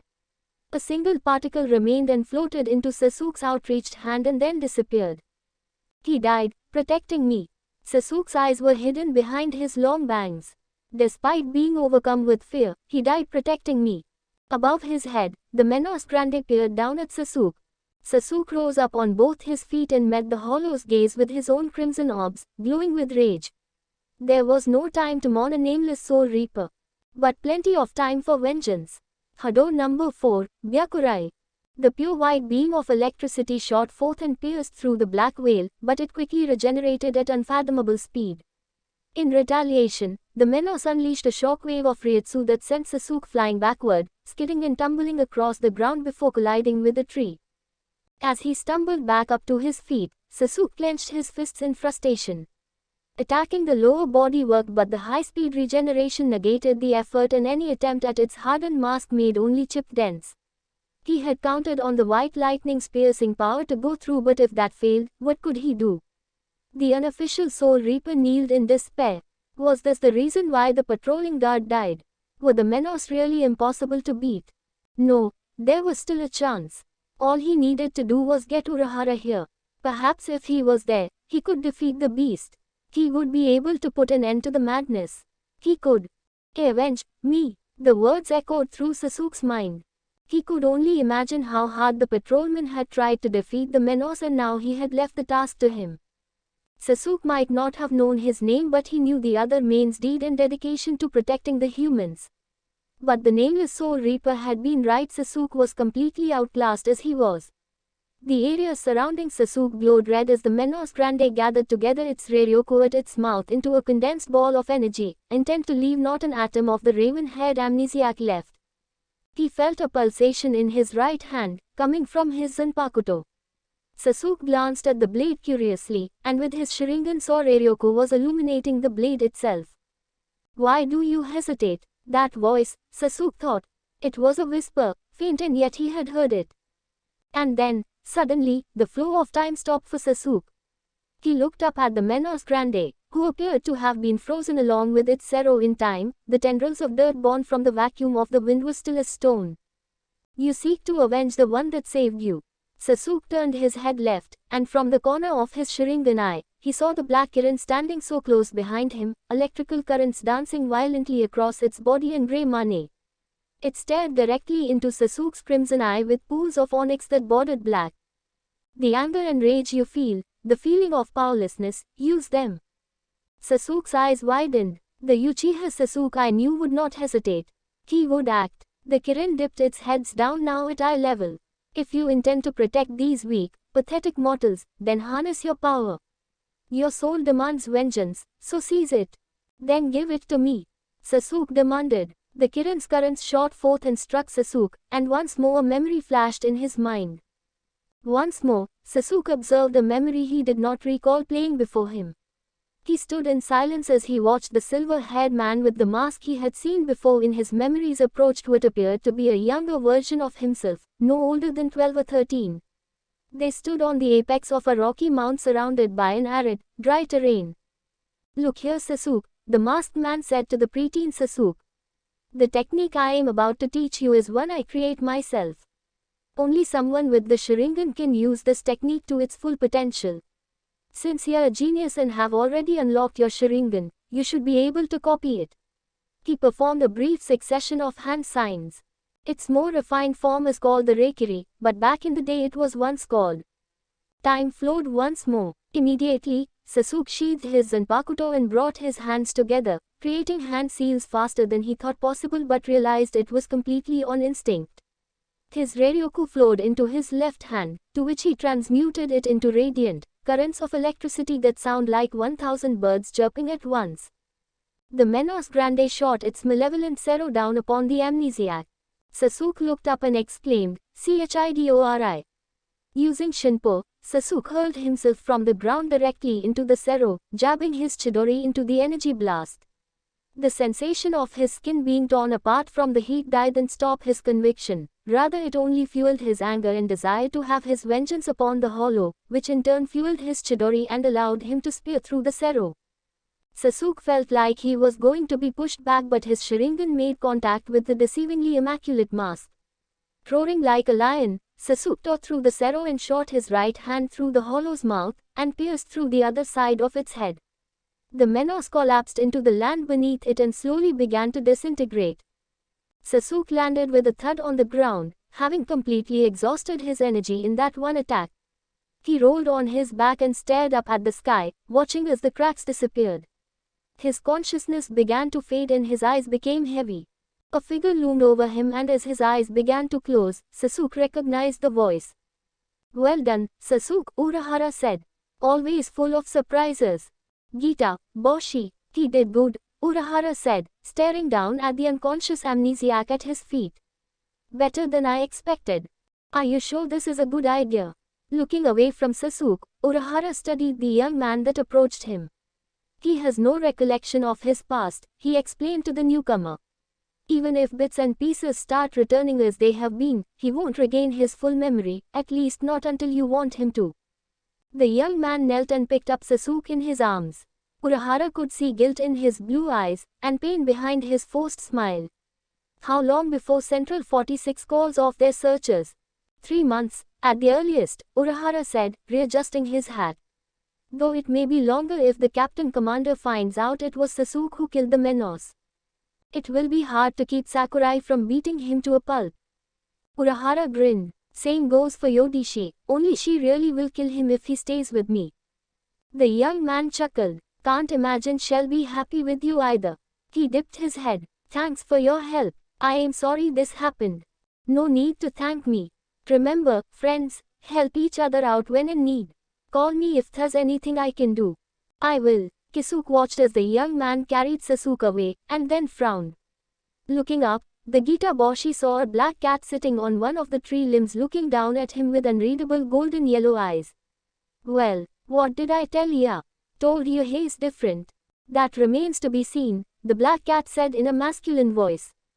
"I know what you're thinking, Yodishi, and you may be right. He may just revert back to his old self, but after everything I've seen from him, I want to give Sasuke the benefit of the doubt." "I didn't take you as naive, Kisuke," Yodishi muttered with a hint of venom in his voice. "Your misguided hope in that monster will be your undoing. Perhaps, or he might just change for the better." He was met by silence, and when he turned his head, Kisuke no longer saw Yodishi. He released another sigh. "Fair enough, I suppose." Regardless of how she felt, Urahara would stay the course. After all, he had promised Itachi he would. When he opened his eyes, Sasuke once again found himself standing in the ethereal plain shrouded in deep, thick fog, with dark grey clouded skies looming overhead. It took him but a moment to recognize the dreamscape, and another to wonder why he was here again. He journeyed through the fog unafraid. He couldn't see through the veil of dense moisture, but that did not stop him from venturing ahead all the same, merely with a healthy dose of caution. Sasuke wandered through the cloud for what felt like hours and came to an abrupt halt when he stepped into a pool of water. Looking down, Sasuke took a step back and inspected the calm water, then looked out as if he had reached a soundless shore. It felt eerily familiar to him, yet he could not conjure the reason why. "Do you still not remember?" Sasuke's eyes widened. From the fog emerged the dark Kirin. Small currents of electricity danced across every part of its body and mane. Its dark eyes looked upon him with doom and judgment. "Your hate isn't strong enough. You cannot ever hope to wield my power again." "What do you mean by that? Why can't I remember your name? Who are you?" The currents across its body became violent, lashing out at Sasuke. The calm stillness of the water beneath the Kirin was replaced by wild waves born from anger. It burned with a cold light, now white, now red, now purple. Sasuke lifted his arms to shield himself from the violent electrical currents. "How long must I wait for you to remember who you are? How long must I suffer your silence?" Within the anger, Sasuke could hear the pain in the Kirin's words. I want to remember, Sasuke exclaimed. Please, show me. The Kirin shook its head. Why? Sasuke demanded. Only your hatred can give you the answers you so desperately seek. Sasuke didn't understand. Before he could utter another question, the Kirin began to turn away from him. The current slashing out calmed with the water beneath its hooves, and slowly it began to further the distance between it and him. Desperately Sasuke reached out to it. Don't go. I shall not help you again. Begone. Sasuke flinched at the Kirin's words. The fog began to grow thicker and envelop the creature until Sasuke could see nothing before him. If you seek my power again, your hate must be strong. Only then will you remember my name. And the Kirin was gone, and Sasuke felt alone. As the fog became thicker, Sasuke heard a small voice speak to him. Filled with sadness, the voice called his name and he turned to it. The fog was thick and he could barely make out the figure's shape and size, but he saw its eyes. Eyes of sadness and sorrow. But yet they bore with them a small light of hope. We are broken. Only you can make us whole. Sasuke awoke in an unfamiliar surrounding. He sat up and found himself in a bed not his own, in a gigai that wasn't his own, and a room that wasn't his own. He stood up brusquely and then came to notice his usual folk's body state of attire was changed to a simple white t-shirt and black pants. He frantically searched for his soul candy dispenser and did not find it on himself. He made an attempt at forcibly ejecting his soul from the gigai, but it proved futile. Sasuke took a deep breath and examined his surroundings. The room had no windows. Its walls and even the bed were an immaculate white, and there was only a steel-plated desk. A wall-mounted LCD screen was planted right beside a phone. When he walked over to it and picked it up, he was met with silence.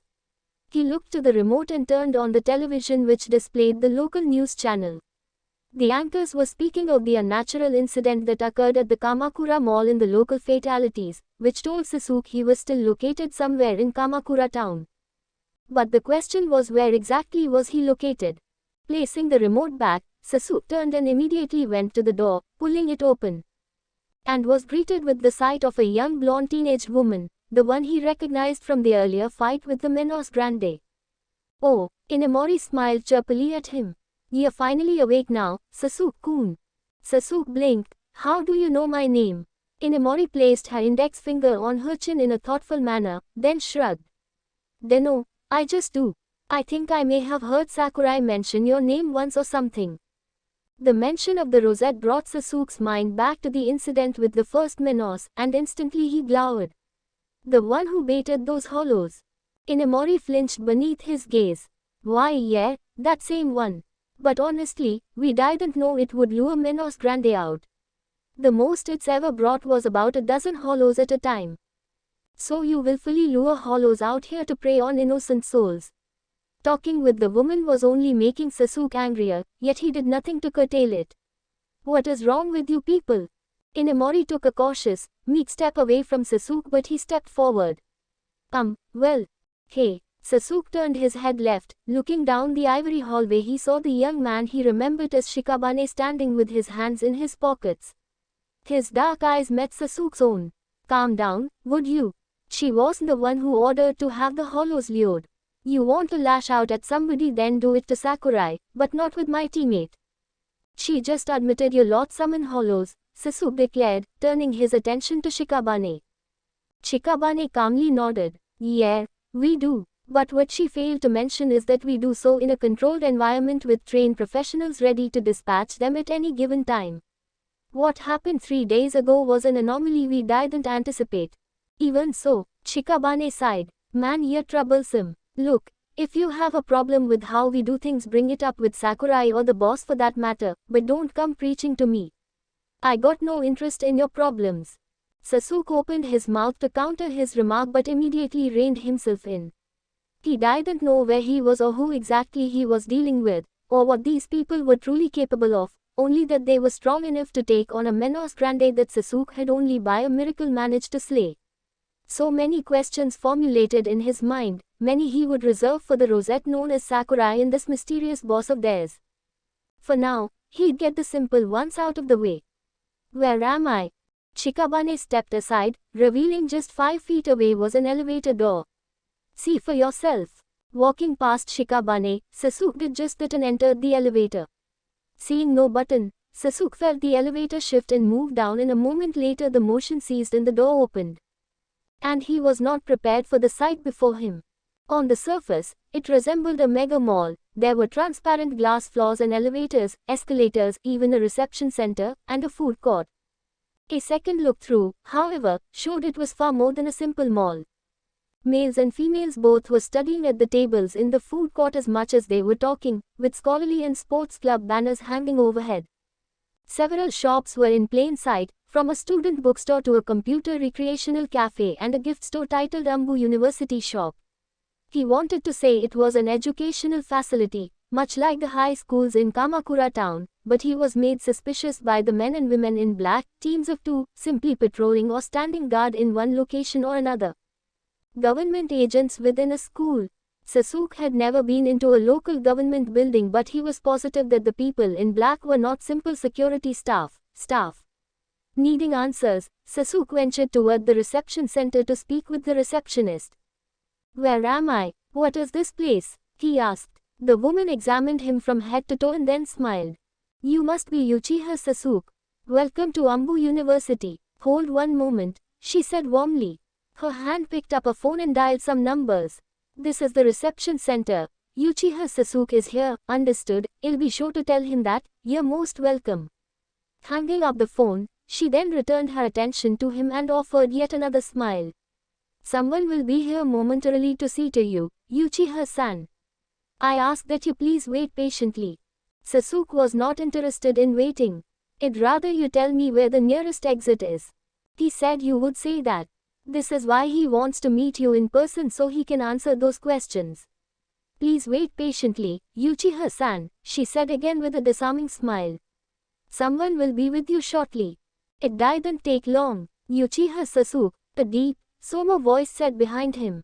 He turned to meet an equally young-looking man, perhaps no more than 20 years of age, sporting the same apparel of those in black. A slight modification would be the turtleneck jacket that covered up to his nose. "And you are Abuzain Shinota," he introduced with a nod. "My employer would like to see you now. Follow me."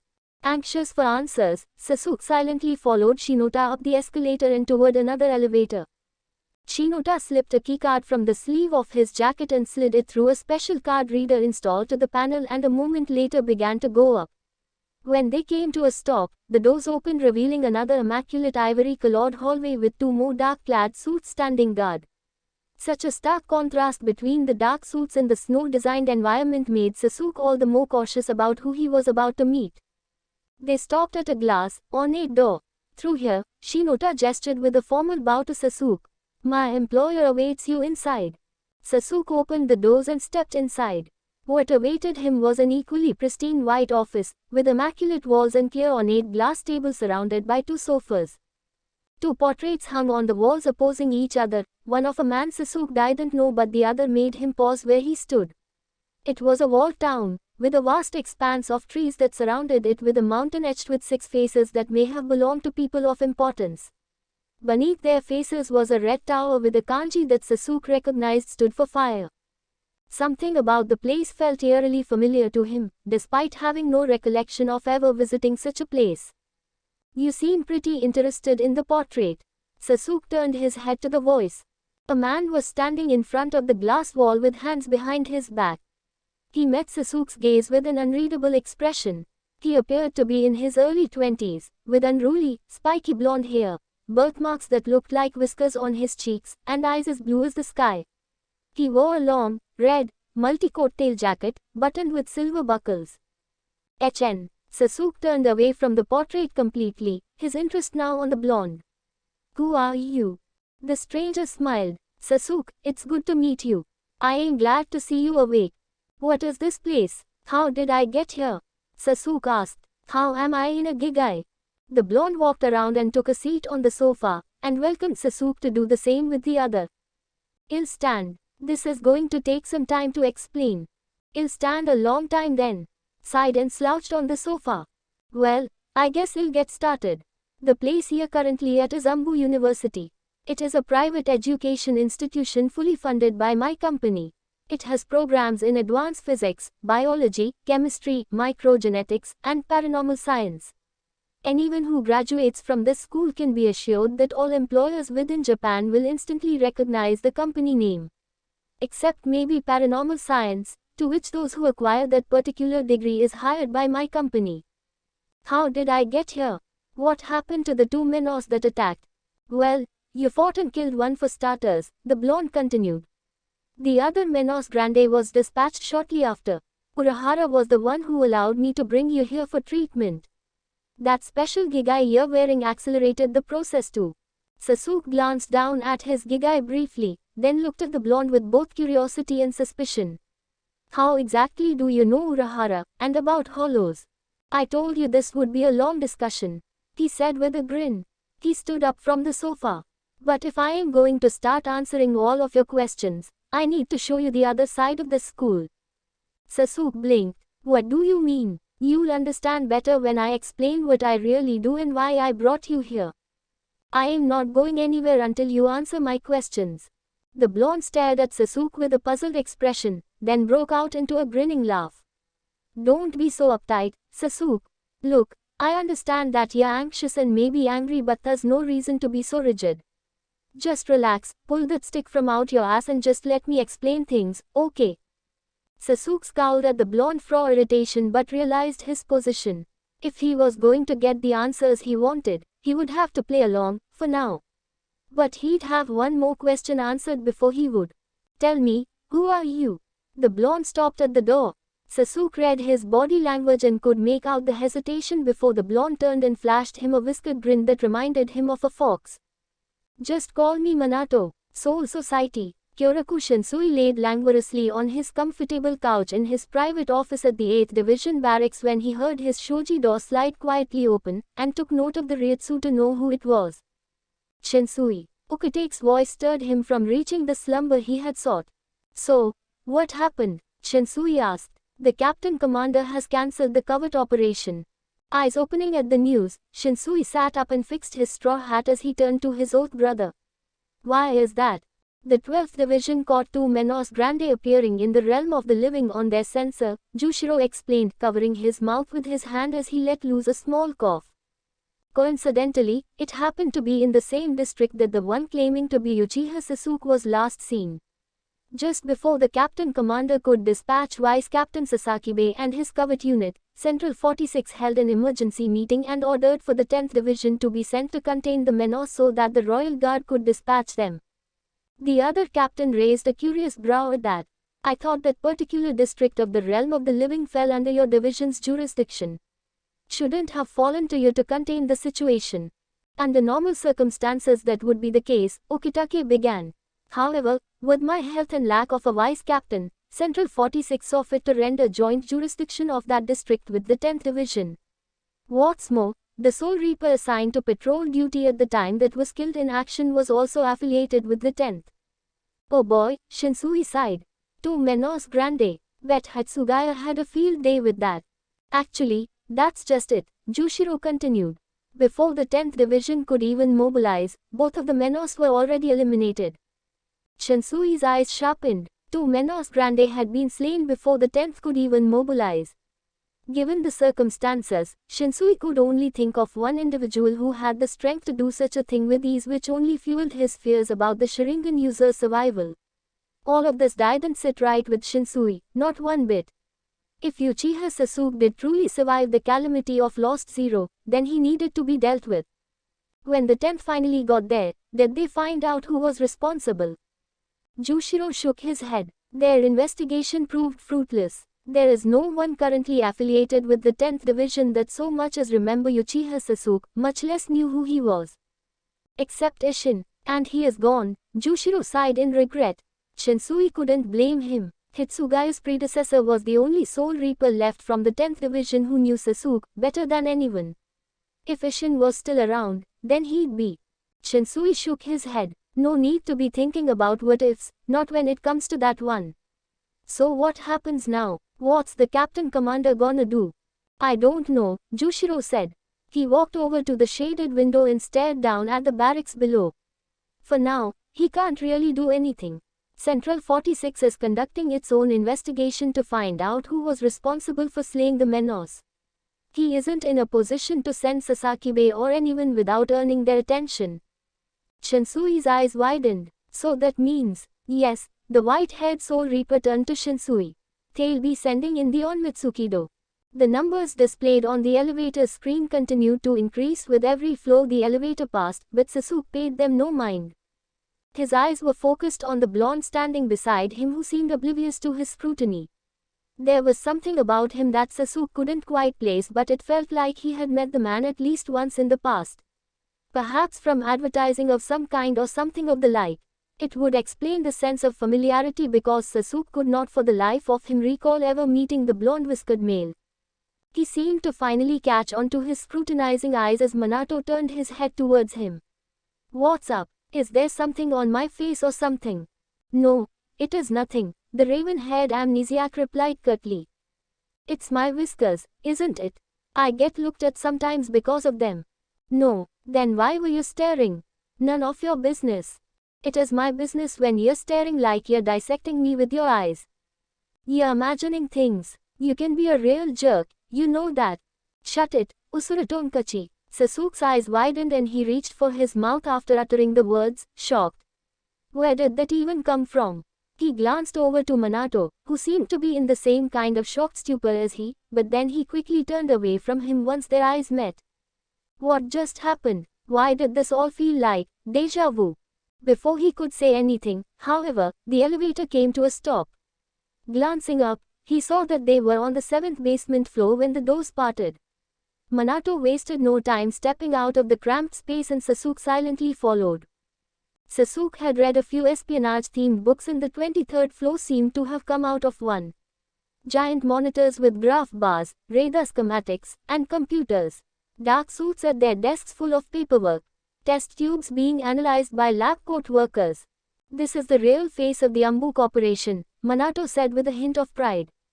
15 years ago this company was established with aid from the Japanese government to oversee the elimination of superhuman threats as well as otherworldly ones to the realm of the living.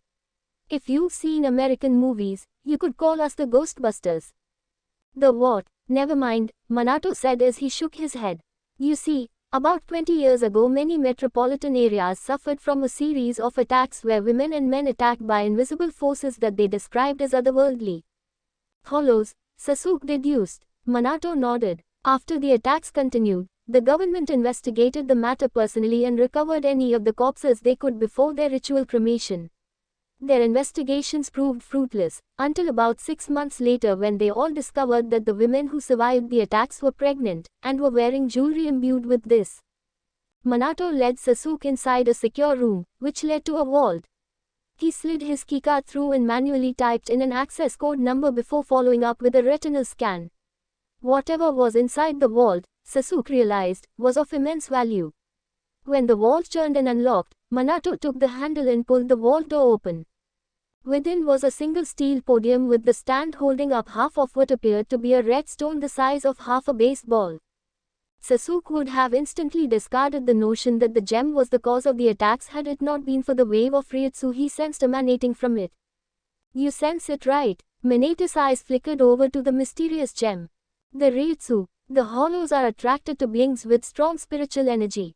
The spiritual power born from this gem and its shards imbued in jewelry is what caused the attacks in the first place. After it was discovered, the government contracted my company in order to discreetly collect the jewel shards and also keep the attacks from continuing. Several years later, the children born from the pregnant women who survived the attacks began to show signs of spiritual awareness and even unique abilities. I am certain you've met your fair share of spiritually aware humans, right Sasuke?"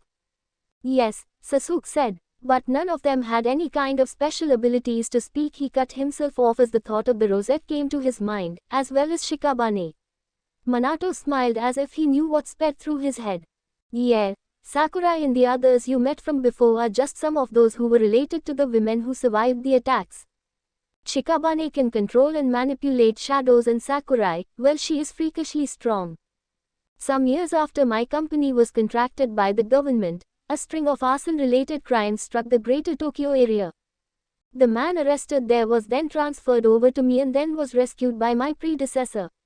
The arsonist, under careful supervision, showed us he could create his own flames without any kind of alcohol or flammable substance. Suffice to say that when we linked the arsonist to the hollow attacks previously, sure enough, we found more and more people with unique abilities out there. We have a name for their eponymous abilities, Fulbring. Fulbrung. Sasuke had never heard of such a thing before. Yes, Minato said. These humans whose parents all survived hollow attacks, traces of the hollow's power remained in their mothers' bodies, which were then passed on to them at the moment of their birth. This hollow Ryoryoku not only makes them spiritually aware, but it enables them to manipulate the souls contained within the matter. Everything, even rudimentary objects such as lampposts and chairs possess a soul, however small. By using their power to pull on the soul, Fullbringers can manipulate the object's movement or even alter its physical characteristics. You can even pull on the soul that water has to walk on its surface without falling into it. The Fullbrings of some of my Ambu agents is quite extraordinary. Before his death, he continued, my predecessor established Ambu University in order to attract others affected by the hollow attacks in this mysterious red stone and trained them to hone their Fullbrings for not only their benefit but for others as well. Hollow attacks became less and less frequent as a result of our efforts, and we began to gather the shards of this red stone in an effort to restore it. Restore it for what? Minato approached the red stone and pulled out a shard from his pocket. Slowly, he pressed the red shard against the jewel and in awe, Sasuke watched as the ruby seemingly absorbed the red shard as if it were liquid. It's taken us a long time to restore it to this extent, longer than I care to admit. There's much about this that we don't know about yet, and our time studying it only tells us that it is a highly coveted item by the Hollows. Hopefully, should we fully restore it, we can unlock the secrets behind its power and find a way to use it as a deterrent against future Hollow attacks. And how is it that the Hollows haven't come here to rip this place apart? Sasuke inquired. If what you say is true and the Hollows are after this, then how is it that you've kept this much of it hidden from them? Urahara, Minato answered as if it was the only one to give. He's been a great help to us thus far. Without his Soul Reaper knowledge, masking the Ryutsu of this much of the red stone would have been far more difficult and less effective with our own methods. At the mention of the Gita Boshi, Sasuke's eyes narrowed on Minato in suspicion. Speaking of Urahara, mind letting me know how exactly you know him? How do you know so much about Soul Reapers and Hollows? Is he a part of this operation too? Easy, Sasuke, Minato said with another grin. Urahara and I go back a bit. He scratches my back from time to time and I scratch his. We're also business partners, so it's a mutually beneficial relationship. So how did you find out about me? Sasuke asked. Why am I here? I know about you because Urahara sends me reports on the clients he senses has the level of spiritual awareness necessary to be recruited into Ambu. Your name came up and so did what you really are and what you could do. So you want to recruit me? It wasn't a question. Minato nodded. Yeah, we need your help. Having a Soul Reaper would be a great benefit to Ambu, especially one without ties to Soul Society. And the Rosette, Sakurai you call her, she is under your employ. Minato sheepishly rubbed the back of his neck. Kinda. It's a bit complicated but for the most part, she does work for Ambu.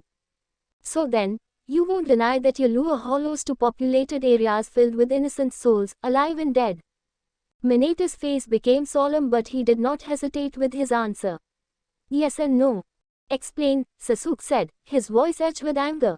We do lure Hollows using the red shards as bait, but in a controlled environment that will keep innocents from getting involved, Minato began.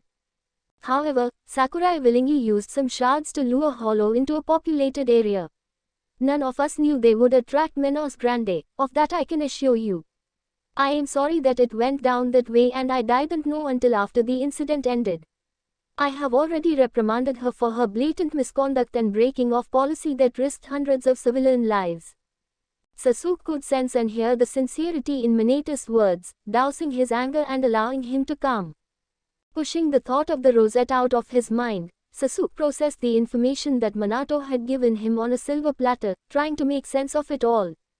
He could see the benefits of having an organization like this at his back, and coordinating with spiritually aware individuals like Shikaban's team and others. Eliminating hollows in their threat toward living and deceased souls would be an easier task. Yet the strange feeling of déjà vu hadn't left him, like he had been here once before, though he had no recollection of it. "You'd like me to work with you?" Minato's smile grew as his sky-blue eyes gleamed with hopefulness. "Yeah, of course, I do. I wouldn't show you all of this if I didn't want you. And if I choose to leave?"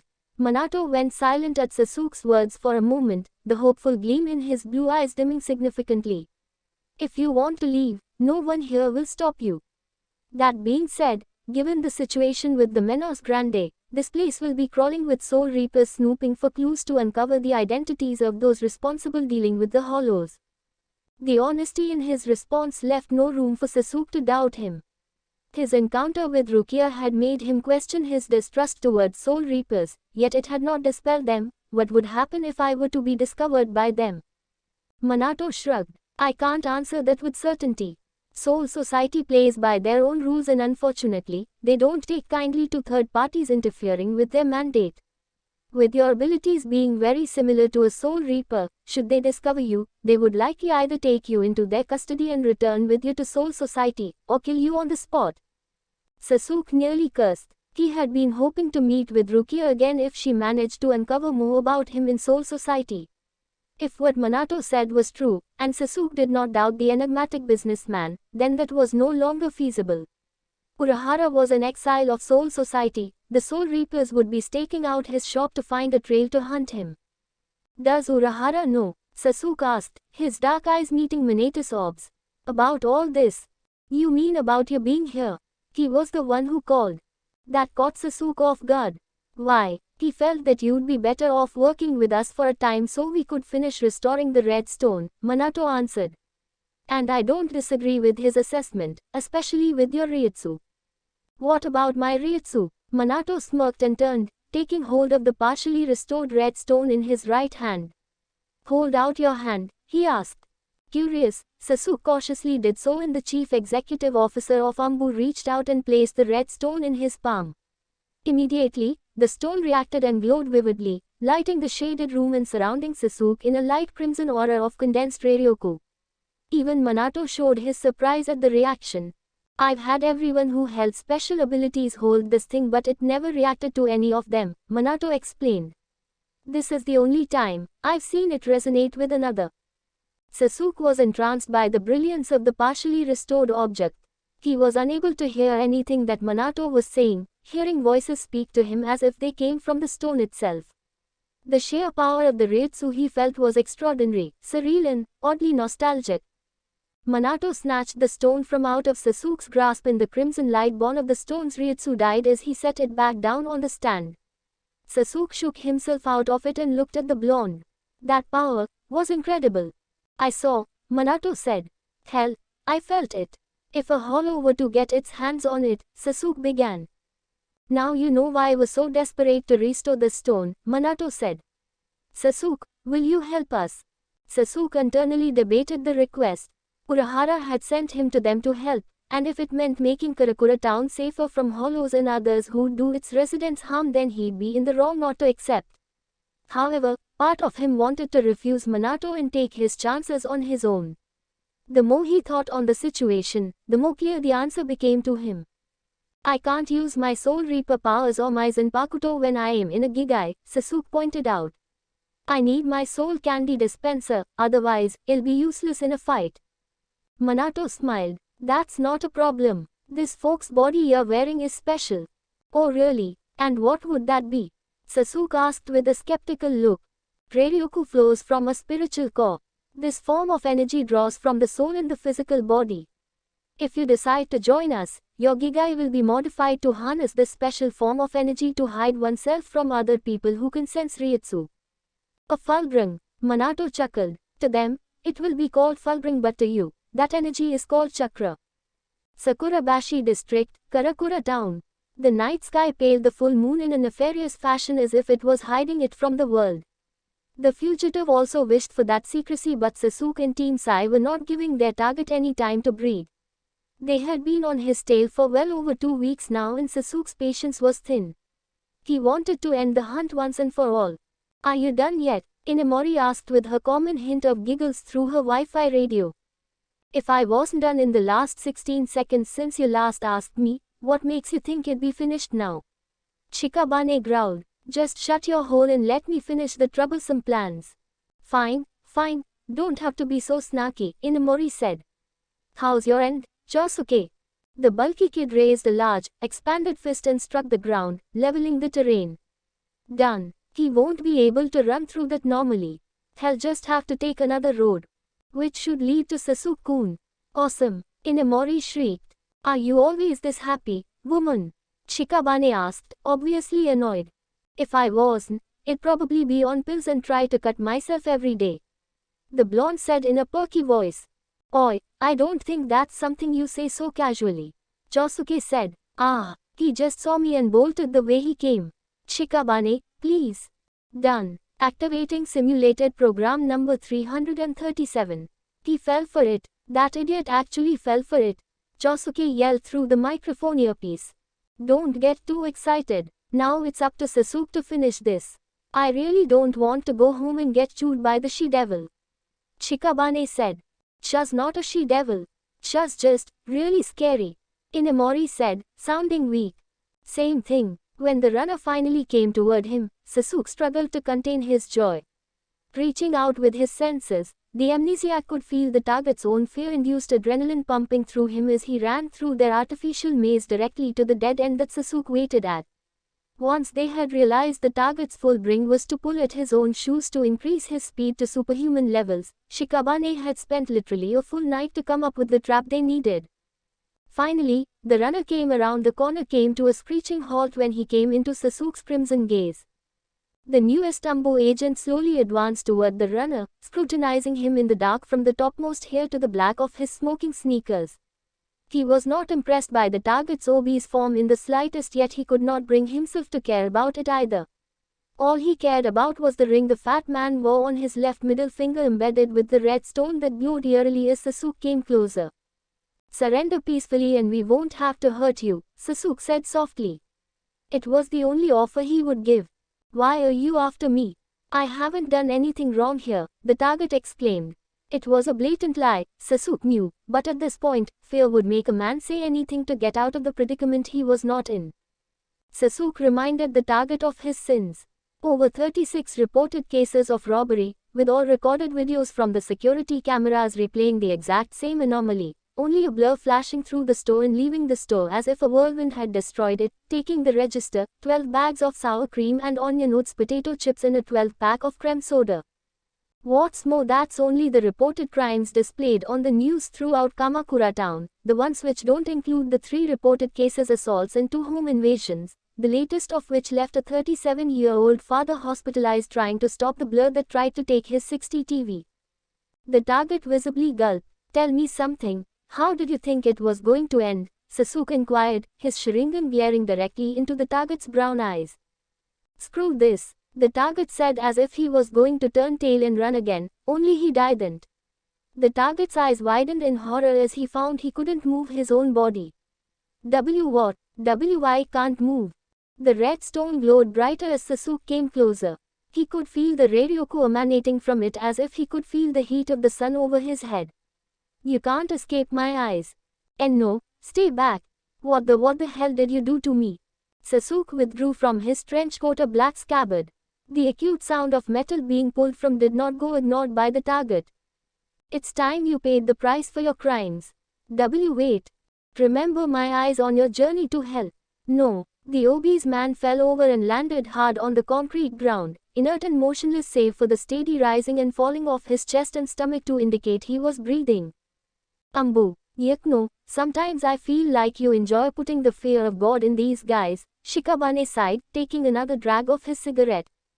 Echen, Sasuke shrugged. It gets the job done. Doesn't get rid of the smell of fresh shit though.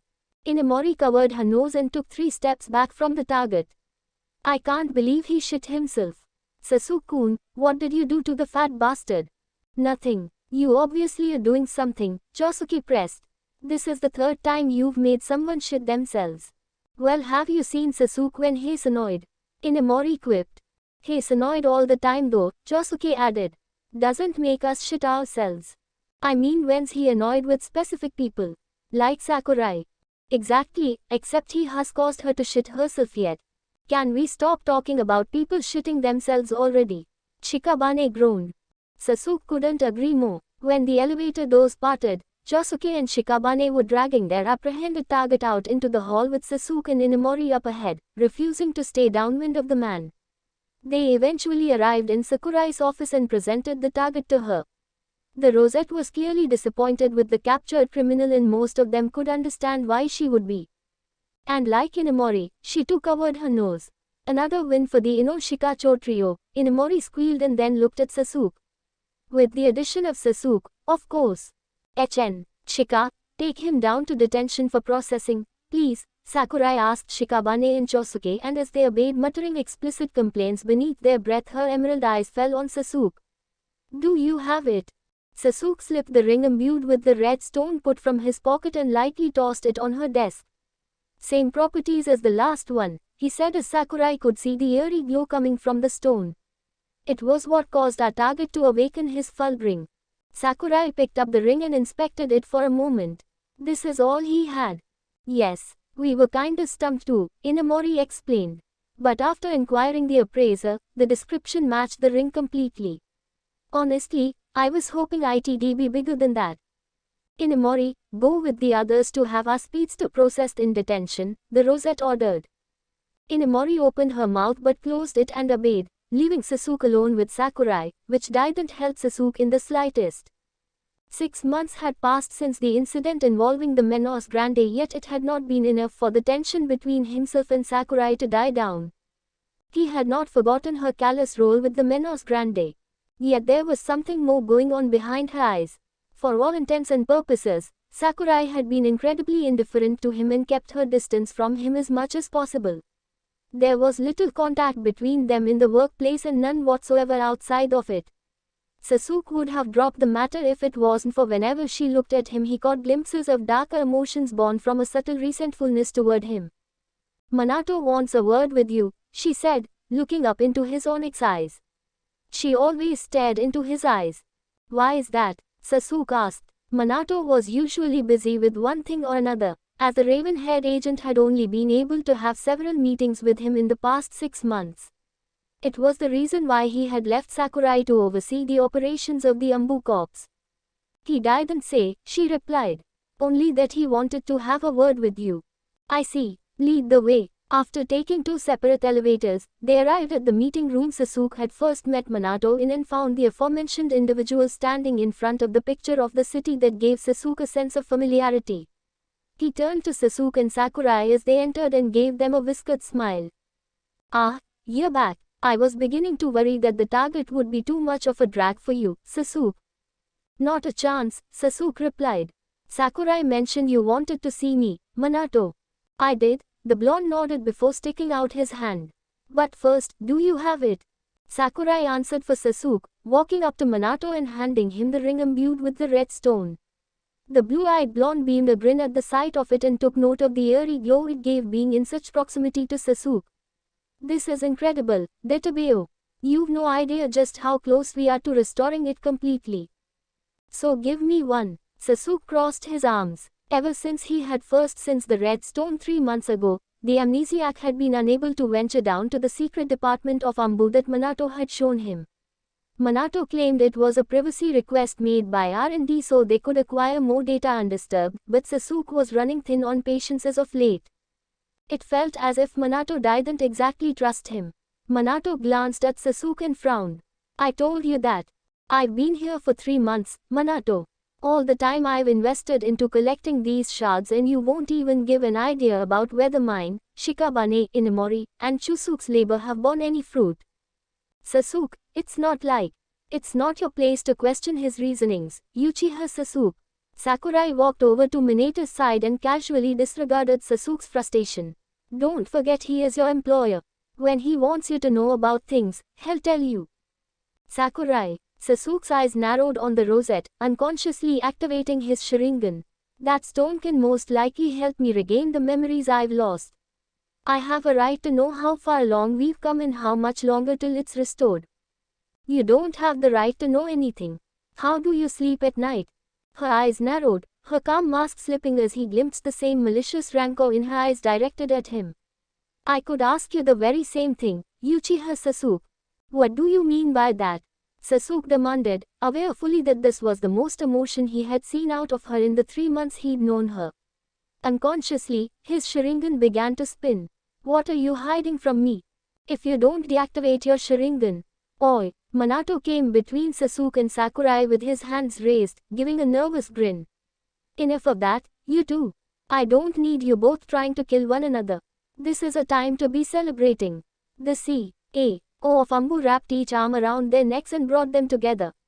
We're making some seriously exceptional progress. The three of us are going to bring good change to the world, Detobeo. Sasuke didn't take his eyes off Sakurai.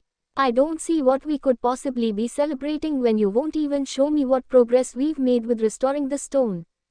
Trust me, Sasuke, you'll see it soon. Minato grinned. Just give R&D their time and when I get the okay from them, you'll be the first to see it. I swear. Sasuke pulled himself out of Minato's arm and took 2 steps back, his eyes returning to their normal onyx shade. He slipped his hands in his pockets. I ain't going now, call me if you need me. He wasn't done talking, Uchiha Sasuke, Sakurai chided.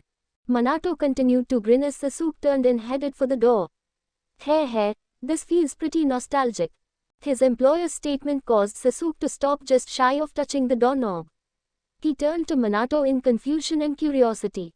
What do you mean by nostalgic? As quickly as the words left his mouth, Sasuke watched as Minato's beaming grin died. The blonde licked his lips, almost as if he was unsure as to what to say, and a quick glance to Sakurai looking for some kind of support when she too wore an almost equally nervous expression in her eyes. Well, about that, Minato began, letting out a nervous chuckle. Well, Sasuke pressed, you see, what I meant was, this kinda gave me a case of déjà vu. Déjà vu. Sasuke could tell then that Minato was trying to hide something from him and his inquisitive nature took hold. Well, you see, you can stop reading into it, Sakurai said. It's personal, so are you going to dismiss yourself or what? Realizing he wasn't going to get an answer today, Sasuke made a mental note and took his leave. Walking through the university's main lobby area, Sasuke's mind wandered. It was no longer a question if Minato and Sakurai were hiding something from him. It was a question of what? Why did Minato act as if he knew him? And why did Sakurai look at him with such hateful eyes? In the last few months working for Ambu, Sasuke had learned much about the organization but very little of either of them. The two were mysteries to the staff, save that Minato wore his feelings on his sleeve, and Sakurai was classified as the boss bitch no one wanted to piss off, as Shikabane has put it. For some odd reason, though, you seem to always put her in a fouler mood than usual, Shikabane had once quipped idly after Sasuke had asked about her. Can't fathom why, though. It's not like any of us had met you previously. So then why her unexplained hatefulness toward him? She clearly had an abhorrence towards him, but Sasuke couldn't conjure any reason why she did, until recently. Hypothetically, it was quite possible she knew him or rather knew the past him from a time he could no longer recall. If so, he must have done something terrible to make Sakurai hate him so. But what? Sasuke wondered. What could I have done to make her hate me? And why hide the truth from me if they really did know me? As he continued walking in brooding silence, Sasuke glanced at Mori sitting on a bench near the water fountain from the corner of his left eye. She had her eyes closed, seemingly listening to some kind of music produced from a pair of lavender earbuds she wore that was plugged into her iPod. At first glance, she seemed to be in her own world, but upon closer scrutiny, Sasuke could make out signs of distress on her normally cheerful face. He wondered what to say if he even could say anything. Sasuke knew her fulbring made her somewhat of a telepath, but he had never seen her like this before. I know that it's you, Sasuke, Inamori said suddenly. She lifted a single eyelid and gave him an amused smile. Her distress was suddenly gone. So are you going to comfort me or what? Sasuke walked over to her and asked what was wrong. I ain't just escaping, she said and sliding her finger over the pause button on her iPod. From what? Sasuke asked again and oddly decided to sit down beside her. All of this. She glanced toward the people in stores all around them. From Ambu, from people in general. Sometimes I slip with my fulgrim. Sometimes I hear thoughts I rather never hear from another person's mind. Music in this fountain, they kinda help me escape from it all. Inamori smiled sadly for a brief moment before looking up him, meeting his onyx gaze with a suddenly cheerful disposition. So, how did it go? You're a telepath, aren't you? I do like to have conversations rather than just bulldoze through a person's head, Inamori quipped. She paused for a moment. Besides, I can't read your mind. So she has tried before. Went well enough, I guess. But, Sasuke glanced at the fountain. I feel like they're hiding something from me. Minato-san and Sakurai. Inamori sighed when Sasuke nodded. I know what you mean. Because of my fulgrim, I can read another person's mind. It's kind of like reading a novel. They come in different genres and have different themes, yet no. Some books are interesting, some are terribly dull, some are beautiful and some are just dreadfully frightening. Is that why your face was so red when you said you had read a rather steamy book? Sasuke asked, inciting Inamori's face to flush. She fixed her hair, purposely glancing away from Sasuke. Anyways, I am saying that they're impossible to read. I tried with Minato-san once and was met with a 10-foot brick wall and a frightening Reiryoku. And Sakurai, hers is much scarier. She actually has a persona inside her that actually kicked me out. I'll never forget that night when I tried going in her mind while she was sleeping. Before Sasuke could even ask her about it, Inamori suddenly leaned closely to Sasuke. Her lips were centimeters away from his before she pressed her brow lightly against his.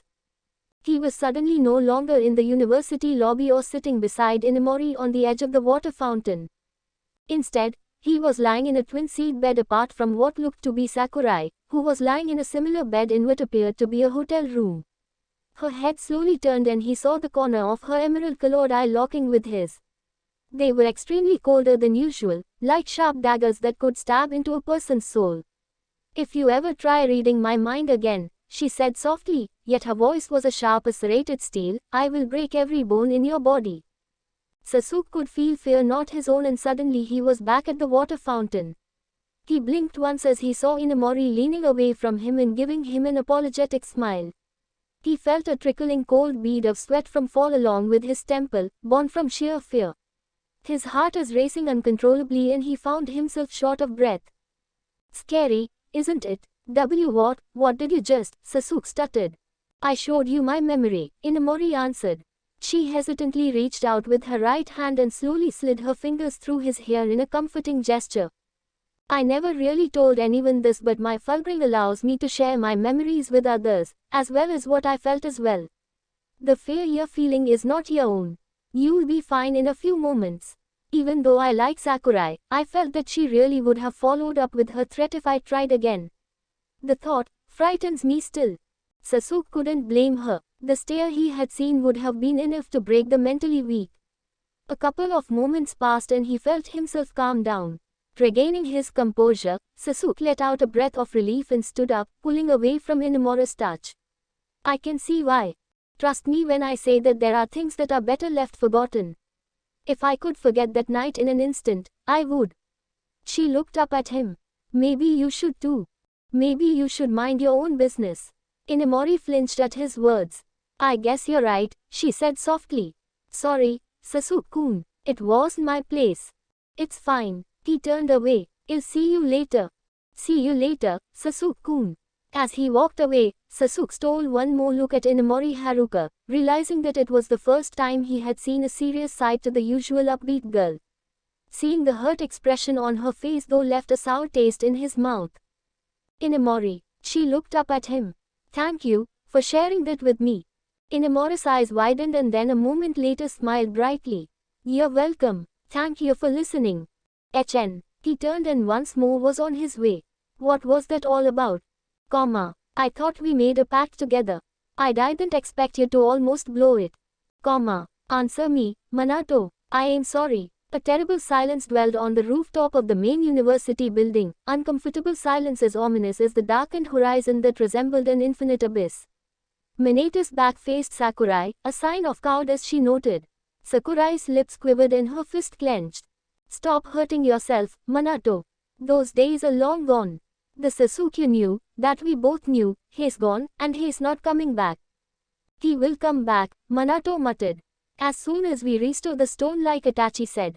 Then what? Sakurai challenged. Even if the stone is completely restored and we use it for Sasuke to regain his memory, guess what?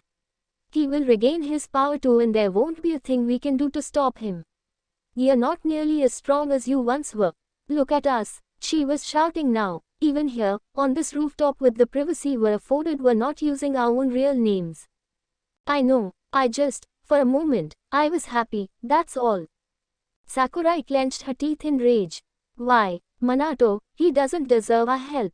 He doesn't deserve my help. I am only doing this because I want to make you happy, but if it's like this, then I don't think I can.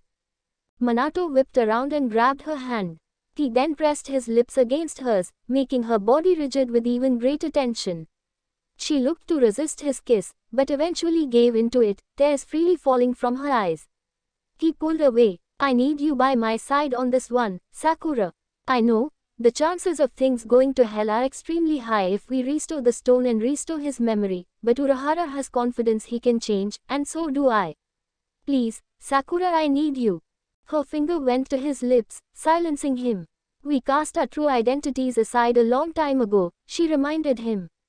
Remember, our last battle against Madara. I remember, Minato said bitterly. I only agreed to this because you wanted to, only because I thought it would make you happy, Sakurai explained. She leaned into his embrace and laid her head on his chest. I would do anything for you, but for Sasuke, I will never do a thing to help him of my own free will. Ever again. Minato frowned. You never told me what really happened after that incident. I understand you're angry with Sasuke, but thus this rage I can sense within you, even after a year of working with him. You still look at him with those hateful eyes. Why won't you tell me? Because I can't and I won't.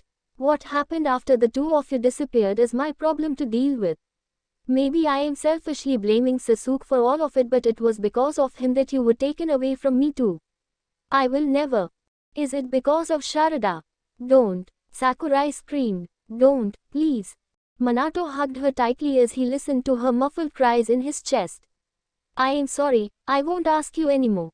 I just want to let you know that whenever you're ready to tell me, I'll be there to listen. Sasuke parked his vehicle near the bicycle stand and then headed within the apartment complex.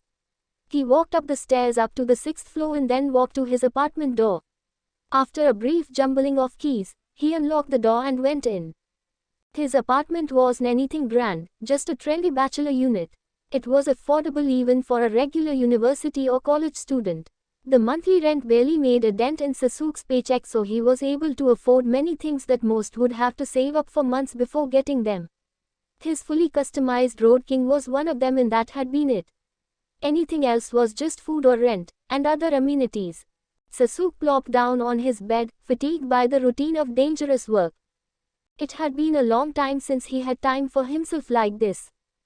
Day after day, the company he worked for dealt not just with superhumans but at other times, paranormal activities such as demon exorcism or slaying, taming vengeful spirits or randomly killing hollows too if they were in his way. There were even mundane assignments such as escorting political leaders to certain locations because they were targets of superhumans or taking on crime bosses. As he would eventually find out, Ambu was sent to do all sorts of dangerous or extreme jobs all over Japan. He felt his phone vibrate in his pocket and he pulled it out. A voicemail despite the lack of a missed call. He called and listened. Hello, you have one new message. New message. Sasuke, Urahara's voice caused the raven-haired swordsman's eyes to widen in shock. How's Ambu been treating ya? Pretty well, I hope, though not as well as your old employer, eh? I wanted to drop a message and let ya know that it's fine for you to come on over now. It's time we had a little talk. The Onmitsukido isn't around anymore, so it's safe to come by. Oh, and don't worry about clocking in for work tomorrow. Minato has that squared away. I'll see ya at 12. Ciao. End of messages. Sasuke put his phone aside and at his watch and saw that it was getting really late. He would put off his self-cleaning ritual for tonight and do it in the last time he had tried heading to the Urahara shop. Soul Reapers dressed like ninja patrolled the area heavily. It was thanks to the specially made Gigai that they were not able to sense his Ryoryoku. As he had learned from Minato, Soul Reapers had trouble sensing living souls or humans for that matter, which could be the reason why they were sometimes too late when they got attacked by hollows. His eyelids grew heavy and with one last blink, he fell into a deep slumber. Asterisk asterisk asterisk. I really need to get more clothes, Sasuke muttered to himself as he looked at his closet. Only a handful of generic business shirt and pants hang from the pantry. The Urahara shop wasn't exactly the best place to sit in office attire, but that was all the Uchiha had, so he wore it, grabbed his helmet and then left his house. Just then, he recognized a familiar face. Good morning, Sasuke-kun. Morning, Mrs. Arisuwa. The two had first met 3 months ago by chance. Sasuke had recently rented out the apartment but never spent much time in there, and to the ladder's surprise, she never knew there was someone living next to her until that moment. Going to school today? She asked. Finished my exams yesterday, so I am taking the day off. The raven-haired man told her, which was partially true. Ridamaru had insisted on Sasuke getting an education even though the former had contested that he was educated enough about the living world. The CEO countered that in the real world, nobody cared about ghosts learning stuff in their own time unless it was proven on paper, and so, Sasuke had reluctantly taken his studies in paranormal studies. To regular people, Sasuke was studying psychology. Ah, I see. I am taking Tatsuki-chan to the pediatrician today, the lady said, moving to the side in order to reveal a little dark-haired girl in hiding. Since the clinic isn't too far, shall be waking there a little bit. I see. Please be careful, Sasuke urged quietly. Karakura was relatively safe, but to someone like Sasuke, it always felt like one had to watch his back. I will. Have a good day, Sasuke-kun. You too, Mrs. Arisuwa. The Uchiha said as he headed to the stairs first. It had been nearly an hour's drive when Sasuke noticed he was one street away from the Urahara shop. He parked his bike, paid the meter, and trekked along the oak tree side field pedestrian path. The leaves were beginning to fall, and with a hint of regret, Sasuke knew the end of summer was near. He had been so focused on his job that he kept refusing almost every form of extracurricular entertainment. Sasuke, you big idiot. He could remember Inamori yelling when she and many of her friends invited him to the beach. I'll take her out to lunch sometime, Sasuke thought before he bumped into another person. Oh, sorry, he said, and then quickly realizing with unprecedented anxiety who he had bumped into. It was a Soul Reaper. Sasuke-san, the voice said as it turned around to see him. Sasuke's eyes widened in recognition. Kuchiki Rukia, what are you doing here? He asked, completely surprised at her presence. The drawback in Sasuke's special Gigai was that he had difficulty sensing spirits, including Soul Reaper. Only his Sharingan allowed him to see them from a mile away. My goodness, Sasuke-san, is it really you? She asked. She then placed a palm on the man's chest and then drew it back. It is you. I thought you had died. Why would you think that? I haven't seen you in over a year. I was beginning to think that either you were extremely good at hiding or you had met your end at a hollow's hand. You were looking for me. Of course I was. I honored my promise, but unfortunately, the timing of the investigation fell right at the moment of the Menos Grande incident. The Captain Commander had to postpone his search for you when Central 46 issued the order to find whoever had done in the hollows. They stopped searching a week ago, and then the Captain Commander resumed from that point on. After the searches proved unfruitful, he began to question if I was either lying or hallucinating the whole thing, so he ordered me to find you myself.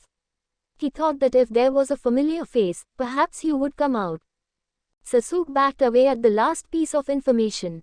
The Captain Commander of Soul Society was looking for him. That sent a red flag across the Uchiha's mind.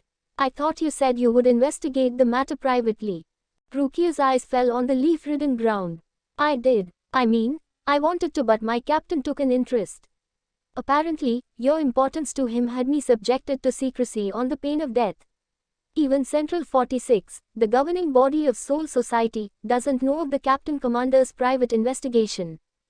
The amnesiac man let Rukia's entire revelation sink into his mind. He looked over her and groaned inwardly at the closeness at which he was to the shop.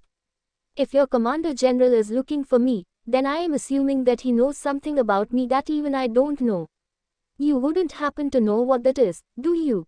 Rukia shook her head. The only thing I know is that not just him but 3 other captains, including my own, seem to know about you and that they too are sworn to secrecy on pain of death.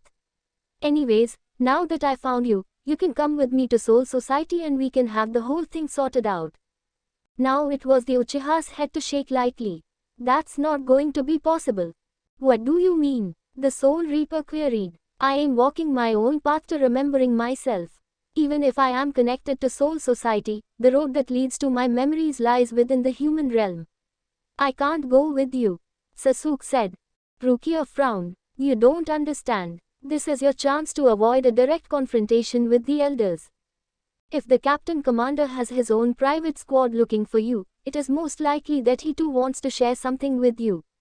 Think about it. There's really nothing that stops him from revealing your identity to Central 46. Since he has lived for over 2000 years, it's very certain that he must know something about you, something that he won't share with the elders that have lived just as long as he did. Sasuke didn't say anything, pondering the female Soul Reaper's words, to which she added more. Do you not get it? It is because of him that Central 46 doesn't know that you exist yet. If they did, then they would most likely redouble their efforts into finding you. I am happy he is doing this but I can't go there yet. Sorry but tell him that he will have to wait a little longer, Sasuke said as he walked past an angry-stricken Rukia. The former whipped around and grabbed his wrist.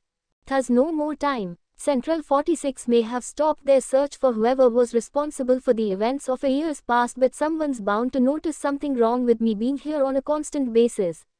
Leave your gigai and come with me. Sasuke wrathfully moved his hand away from her grip. It can't be done. I won't be swayed, nor distracted by anything else. Leave me be. Not long after he took 3 steps away from her did the Uchiha feel Rukia's Ryutsu in motion. Before he had time to react, a red, flame-designed gloved hand went through him. Instantly, he felt himself being evicted from his folk's body. His original samurai-esque clothing garbed his body, something he hadn't seen in a long time. The first time we met, I remember telling you that Soul Society's law is swift and merciless. If they find you, they will not commend you for slaying 2 Menos Grande. They will investigate you and then should they find that you are a renegade, they will execute you. The Commander General knows something about you, that is why he won't reveal the knowledge of your existence to them. If he did not know or cared, do you think it would have stopped him from doing so? Rukia said, her eyes gleaming with resolve. We may have met for only a day but I know that no matter what I find out about you from the past, the person you are right now is a good man. You will come with me, Sasuke-san, even if I must hurt you. Rukia had uncovered her blade during her talk and pointed it to the other Soul Reaper. Sasuke could feel her spiritual pressure permeating the air, letting him know that there was no escape. He held up a hand in retreat. Rukia, put away your Zanpakuto. She lowered a bit and her hawk-like gaze softened. Then, you will come willingly.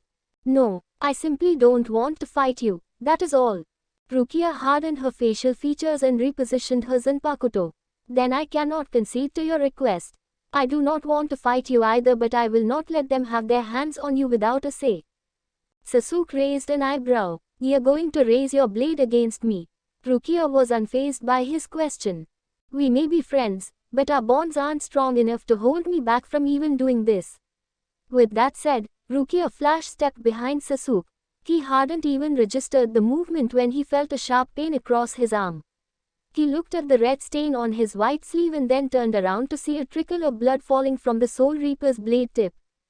I won't kill you, Rukia said, looking back with the corner of her right eye. But like it or not, you're coming with me, willing or not. Seeing how she was dead serious about the whole affair, Sasuke whipped out his Zanpakuto. You can try, Sasuke declared, his onyx orbs shifting to crimson inlaid with 3 ominous tomo. His Ryutsu rose as well, appalling his newly formed adversary. Uchiha Sasuke, defend yourself. Rukia roared as she lunged forward, the resolve of her sword coming down upon the Uchiha's own conviction. Zanpakuto clashed against Zanpakuto in a rapid series of precision blade strokes, slashes, and thrusts. Some were countered, some evaded, others narrowly guarded. Evade, guard, parry, and counter, a mantra to all sword wielders that both Soul Reapers executed to near perfection. Sasuke had not felt so threatened by another since his ambiguous spar with the Gita Boshi.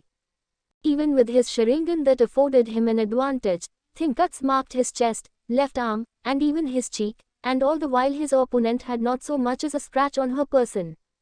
It was a physical testament to Rukia's skill as a Kenjutsu practitioner that revealed she was slowly overcoming his defenses and just how much he had underestimated her abilities. The disparity in power between him and Rukia is so clear to him, and he could not help but feel utter dread in the pit of his stomach.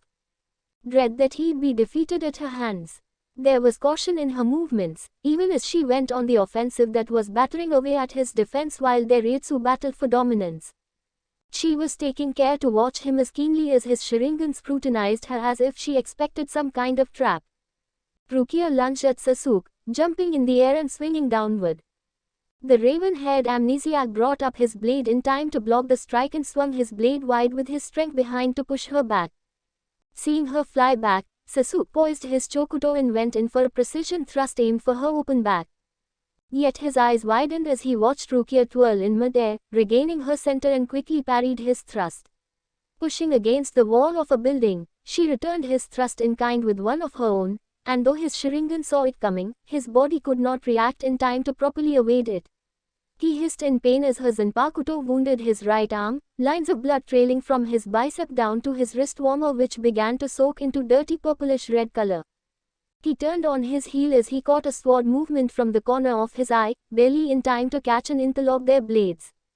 I recall your Ryutsu being stronger than this when we fought together against the Hollows. Rukia's voice was eerily modulated, her violet eyes piercing into his crimson orbs without fear. Where is that strength now? Where was it indeed? Since they started fighting, Sasuke had quickly come to realize that he wasn't up to par in his attacks. His movements were rigid and he lacked the motivation behind the blade. He was not shy to display his power and overcome his adversity yet, this time, was different. What he saw beyond his blade was an enemy in his eyes and he had no desire to fight against her. Even his Ryutsu, his spiritual pressure, wasn't as strong as it once was before and was slowly crumbling before Rukia's own Ryutsu. What is wrong with me? Self-preservation instincts should have been kicking in by now, but Sasuke felt himself losing his will to even fight at this point. Rukia's eyes narrowed ever so slightly. You've become satisfied with your way of living, haven't you? What? Sasuke muttered as he struggled to keep Rukia's blade back. Rukia explained it as if she was quoting from a textbook. A soul reaper becoming accustomed to the realm of the living is an overture to the decline of one's spiritual power. When we first met, you told me that you were staying here in the realm of the living because you wished to recover your memories of your past, but I am beginning to doubt that's the case anymore. Don't talk like you understand, Sasuke growled out. You can't fool my eyes. All of this time that's passed, all you were doing was just fooling yourself into wanting to believe that you could somehow become a part of this world. Rukia pressed forward, breaking their blades apart from the deadlock to create a gap between them and followed up with a quick vertical slash.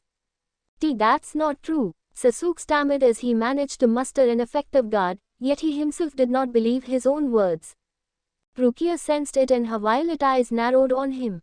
Just now you hesitated. You are not even sure of yourself anymore, of your own desires. Tell me, Sasuke-san, was everything you told me a lie? She slashed at him yet again from the left, then from the right, then overhead. Her offensive kept Sasuke reeling, each stroke of her blade just a thin hair away from making contact with flesh. Has complacency robbed you of your desire to even remember who you really are? Do you even want to recover your memories anymore? It wasn't true, Sasuke thought, but it felt forced. He wanted to roar back in defiance but no words left his mouth.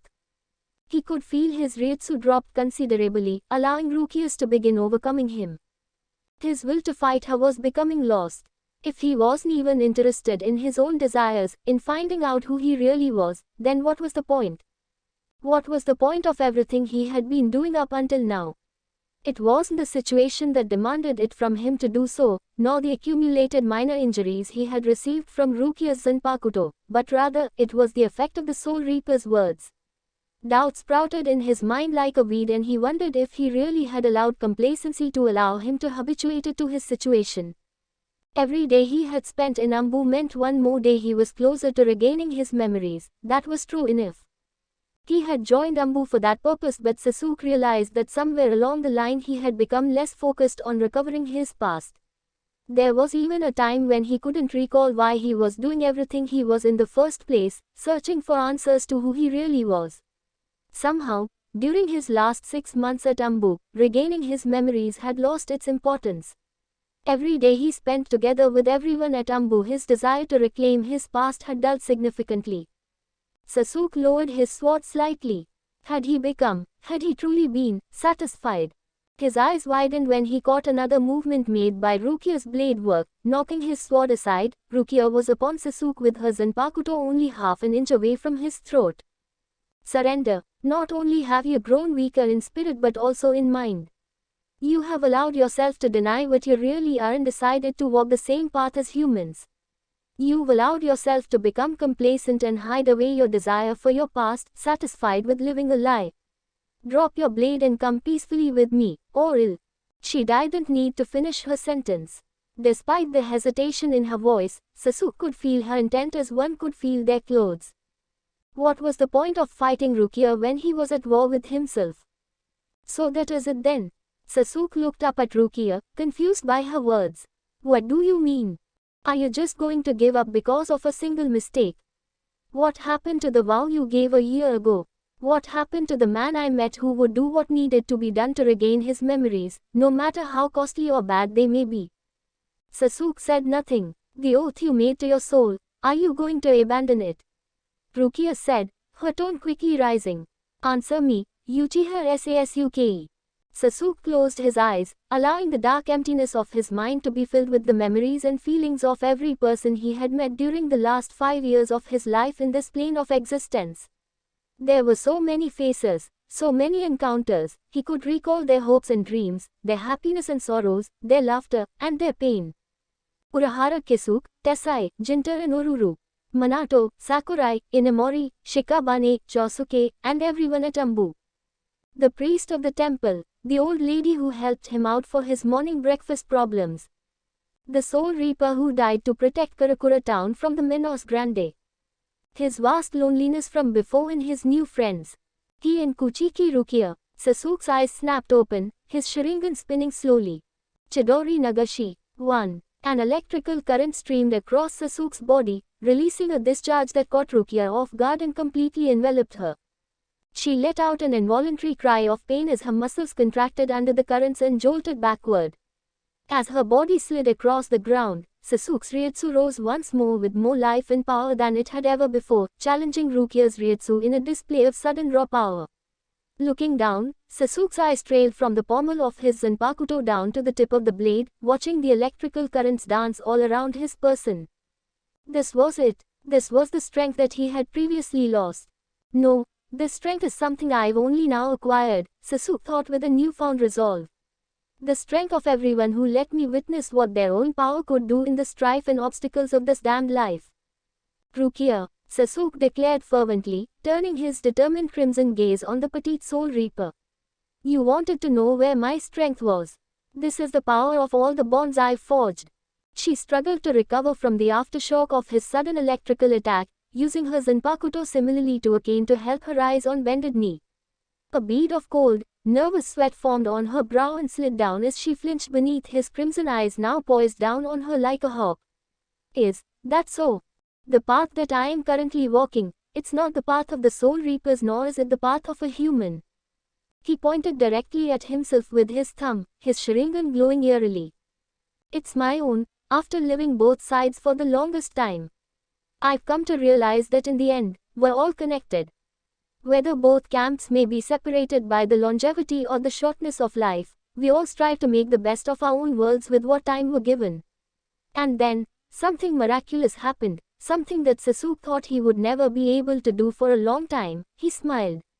He gave Rukia his first and only genuine smile. A truly happy and completely unrestrained smile. Rukia had always tried picturing what Sasuke would look like if he had smiled from time to time, but it always came out wrong, awkward, or it just stopped at an arrogant smirk. To see Sasuke give her a smile instead of a sad or anxious look, affected her in ways she could not, or rather did not comprehend. I am satisfied, I can admit that now. But it's not with the life I was living as a folks human or what I am doing now, but with me as a person and my choices in life. I understand, Sasuke-san. Rukia could not help but give him a small smile of her own, a sense of relief washing over her. Yet the resolve in her eyes had not changed. Even so, I cannot allow you to remain in this world any longer. For your sake, as well as my own, I have to bring you in. Sasuke brought up his blade, his smile fading away and replaced with his once more serious demeanor. You will try. Turning his own Chokuto-style Zanpakuto around to its blunted edge, he used Shinpo to close the distance between and swung for the back of her neck, intent on incapacitating her and ending their confrontation. Rukia whispered an incantation. Bakudo number 8, Seki. 2. A round, almost spherical blue shield formed at the base of her neck. Despite his Sharingan, Sasuke was unable to compensate or change the angle of his incoming Zanpakuto and struck the shield, which repelled his attack and hurled Sasuke back, his feet skidding across the ground as he was thrown off guard by the sudden Kido spell. Seeing an opportunity, Rukia made hand movements like calligraphy that condensed Reishi together into a golden orb of energy into the palm of her hand.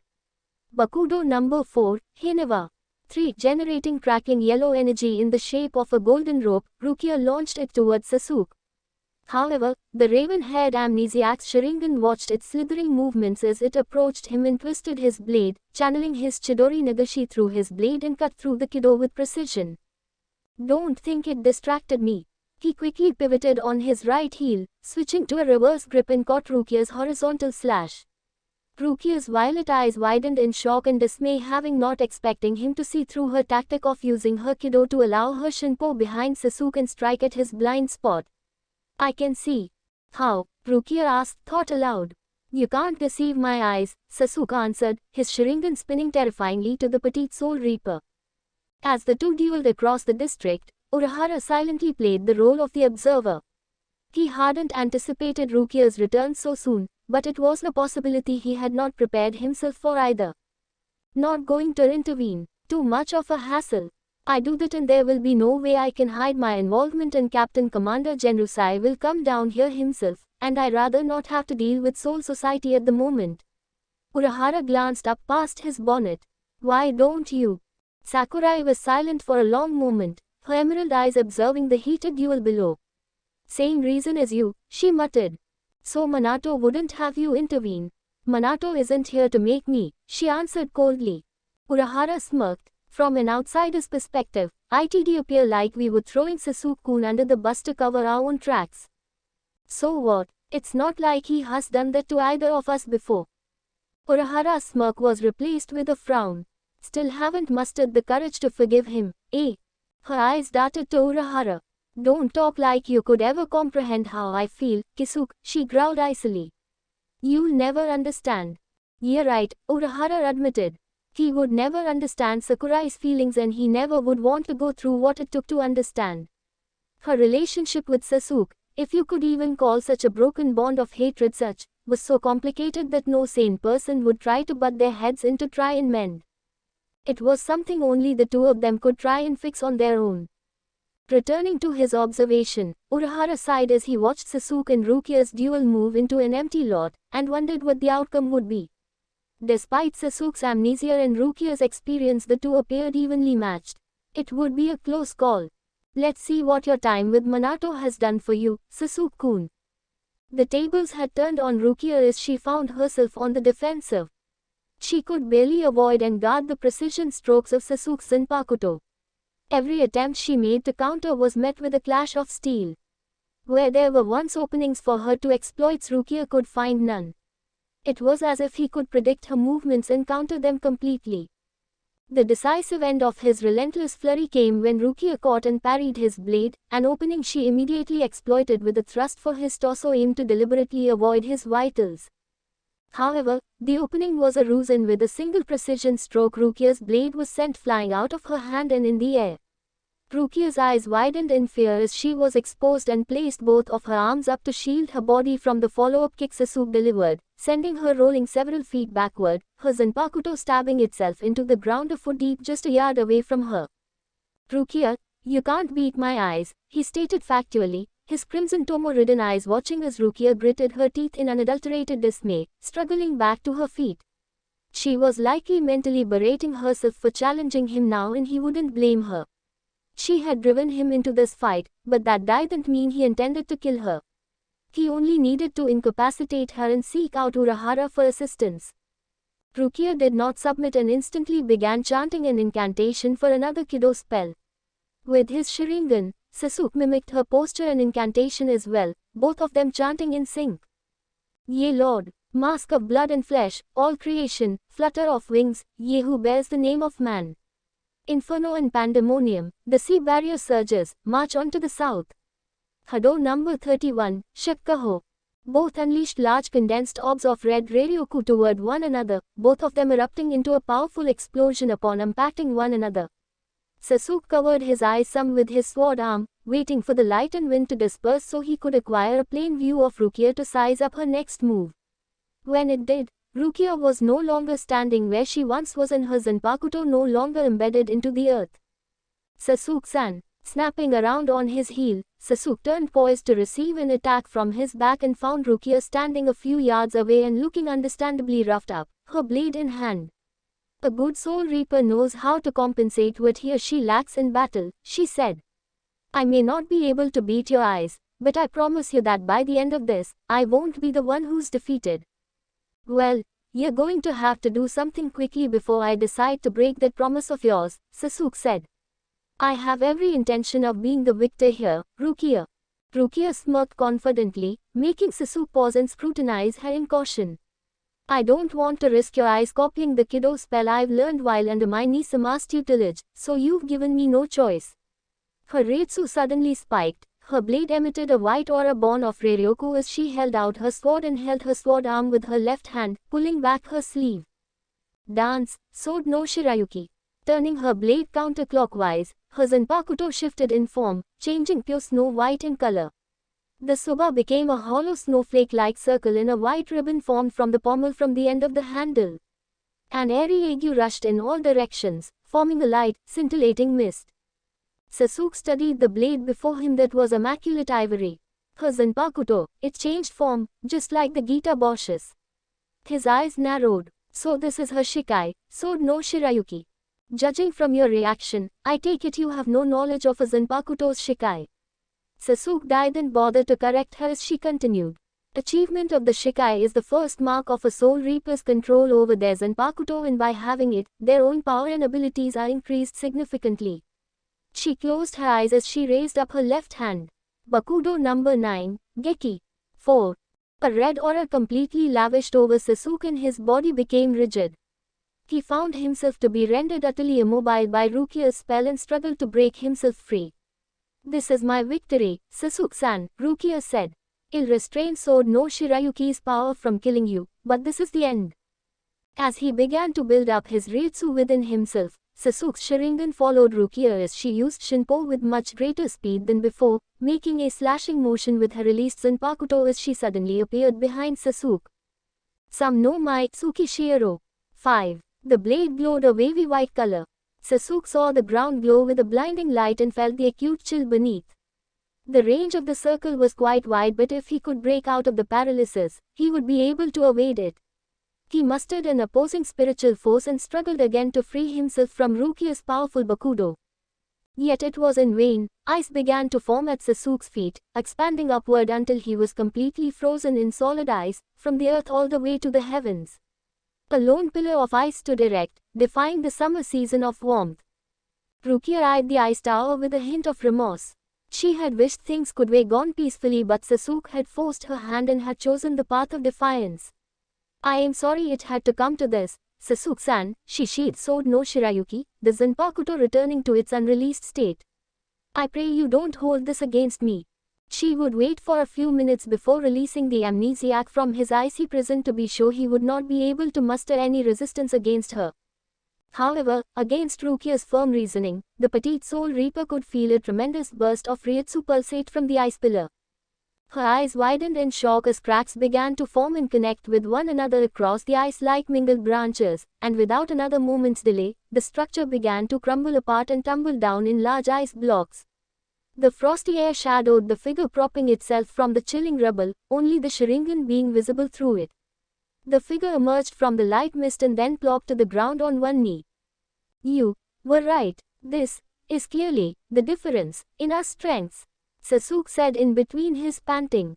He managed to get up and trudged in Rukia's direction. The latter stared wide-eyed at him in complete astonishment. How is that possible? Rukia stammered. Sasuke stopped to inhale and exhale deeply. You underestimate yourself. Didn't you say so yourself, that I could rest assured that you would restrain yourself? It was only because of your choice that I was able to expend nearly all of my Ryoku to blast away this ice coffin, Sasuke said, walking past her. He then picked up his sword that had remained firm into the ground. He lifted it up and then pointed it at Rukia. I see now, a released Zanpakuto is very unique. He twirled his blade in a stylish fashion before retreating it into the sheath. I remained in a Gigai without ever exerting my spiritual self for months.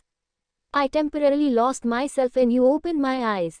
I was overconfident and yet, you outclassed me. Sasuke took one final breath and then crossed his arms.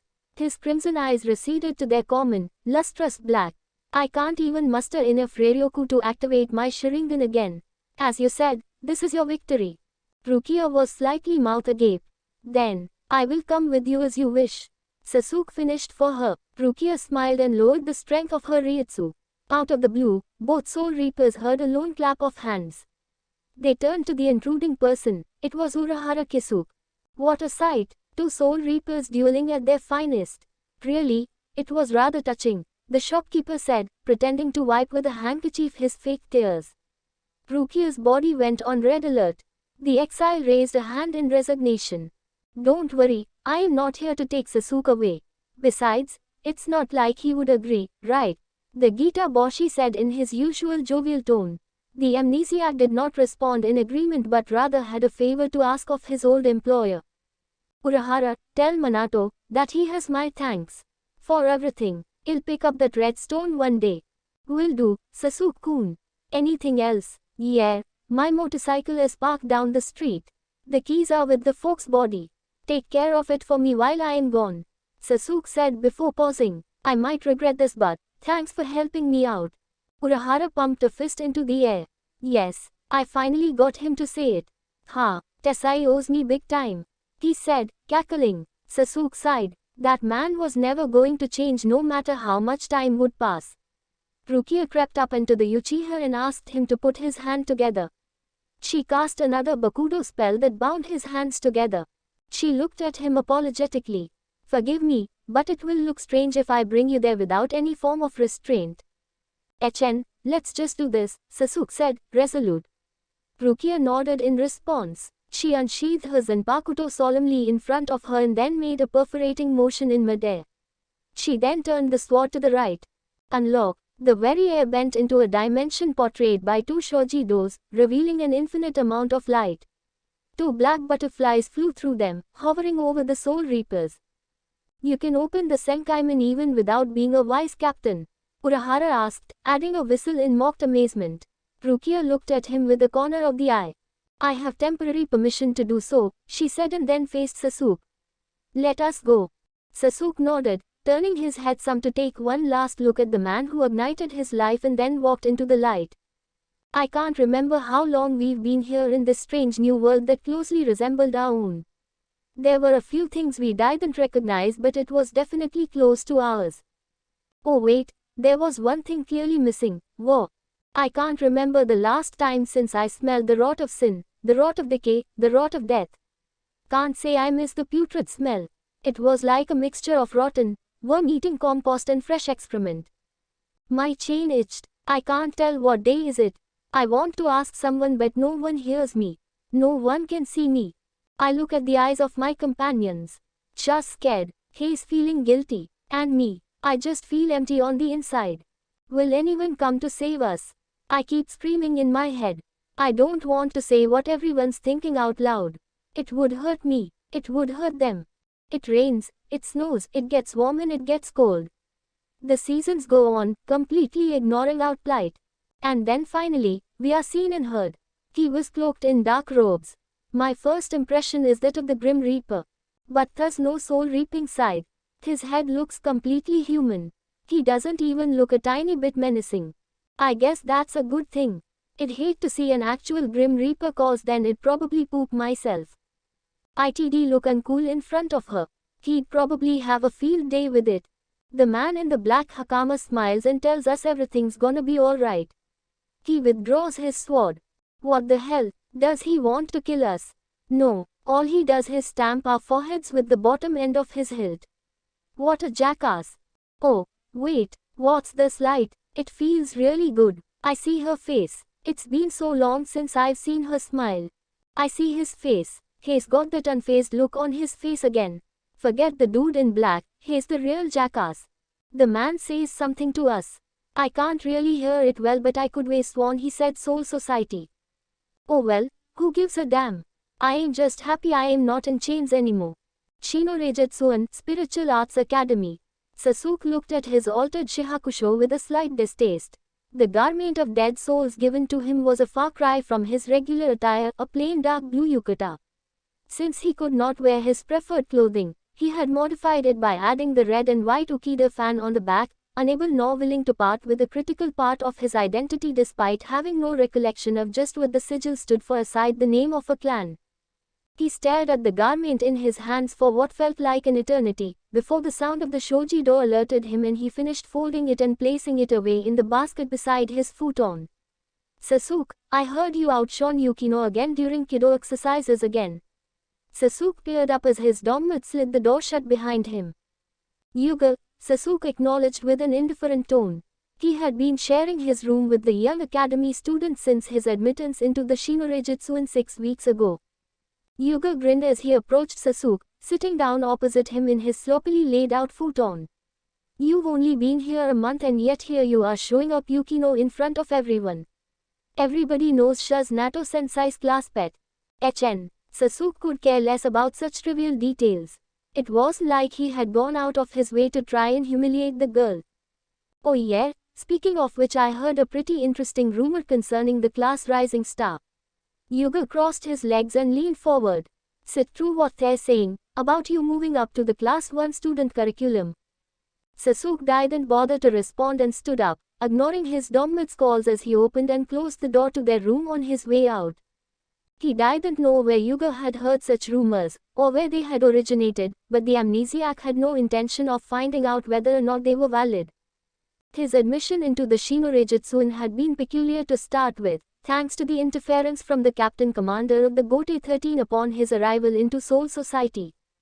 He had skipped the entrance exam altogether and had been placed into class 2 of the first-year student body. Plenty of rumors had started as a result of this, anywhere from him bribing his way into the academy using his non-existent connections to being related to the captain commander personally. Sasuke was aware of a few of such rumors though did nothing to defend or disprove the nonsensical prattle. Sasuke clicked his tongue against his teeth at the memory of the captain commander and his special recommendation that admitted him into the academy against the amnesiac's will. Sireti, 6 weeks earlier. His and Rukia's arrival was met by a peculiar individual. He was clearly a soul reaper, wearing attire very much like Rukia's own, but he had a very western style in appearance with pupil-less eyes, short silver grey hair, and a small black handlebar moustache with lightly tanned skin. The Soul Reaper also wore Jinbori over a standard Shinigami uniform with long white arm guards and a white turtleneck under his uniform with an armband strapped on his left arm bearing a symbol for lieutenant. Rukia had given the Soul Reaper a respectful bow. Lieutenant Sasakibe Chojiro, I wasn't expecting the lieutenant of the captain commander to receive us. This matter requires delicacy, Kuchiki Rukia, he acknowledged. His pupilless eyes fell upon Sasuke, scrutinizing him, yet Sasuke took note of how he was purposely avoiding eye contact. You're using Bakudo to keep him bound. Yes, sir. With a nod, Chojiro took them to what Rukia explained was the 1st Division barracks, which was the official headquarters of the captain commander of the Gote 13. The lieutenant of the division took them through eerily empty halls until they reached a pair of shoji doors in a windowless hall. Opening them, he told them to proceed inside. Sasuke reluctantly walked through the doors into what appeared to be a wide assembly hall where he was met by 4 Ryutsu, unlike anything he had ever felt before. To his right were 2 men, one with long silver white hair and bearing a somewhat sickly demeanor, and the other dressed quite flamboyant, wearing a pink and flowery lattice kimono over his Soul Reaper uniform that stood in provocative contrast with the others. He wore a straw hat that hid his eyes from Sasuke, yet the amnesiac felt them clearly bearing on him. To his right was a woman with smooth and well-braided hair. Her eyes were soft and hid much, but like everyone else, they avoided eye contact with his own. And seated in front of him was the person Sasuke had found most intriguing, a clearly old man with a decrepit disposition yet exerted the strongest ryutsu among the others. "I take it you're the Captain Commander?" Sasuke asked the old man. They could hide their eyes all they liked, but nothing could escape his scrutiny. He could see the startled quivering of their pupils. It was the same as the lieutenant that now stood respectfully beside the old man. They were afraid and anxious. "And what makes you think that I am the Captain Commander?" "You hide it well, but I can feel your ryutsu. You keep it hidden, but I can see it. The sheer power you hide is palpable." HMPH. The old man lifted his eyelids. "Is that because of your Sharingan?" HN. So they were aware of his visual prowess as well. Rukia had been right, these people knew something about him. There was a cough that caught Sasuke's casual glance. "Can you please state your name for us?" the ivory-haired man asked from his right. "Give me yours first," Sasuke said. "Courtesy, after all." The ivory-haired man smiled. "Yes, of course, you are right about that. However, we're not the ones being interrogated, right?" Sasuke didn't need his Sharingan to finish that sentence. His rude interruption, however, had served its purpose when he was met by silence from the man. Now he was clear on how things were. "State your name," said the old man with a commanding tone. "Give me yours and I'll give you mine." "Sasuke-san," Rukia whispered. "Please, don't antagonize." "We are captains of the Gote 13, answered the silvery-haired man cordially. "I am Okitake Jushiro, captain of The." "Captain Okitake," the old man interjected. "If we want his cooperation, we should be cooperative ourselves," Okitake defended. When the old man went silent, the silver-haired captain continued. "As I was saying, I am captain of the 13th Division. You have already met my subordinate Kuchiki Rukia. Beside me is Kyoraku Shinsui, captain of the 8th Division. The woman on your left is Captain Anohana Ritsu of the 4th Division.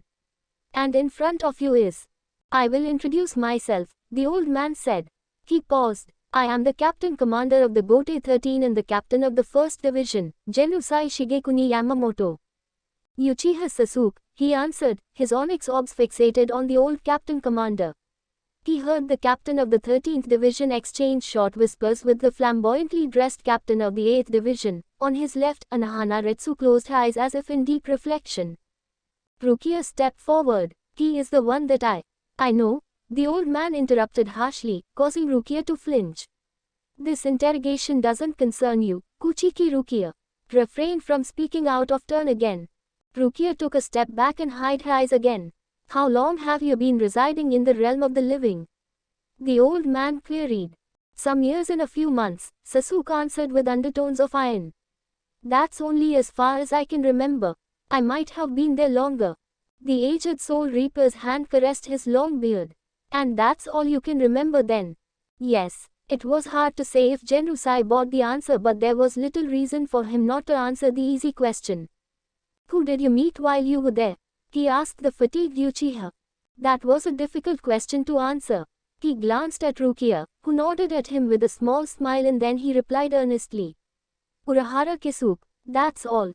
There was another murmur between the two men, and this time a casual glance from the 4th Division's captain. The amnesiac was starting to feel annoyed by the whole thing, so he piped up. "Is there something I should know?" "Such as?" the captain commander probed suspiciously. "Anything relevant to me. I am under the distinct impression that only the 4 of you know something about me. Kuchiki Rukia told me about the 13 captains who operate the military factions of Soul Society, yet there are only 4 of you here, 4 of you which I assume are under the oath of secrecy."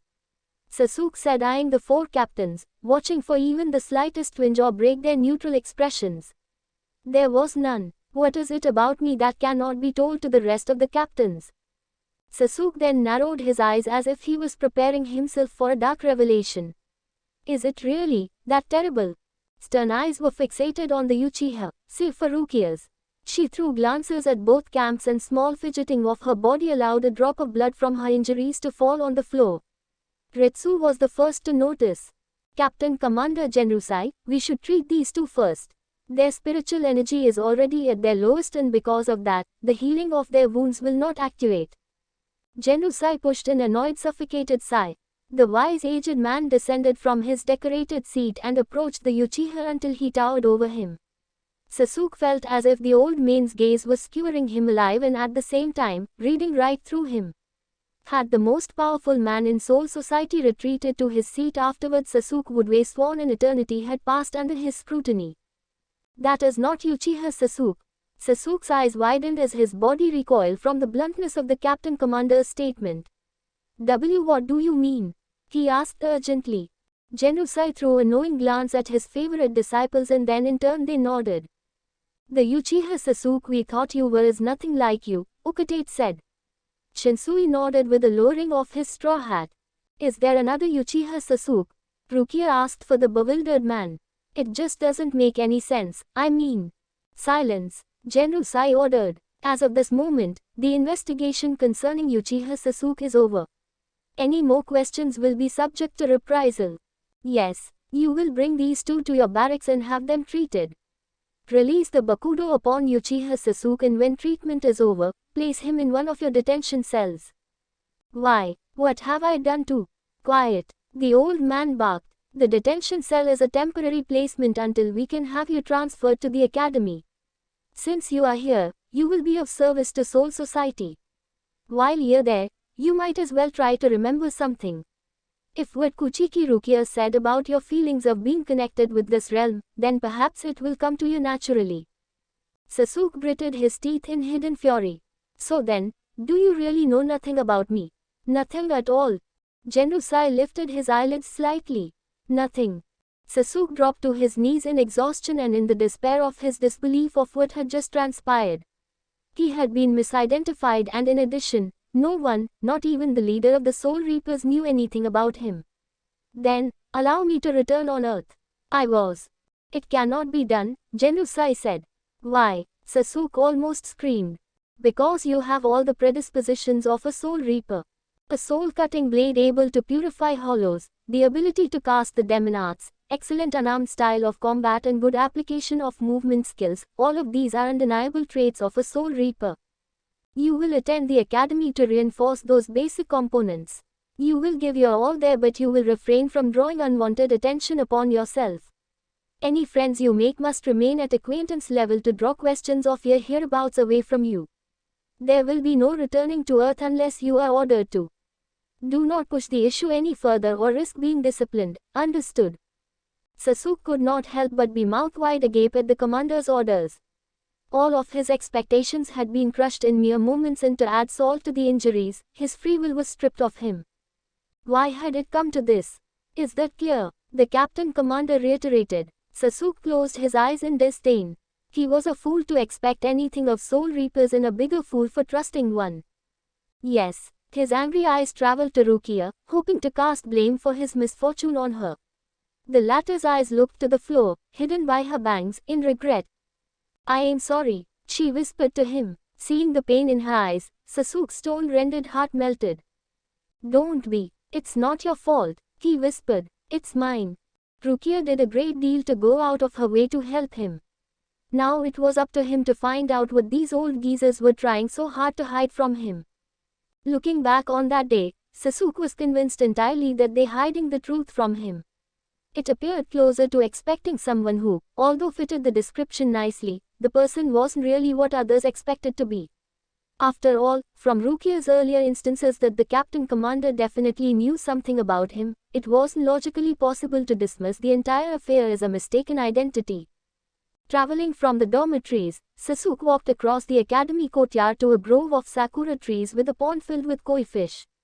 Sasuke had found it during his brief tour of the grounds by a senior student of class 2. He came here for solace and found it to be the only place where he could alleviate his stressful predicament. He stood beneath a sakura tree, taking comfort under the shade born from the leaves as he waited. Sasuke-san, Sasuke turned and was met by the sight of the petite Soul Reaper. Rukia, you're late. I think I am right on time, to be honest. After his admission to the academy, Rukia had taken it upon herself to come and visit him at least once a week. Today was such an occasion for them. So how are your lessons? She asked. I trust the chief instructor is teaching you well. I suppose. Natsuki, the chief instructor of class 2, was a good woman and a well-enough instructor, but Sasuke barely learned much from her. Everything that she taught was things he had learned from either the Urahara and or Minato. I am glad to hear it. She rested against the tree beside Sasuke. My friend Renji had her as his instructor for a time before he was moved to class 1 here, so you certainly won't find your potential wasted. HN. He stared up into the sky. Sasuke-san. Glancing to her, Sasuke saw the reluctance in her eyes. What is it? I am afraid I won't be allowed to come to visit you any longer. Fully turning to her, the amnesiac saw her crestfallen expression and asked why. I was only just recently informed, she started, but Captain Okitake wasn't clear on why. I fear that it may be the influence of the captain commander. Of course it is, Sasuke thought bitterly. The old man probably was paranoid that Rukia was acting as his informant for one reason or another. It was that, or he was trying to make his stay in Soul Society as uncomfortable and unbearing as possible. Rukia was the only friend he had in Soul Society, and he was unable to completely associate himself with the other students of the academy. I see. I am sorry, she said sincerely. I didn't want you to come here one day and wonder why I wasn't coming. I appreciate it, he said with a hint of annoyance. He did not mean for it to come out the way it did, but he couldn't help it. I'll write to you when I can. That isn't necessary, Sasuke replied. I don't want you to take any risks on my behalf, Rukia. I'll play his game for now, but only for now. Rukia nodded with a frown. Then, I suppose I should go. She turned to leave, but Sasuke impulsively reached out and took her hand in his. Her violet eyes stared up into his dark orbs. Thank you, he said softly. For everything. Again he was given a gentle smile from Rukia. There is nothing to thank me for, she answered with a slight shake of her head, and then, almost reluctantly, pulled her hand from his grasp. When you graduate from here, I expect you to tell me what division you've been posted at. Oh yeah, of course. She crossed her arms over her chest. We'll see how much you've improved since then. I won't hold back next time. Sasuke allowed himself a small smile. We'll see. With hurried steps across the hallways of the prestigious Spiritual Arts Academy founded by none other than Genrusai Shigekuni Yamamoto, Captain Commander of the Court of Pure Souls, over 2000 years ago, the teachers of the first and second class faculty to gather at the meeting room for their monthly session. This particular meeting focused on budget expenses as well as revision of the curriculum assigned to both class ranks. After half an hour of deliberation, the meeting then turned to student recommendations and advancements. We have 6 nominees for the second rank class to advance and 3 demotions. You may designate one spokesperson to represent your cases. The chairman said. After a brief murmuring, 2 people rose and advanced forward. Second class chief instructor Natsuki, you have the table. We have 1 definite candidate, 2 requiring further examination, and the 3 others are in the process of excelling. She paused briefly to gather her thoughts before moving to her first pick with great pride. As chief instructor of class 2, my colleagues and I deem Uchiha Sasuke more than worthy of being transferred to the special accelerated program under chief instructor Gengoro Vanabara of class 1 effective immediately. This caught said instructor's attention. What makes you believe he is qualified? With a prideful smile, she handed the file of the student in question over to him. He excels in all 4 forms of combat, Hakuda, Hoho, Kido, and Zanjutsu. He notably has perfect scores in all 4 areas and high scores on Soul Reaper aesthetics and military tactics. His astounding ability to learn and understand at an unnatural speed is prodigious. None of us have seen this kind of learning aptitude since Hatsugaya Toshiro stepped through the doors of our academy. He is on the verge of completing our curriculum within a matter of days now, and he even outshines my prized pupil. Intriguing, Gengoro said, looking over the file. It says here that he's mastered all the Kido spells your curriculum teaches. What is the level of his Reiryoku? It is high, especially for a first-year student, and it radiates with an unparalleled potency. which happens to be a good component for prospects of joining the Kido Corps should he ever wish to do so. What's more, his Ryutsu, it is unlike anything I've ever felt before. It's raw and electric, almost as if it is lightning itself. The chairman and other delegates conferred among themselves in inaudible chatter, and upon finishing, the chairman brought his attention to the chief instructor of Class 1. Jengoro stood up from his seat and said, "I agree with the second-class chief instructor Nato. It is not every day we get an opportunity to work with such raw potential. With your final word, we will proceed with the transfer." "And you have it," the chairman said. "Effective immediately, Uchiha Sasuke will be transferred from Class 2 to Class 1 under Chief Instructor Wanabara and moved to the Special Accelerated Program Dormitory." The instructors nodded in agreement and then moved on to the second part of the meeting. And now with the demotions. Who do you? Classes were easy for Uchiha Sasuke. If there was anything he really learned of, it was the notion of Zanpakutos and the soul within them, more demon arts concepts and techniques, and in-depth detailed history of Soul Society. Soul Society was lawless and much like the Warring States era of Japan, where powerful lords and ladies all vied for control. Though much of the era itself was shrouded in mystery, as there were no real records that dated back that far until after the establishment of the Spiritual Arts Academy by the Captain Commander over 2100 years ago. However, what information was made available to him suggested that before the Academy's foundation there was a great war between 9 great factions before the intervention of the Soul King forced them all to heel. There were also 6 great families of the Sireti before that number was reduced to 4. However, the names of one of the houses that ceased to exist was censored out entirely, which he found both peculiar and suspicious. His instructors and classmates were amazed at the perfection of which he grasped and applied the learning material, topping even the instructors themselves that had been around well over a century. It wasn't long before rumors of a prodigy circulated in the academy, fascinating the rest of the student body. Kido instructors called Sasuke the copycat student because they only needed to show him once how to cast a certain spell and then be left in awe as he replicated it with utmost perfection. Senjutsu, Hakuda, and Ho-Ho techniques were completely mastered by the genius to the point where sometimes, the teacher would leave the teaching to Sasuke while they attended other matters. Sasuke didn't mind, but when he questioned the diligent nature of these educators, shouldn't they be the ones doing this instead of him? Half a year went by and one day Chief Instructor Jengoro had approached him in private and stated that there was nothing left for the academy to teach him. There is still general history, the chief instructor admitted, taking a seat across from Sasuke in his office. But apart from this, there is nothing else that would serve you here at this institution.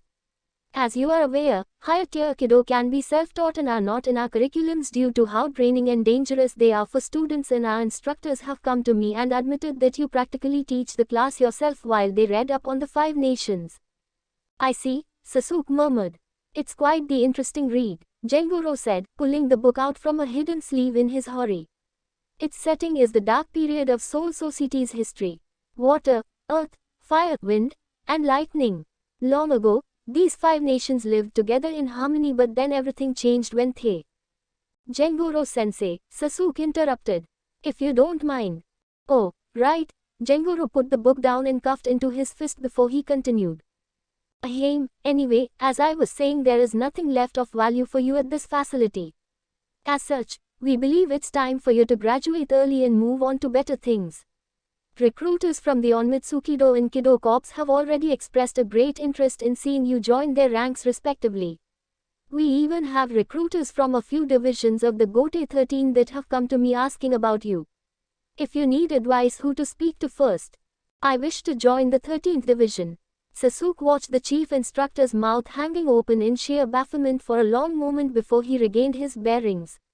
The 13th division. Not that there's anything wrong with it, but why would you want to throw your lot in with that division? Some of these recruiters are offering you a seated officer position. The 13th has even sent a recruiter expressed such interest. I am firm on my decision. That is the division one wish to join, Sasuke said, partially annoying the man.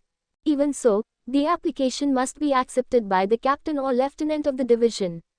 The captain often is indisposed due to bouts of chronic illness, and he has yet to name a lieutenant from his seated officer staff after the death of his previous one.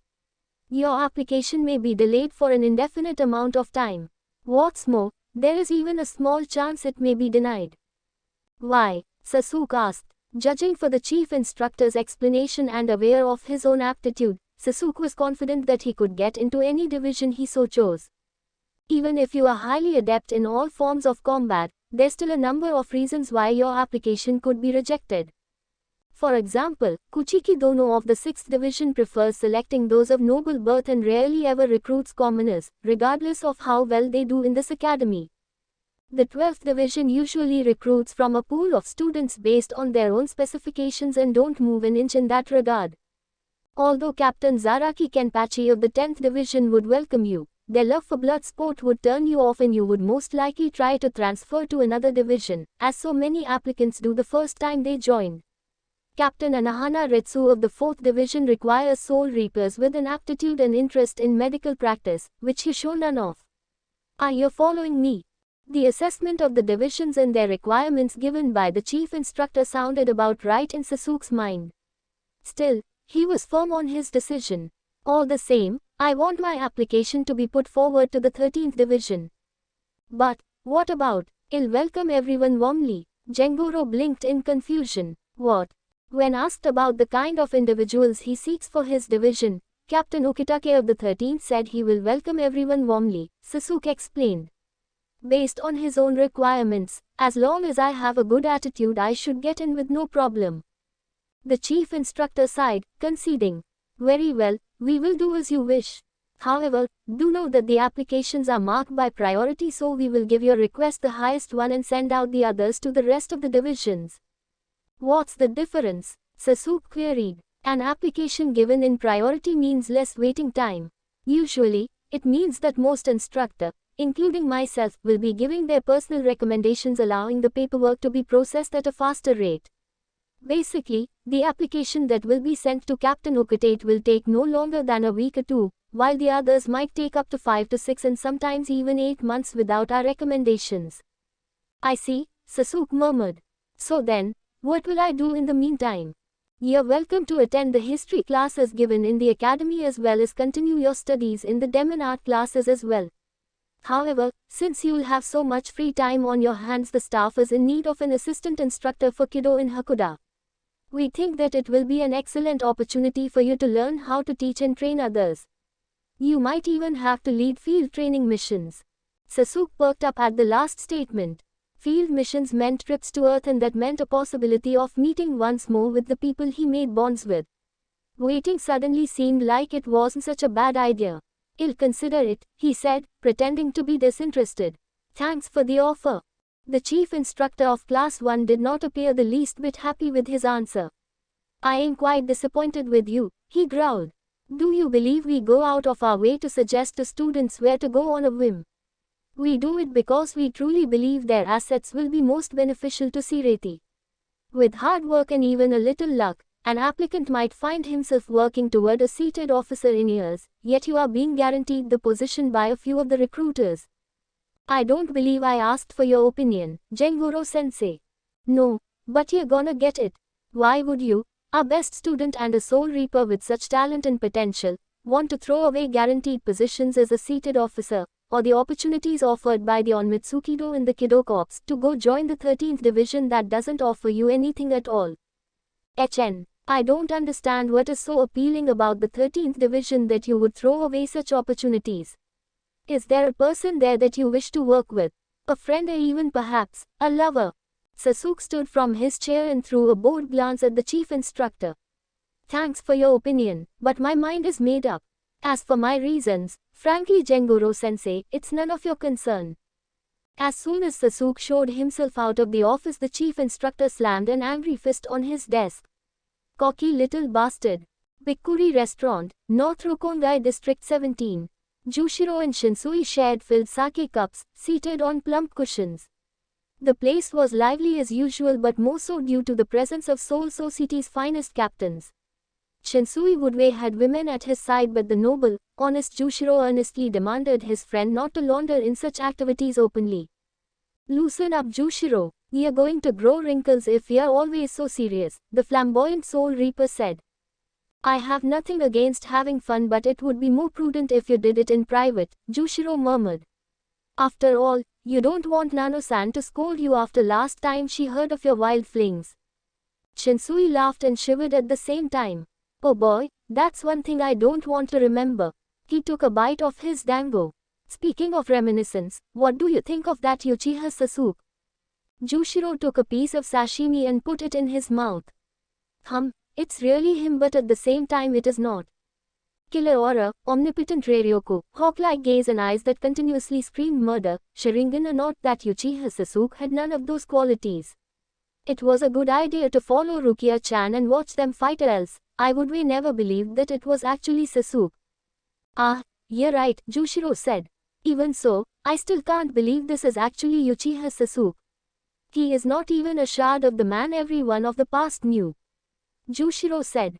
I wonder what Itachi would say if he could see him now, Shinsui pondered, taking a sip of his sake. Let us not talk about this here. Remember, this is... I know already, Shinsui interrupted. For now, let us drink to a potentially good-natured Sasuke. To change then, Jushiro asked. His best friend grinned and raised his cup.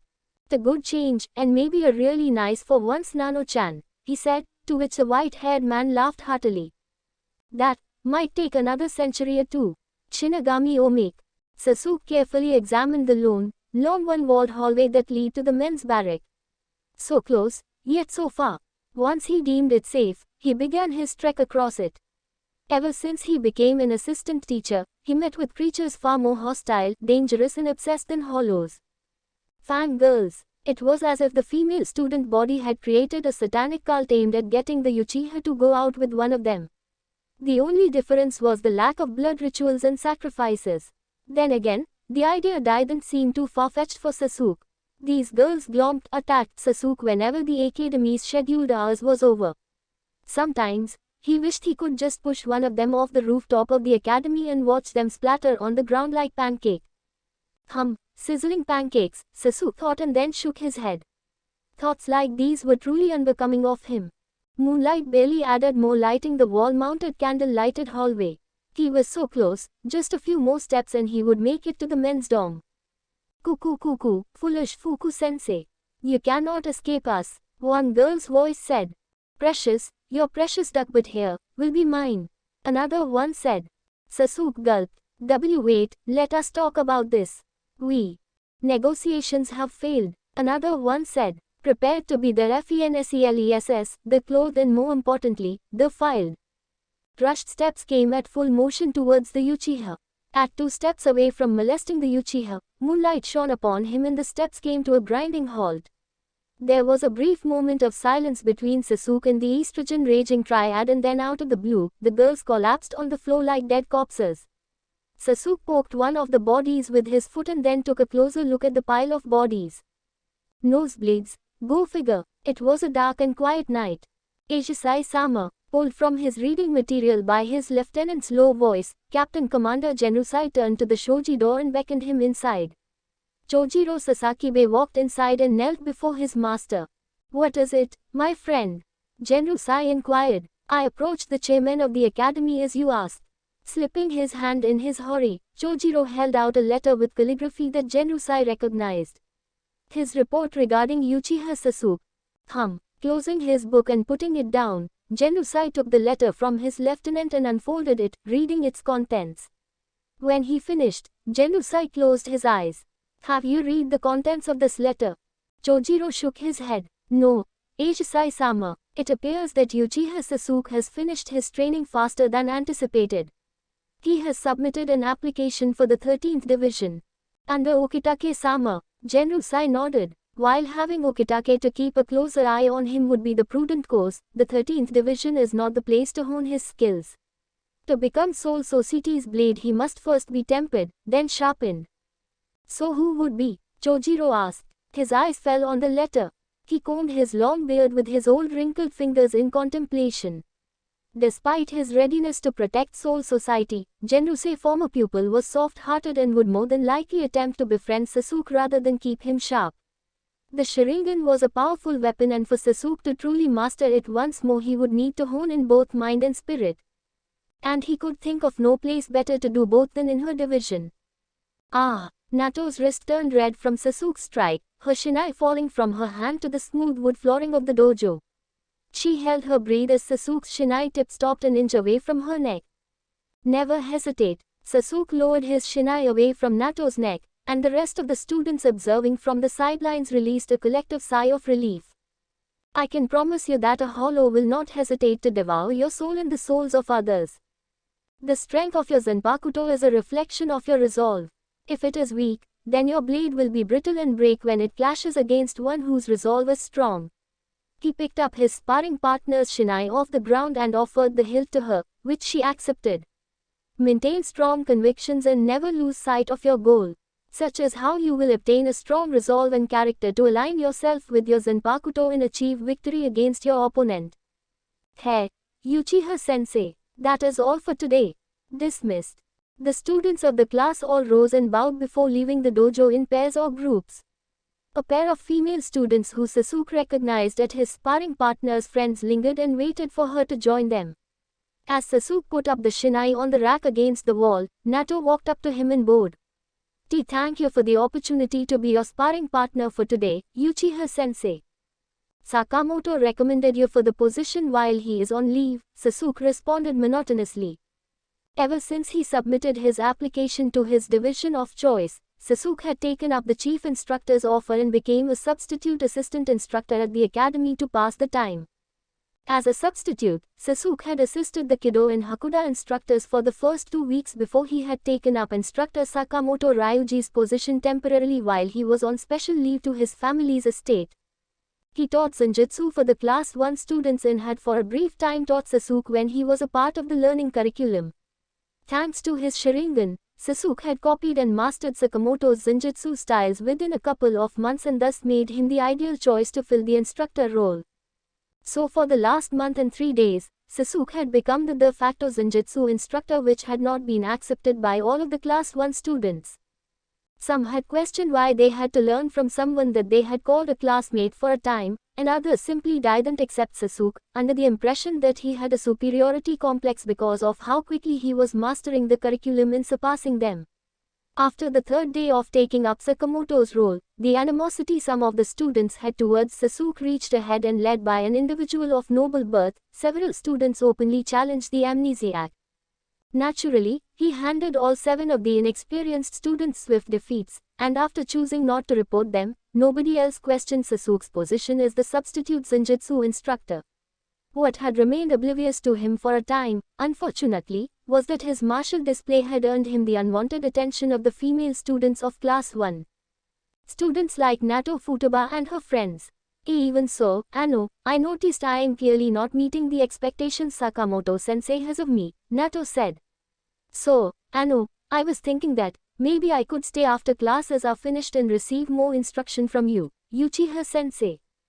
Sasuke mentally urged himself not to sigh in exasperation.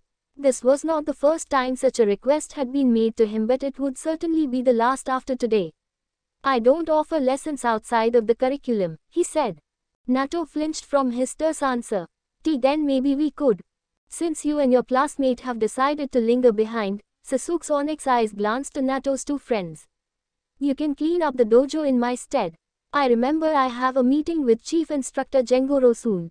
Before she or her friends could find the words to object, the amnesiac left the dojo and proceeded to the chief instructor's office. Ah, Uchiha-kun, please have a seat. I would like to congratulate you on your placement, Jengoro said as Sasuke entered the room. We just received the notice yesterday. Your application has been accepted. The news made Sasuke smile slightly. It would appear his waiting was at an end. So when am I expected to report to Captain Ukitake? The smirk that crossed Jengoro's face caused Sasuke's smile to fade into a frown. Unfortunately, the 13th Division's roster is filled and thus your application there was denied about a week after it was submitted. Sasuke gripped the punt legs of his Shihakusho in quiet anger. It would seem that someone had taken placement matters into their own hands. After the rejection, your application was presented before the chairman of Shinoreijutsu and he submitted it to the divisions that had shown interest in you. Jengoro took a slip of paper and presented it to Sasuke, which informed him of his new placement. The chief instructor's smirk grew. Fortunately, it appears that the Onmitsukido didn't want your talent to go to waste. After wearing his old set of clothes, Sasuke realized now that he was an official Soul Reaper. He was supposed to wear the Shihakusho. Luckily for him, there was nothing wrong with modifying the uniform, so he simply left his pants on and put the black koshode on, using his white koshode as a shitagi. Brief introductions took place in the courtyard of the Shihoan mansion, which served as the barracks and headquarters of the 2nd Division, involving the 4th and 3rd seated officers and 2 other Soul Reapers of the Onmitsukido. Sasuke was not alone, nearly 4 dozen others stood in the courtyard with him. Not all were destined for the Onmitsukido, however. Most would be sent to serve in other sections of the division. Few had been recruited solely to join the elite branch of the division. After handing out documents to them all, most of the gathered Soul Reapers left the courtyard for their assigned barracks. Only Sasuke and 9 others remained behind, as Sasuke hadn't received a document like the 9 others. Those of you who remain have qualified for the Onmitsukido, the 3rd seated officer started, his hands behind his back. No doubt you are all aware that our organization operates under the direct supervision of Central 46, bypassing the normal chain of command altogether. While the Gote 13 operate to handle the emergence and containment of hollows, we deal with lawbreakers, traitors, and malcontents that threaten the stability of Soul Society. Each of you has been scouted and recruited for the purpose of joining our ranks. However, before you can truly join our ranks, you will have to pass your preliminary trials. Sasuke raised an eyebrow. Preliminary trials. Though you have been recruited to join the Onmitsukido, all recruits undergo a series of preliminary trials that allow us to determine whether or not you truly are worthy. The Onmitsukido isn't for the light-hearted or those with a weak resolve.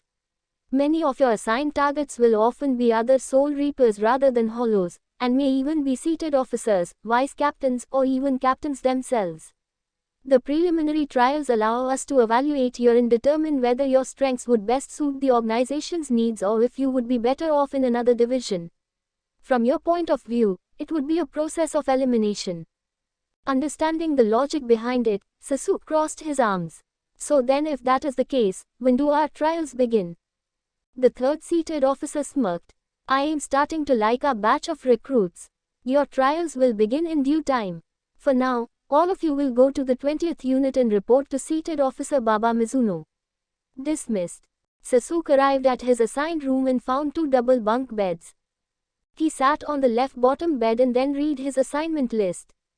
It displayed a weekly meeting with the 20th seated officer, routine patrols in specific areas of Sireti and Rukongai for hollow presences, training sessions, and menial jobs like cleaning and maintenance across the 2nd Division faculty buildings. The Uchiha read in puzzlement the last chore again. According to the teachings of the academy, the 4th Division should be in charge of such tasks, since they held most of the building keys.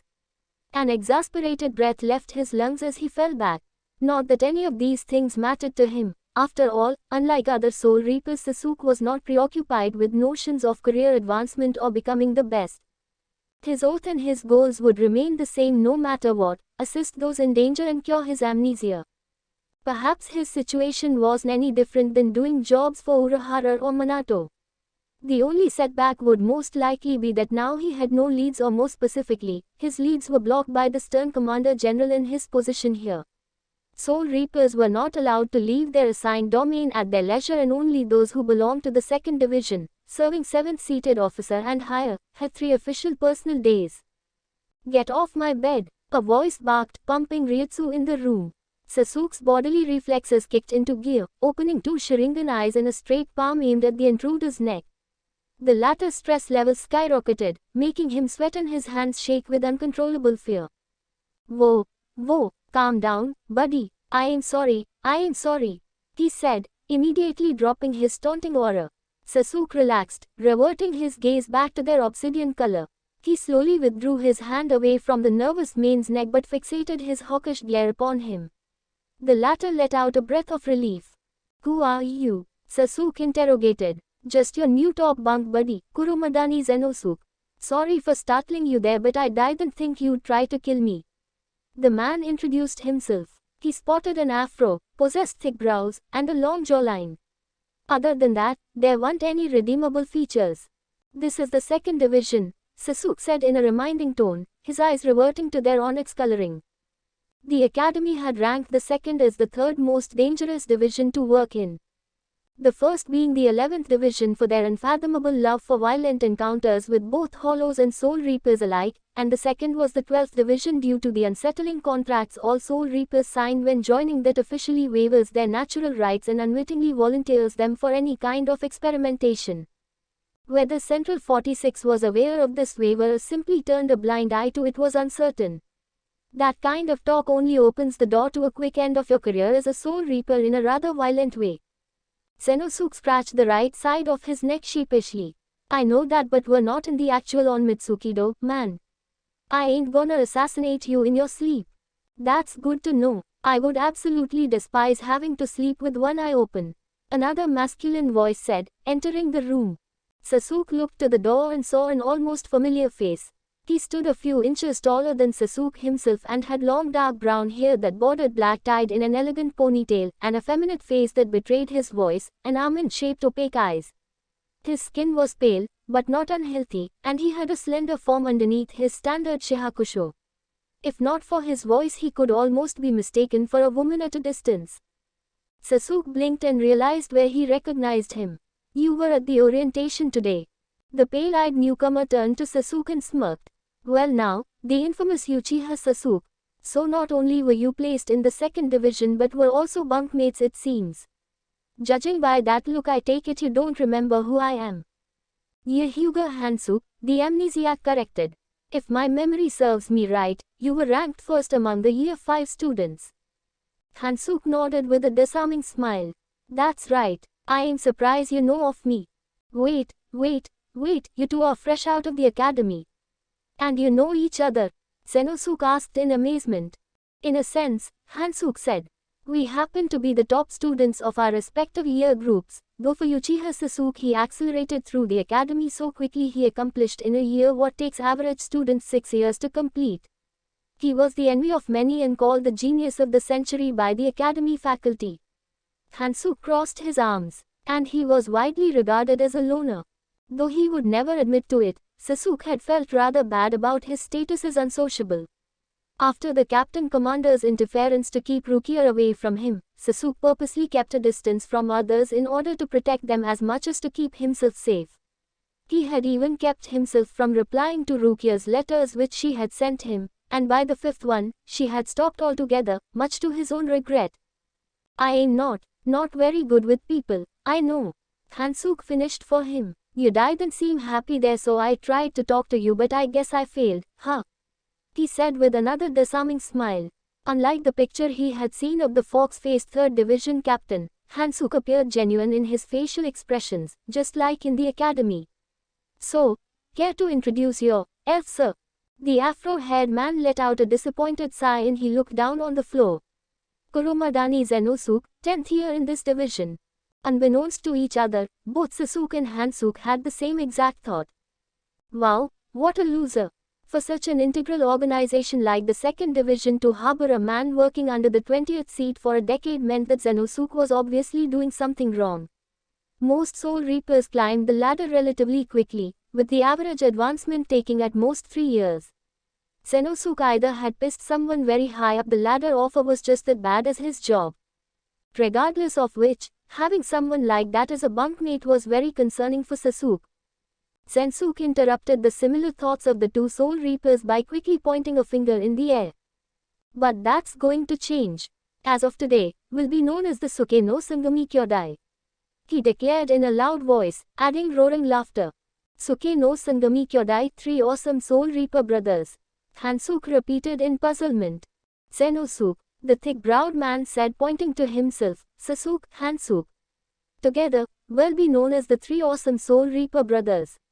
We'll be the new legends, just like the Densetsu no Sangami. Isn't that just a folktale they tell to souls with Ryutsu just so that they can entice them to apply to the academy? Hansuke said, and besides, I think you're a little too old to be spouting things like that. HMPH. Maybe they don't exist and they've never been actually recorded in the Soul Society archives, but their exploits are real. Zenosuke said, like that time when, hey ladies, move over and make room for the big man on campus. An even more annoying voice than the Kurumadani bellowed.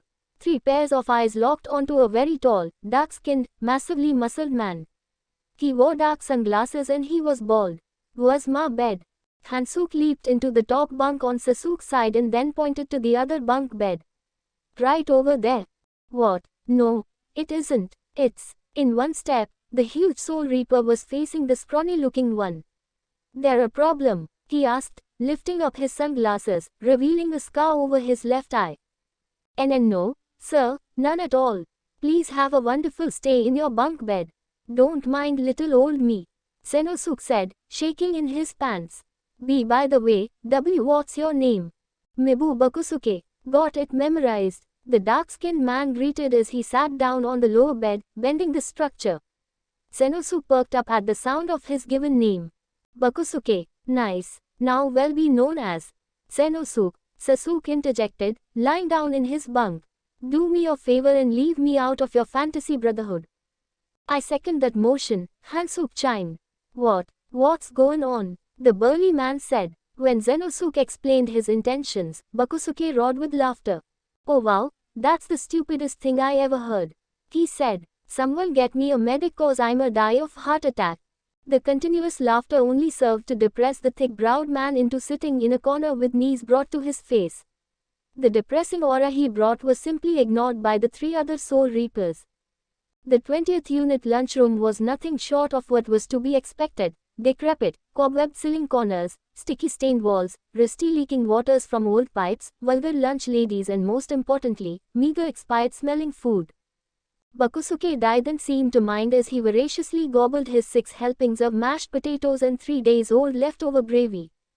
Sasuke satisfied himself with badly cooked natto while Zenosuke and Hansuke both drank spoonfuls of an incredibly bland miso soup. To draw their nostrils and taste buds away from their vomit-inducing meals, they listened to Bakusuke's backstory. The Master of the Fist, as he referred himself to, had just transferred from the 5th Division and had nearly 40 years of service in Soul Society. Senosuke, being the unintentionally insensitive man that all 3 would soon discover, posed the question that was Sasuke and Yusuke's minds. "Why didn't you transfer to the 11th Division?"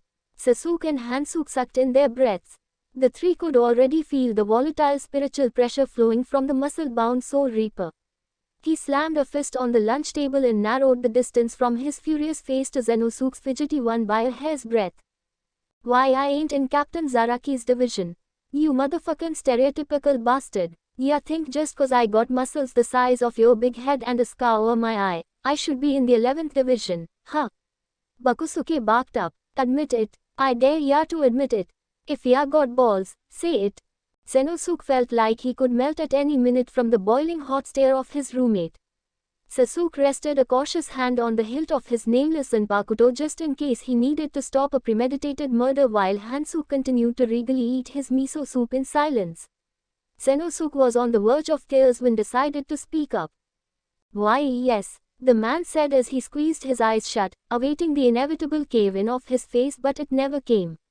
Instead, the pissed-off face retreated above his unfinished meal and then laughed his guts off, startling everyone in the lunchroom. "Ya know what? I like you, man. I met like 100 Soul Reapers but you're the only one who actually spoke his mind. Ya got more guts combined than girly man and pretty boy over there. Ya knows ya were thinking it and ain't no shame in speaking it either. Anyways, if ya wanna know, I used to be in Captain Zaraki's unit but I got kicked out cause I sucked at sword fighting. See, the man singled me out for a spar and I challenged him to use his fists. It was all cool and I even thought that we were on the same level.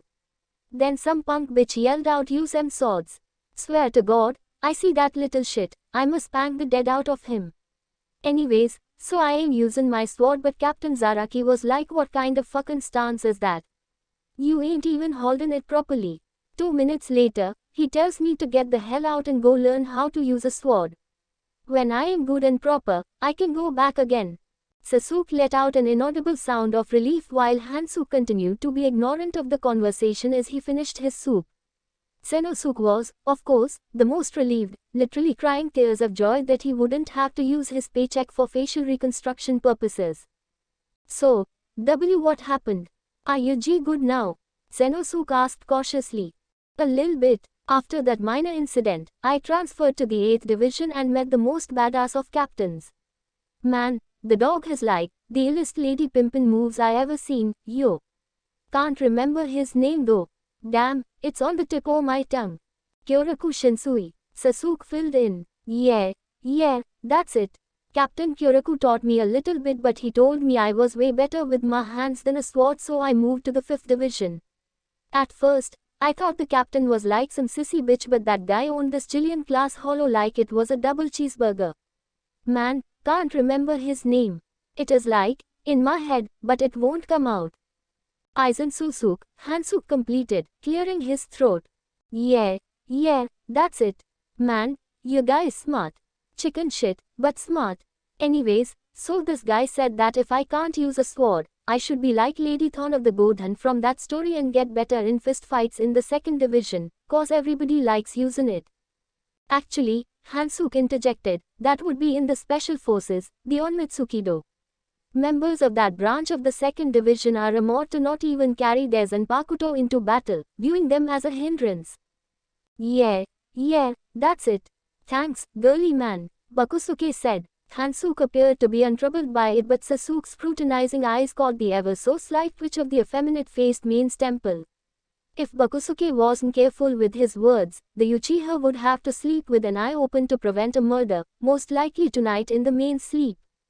Lady Thorn of the Godhan. Senosuke perked up, sounding more confident in speaking with the intimidating man. Bakusuke, you read Tale of the Gallant Shinigami. Oh, and before you say I am stereotypical, most Soul Reapers don't read that book because they lack imagination. With that said, he eyed Hansuke and Sasuke, who both shrugged the fallible insult. Yeah man, you too. Yeah, know what, you're cooler than I thought.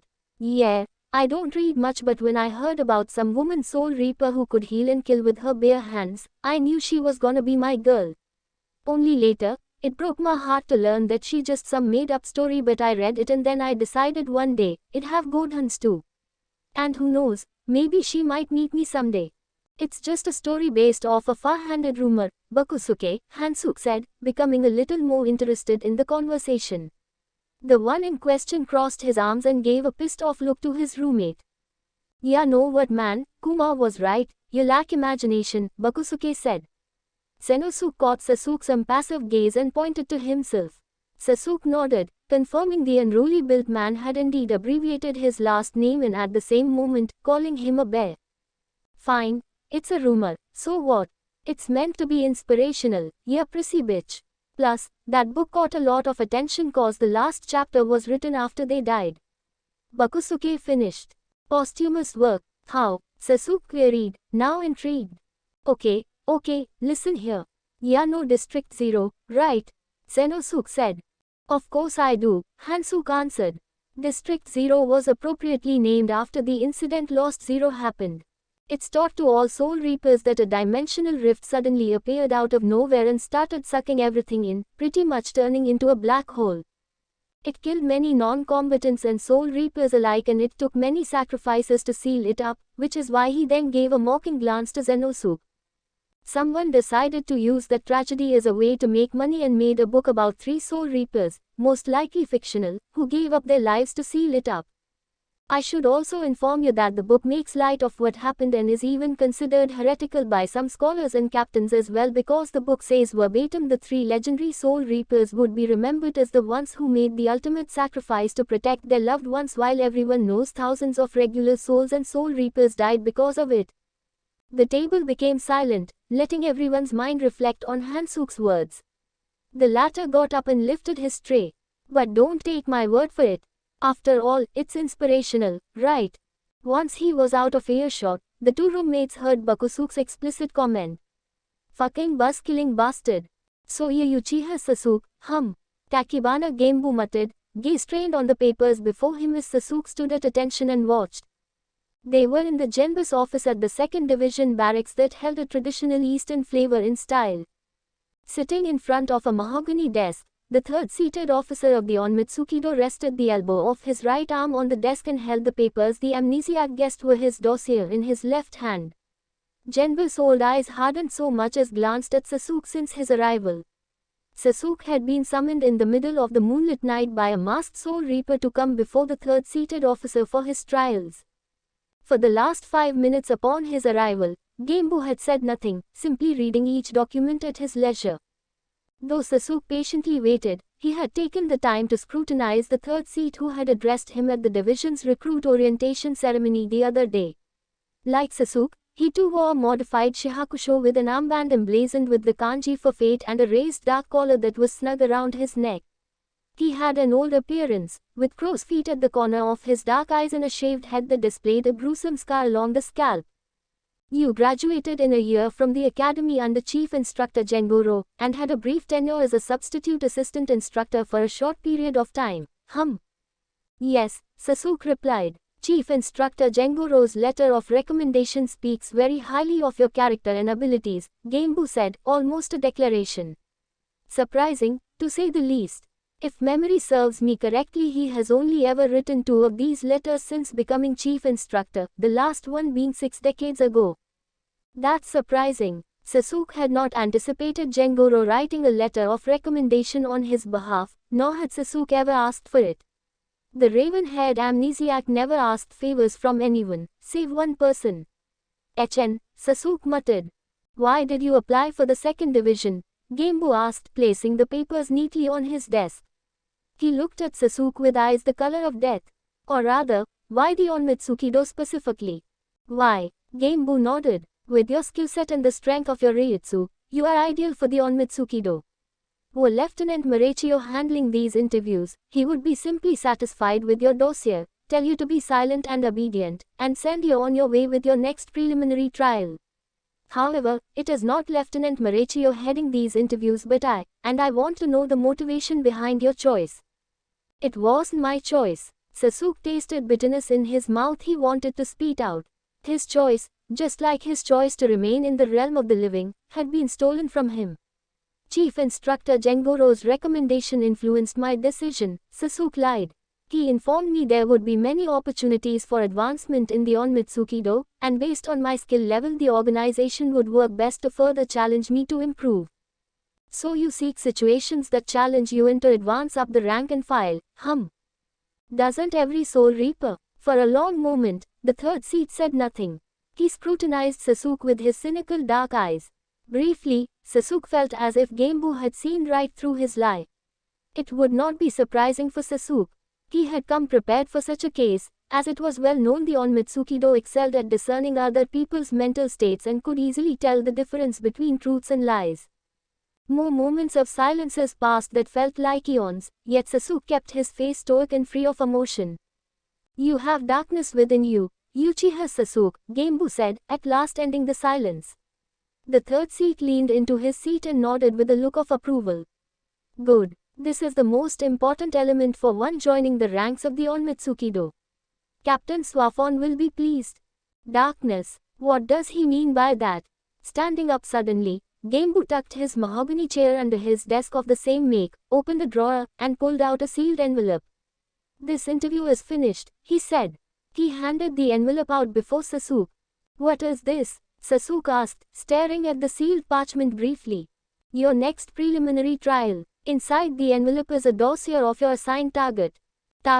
Taking the envelope in hand, Sasuke unsealed it and pulled out a single folded document. He unfolded the paper to gaze at the target's image.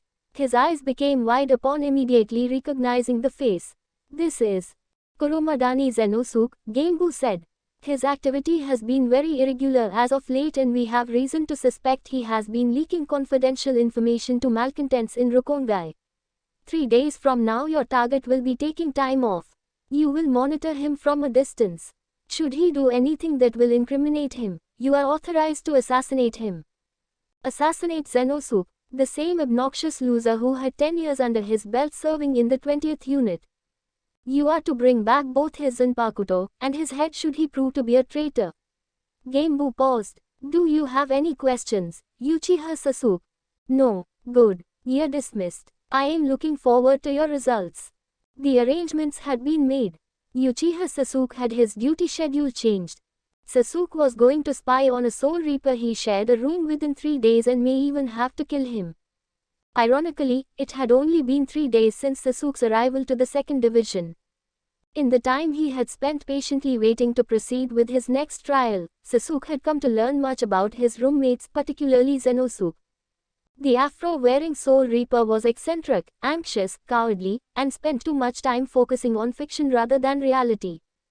Despite these traits, nothing screamed criminal about Zenosuke, nor were there any visible signs that he could be a traitor. However, he had been wrong about individuals before. His assumptions about the Gita Boshi had been corrected Urahara himself after their skirmish in his basement, if you could even call it that. It would have been a lie to say Sasuke was not reluctant to spy on the man.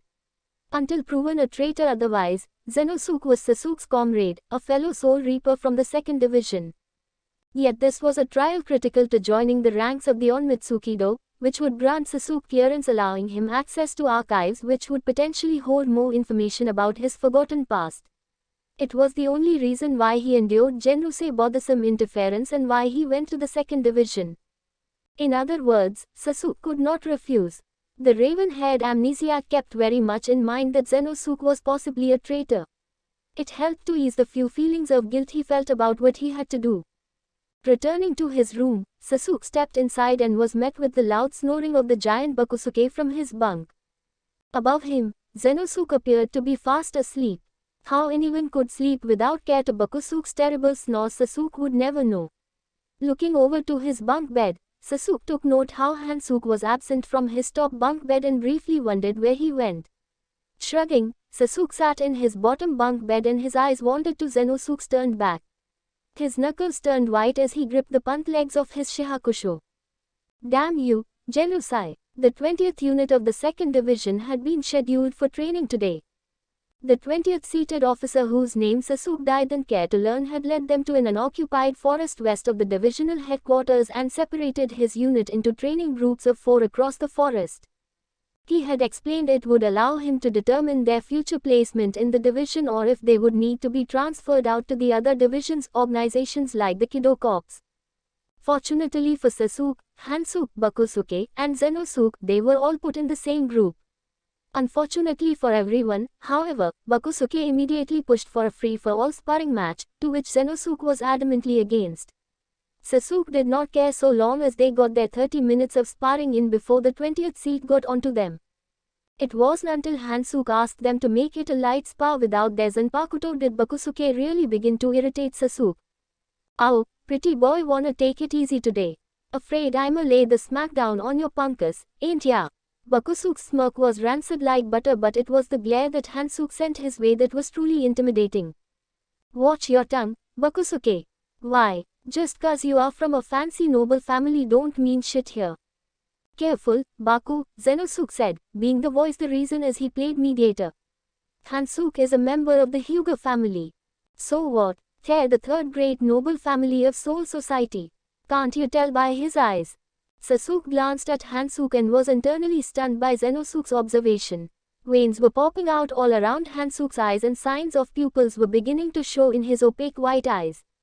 Was this some kind of Kido spell that was exclusive to the Hyuga family, or was it possible that it was another form of dojutsu similar to Sasuke's own Sharingan? Despite the increased spike of Ryutsu from Hansuke, Bakusuke's smirk turned into an excited grin. "Like I give a rat's ass about his fancy, shamancy eyes. Come on, huh?"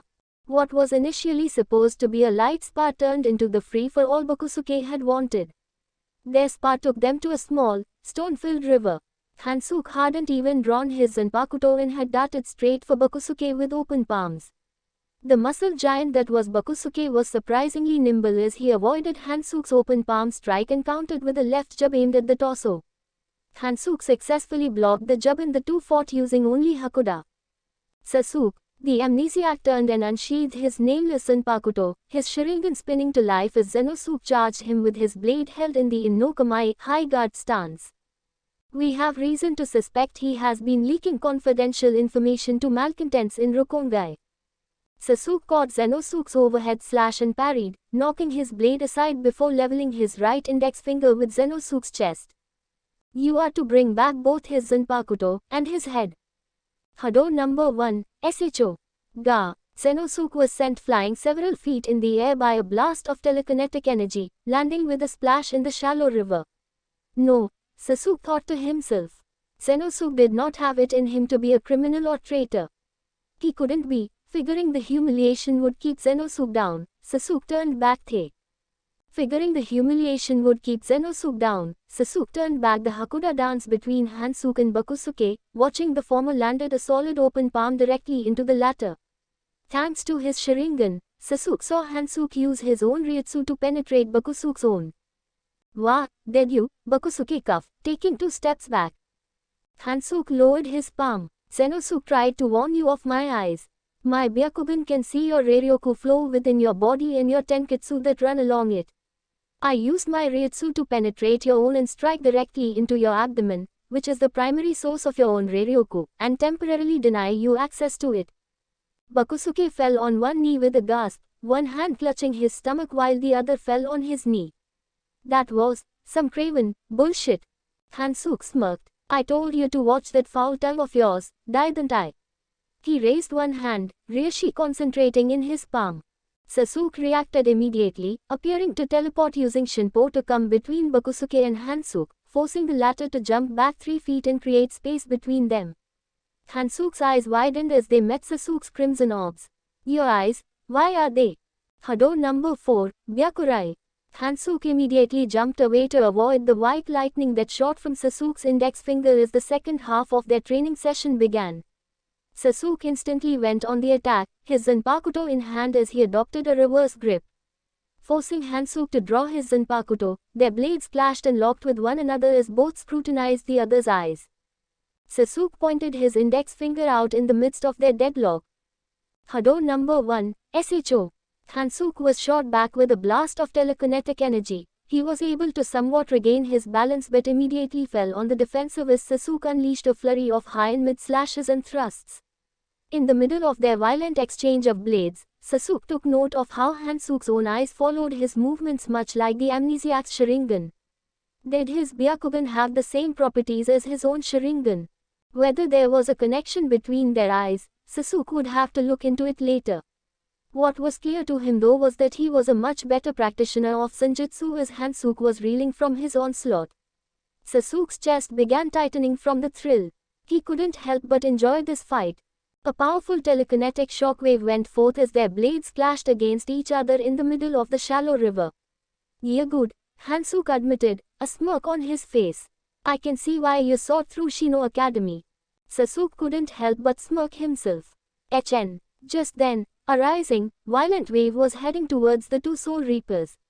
Both Sasuke and Hansuke glanced at the approaching wave and thought the same thing. They broke apart their locked blades and turned to the wave, both of them adopting a blocking stance with their Zanpakuto. Bakudo number 39, Enkosen. Sasuke and Hansuke exclaimed, invoking a shield of condensed spiritual energy. The waves parted upon impact, leaving the 2 intact. Bakusuke, Sasuke declared, searching for the giant's Ryutsu. He glanced down and noticed that the river had been emptied of its natural resource. Behind you, Hansuke shouted as he jumped away. Ga! Bakusuke roared behind Sasuke, attempting to crush him with joint fists. The amnesiac once more used Shinpo to avoid the surprise attack. Landing in a tree, Sasuke watched Bakusuke's fists land into the earth, fueled with condensed Ryutsu. Large, sharp rocks shot forth from the shockwave, some heading toward Hansuke. Sasuke watched as Hansuke quickly sheathed his Zanpakuto and gathered his Ryutsu into his hands and began to spin, releasing his condensed Ryutsu which formed around Hansuke like a barrier. Katten. The large sharp rocks collided into the barrier and ended in motion, falling harmlessly to the ground. Hansuke stopped spinning, his smirk having grown at Bakusuke. I didn't expect you to be able to move after my blow, Hansuke said. It hurts but that shit ain't gonna keep me down, Bakusuke spat determinedly. He unsheathed his Zanpakuto and held it in a basic Migi Gedan no Kamae. Looking towards Sasuke, Bakusuke antagonistically said, now it's your turn, demon eyes. Asterisk. Hansuke used the opportunity to begin the invocation for the 61st binding spell as Bakusuke charged towards Sasuke. Right before he could cast it, he found himself suddenly bound by the same spell. What in the? Hansuke's opaque eyes gazed at Sasuke, who had lunged down at Bakusuke and entered combat with his assailant. However, within his 360-degree vision he saw a grinning Zenosuke, who still had his hand extended from casting the Bakudo spell.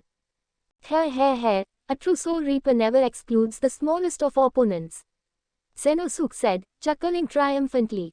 So, Hansuke began methodically, you are admitting to being the weakest among the four of us. Zenosuke's grin fell, his face turning a dark shade of red from rage. Who are you calling weak? I'll have you know that unlike you three rookies, I can actually use a SHIKAI. Prepare to be AAYAAGH. The scrawny Soul Reaper was interrupted by the flying giant form of Bakusuke as he collided into Zenosuke. They tumbled and crashed into a rocky surface, flattening the bamboo sticks. Hansuke disabled the weakened binding spell with the pulse of his Ryutsu and caught sight of Sasuke's Ryutsu, which had condensed around him like lightning.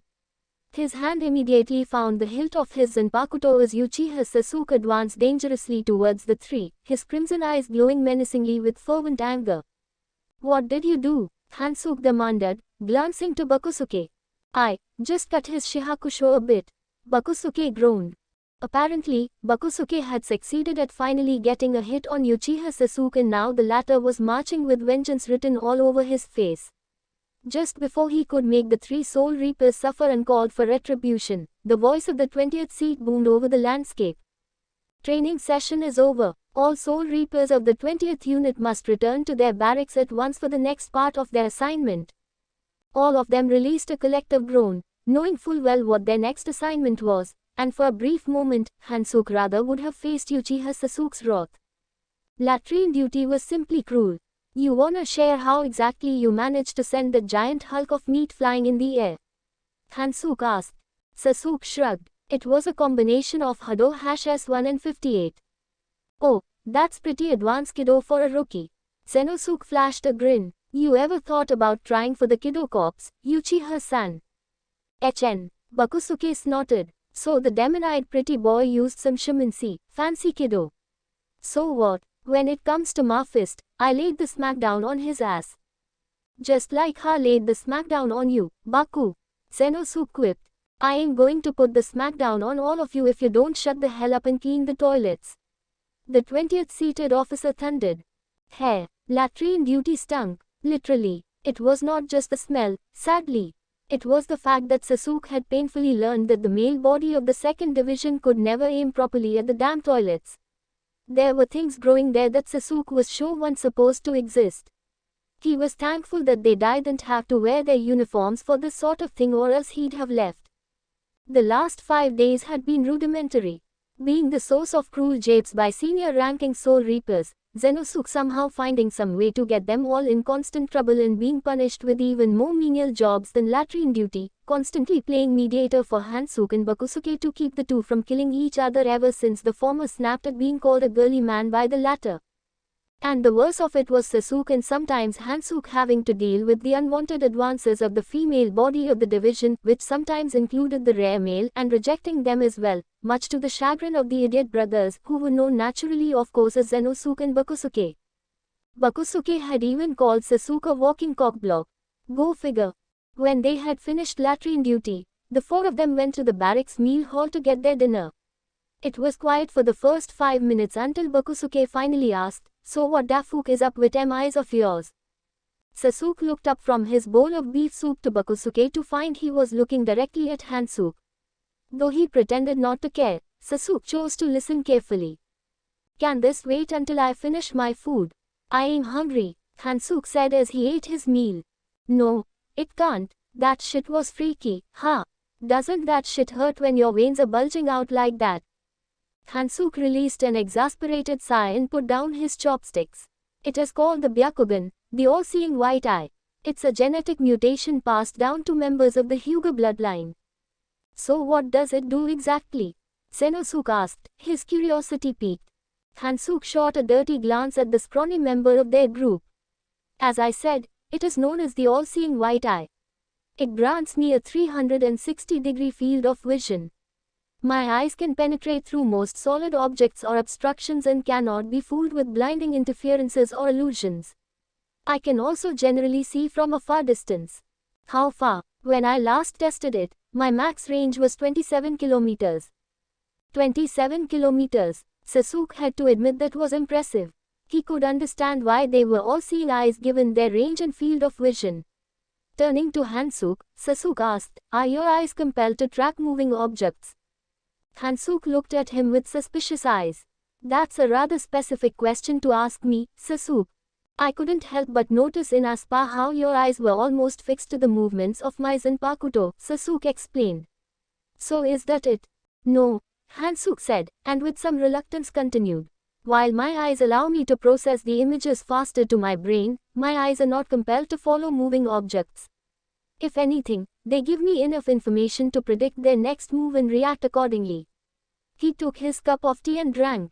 "You'll forgive me for choosing not to speak any further about my eyes. Sharing any more information about the Byakugan is strictly forbidden by the family. So they weren't like the Sharingan in that regard." However, based on the information Hansuke made them privy to them, Sasuke noticed the Byakugan shared some semblance with the Sharingan in terms of abilities. "Still, that's pretty cool to have, Hansuke," Zenosuke said. Bakusuke died and seemed that impressed. "PFFT, what a weir. I don't need no fancy shamancy eyes to lay the smackdown on y'all." His gaze fell on Sasuke. "What about you, demon eyes?" Sasuke wondered whether or not he should answer the question honestly. If what the Gita Boshi said about the mythos of the Sharingan was true, it was possible that they may know something about his eyes. From the way Hansuke was staring at him, Sasuke wondered if he knew something about him that he didn't know. "Have any of you ever heard of the Sharingan?" Zenosuke and Bakusuke both blinked. "The Sharam what?" "It's a genetic mutation in my eyes that give me an edge in battle," Sasuke answered. "They don't share the same properties as Hansuke's own eyes, but they are a part of me and my identity." "Well, that's lame," Zenosuke said. He returned to his meal, as did Bakusuke. Hansuke's eyes lingered on Sasuke for a moment before he returned to his meal also. Sasuke didn't know whether or not Hansuke was suspicious of his answer, but he seemed to accept it, for now. The amnesiac made a mental note to confront him privately to discuss the connection their eyes shared later. When they finished their meals, the group proceeded to their quarters to turn in for the day. "Kuma, what you finna do tomorrow, huh? You wanna get some sake or somethin'?" Zenosuke seemed to freeze in place for a moment before he waved, offering a nervous smile to Bakusuke. "No, can't do that. I have the day off to take care of some family business in Rukongai." "What, you got a girl or someone waitin' for ya?" Hansuke chuckled, rather amused by Bakusuke's assumption. The only girls interested in Zenosuke are either blind or have to be heavily impaired. "Now hold on, that's just mean. I can get a woman, a fine-looking one, here. Zenosuke rubbed the back of his neck nervously. "I just got errands to run for the folks, is all." Sasuke stayed quiet, turning his head and staring at Zenosuke. "You are to bring back both his Zanpakuto and his head." Zenosuke looked at him. "What's up, Sasuke? Why the long face?"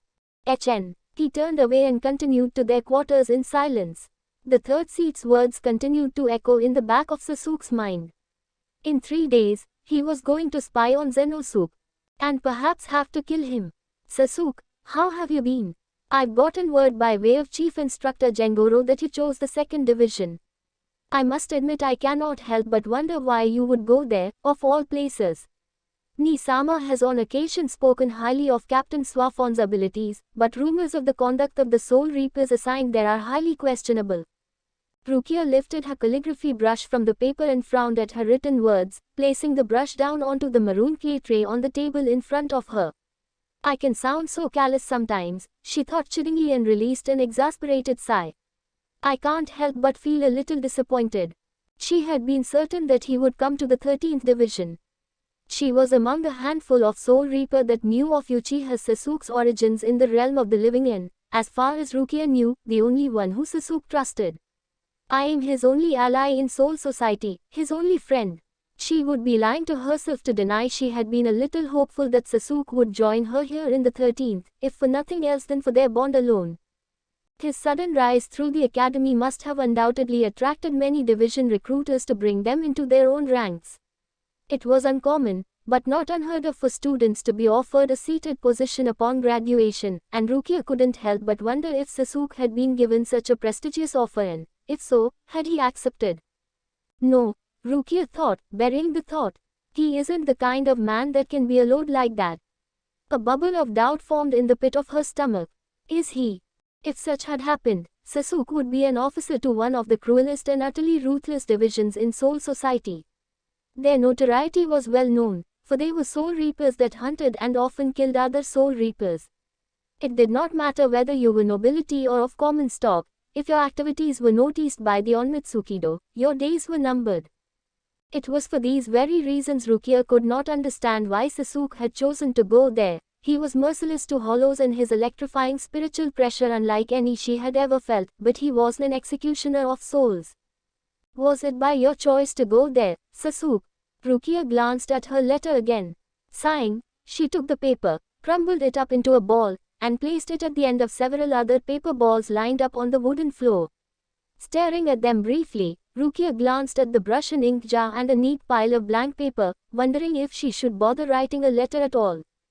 He's probably still adjusting there, Rukia reasoned, her mind wandering to her frosty initial experience when she first joined the 13th Division. However, it hadn't taken her long to feel welcomed and forge bonds with the others. Since their last encounter at the academy, Rukia had not heard from Sasuke at all. She had sent several letters to him in the past weeks but had not received a reply which had begun to worry her. Briefly, just once, she had considered sneaking off to seek out Sasuke but had quickly chastised herself for even humoring such a ludicrous thought. For reasons that eluded her, the captain commander, including her own captain and 3 of his peers, had a keen interest in the enigmatic Uchiha Sasuke, and saw her friendship with him as a liability, a threat to whatever it was they had planned for him. They may very well be intercepting my letters. Standing up, Rukia collected her Zanpakuto and stashed it in her obi before making her way to the shoji doors of her room. The sun loomed over the division barracks and Rukia basked in its warmth before she began walking toward the main entrance. Entering the main hall, she caught sight of both Kotetsukion and Kotsubuki Sentaro inside when she could hear them both arguing in front of their juniors. Yeah, well, the captain left the most important things in charge to me, Kion huffed, turning away from Sentaro as her lips curled into a smirk. You can talk as much as you like, but we both know the captain favors me. Are you daft? Sentaro insulted. The captain would never leave the greater responsibilities to someone like you. He obviously left everything to me. As if no one in their right mind, especially the captain, would leave any form of responsibility to a guerrilla like you. What did you say, you flat chestnut job?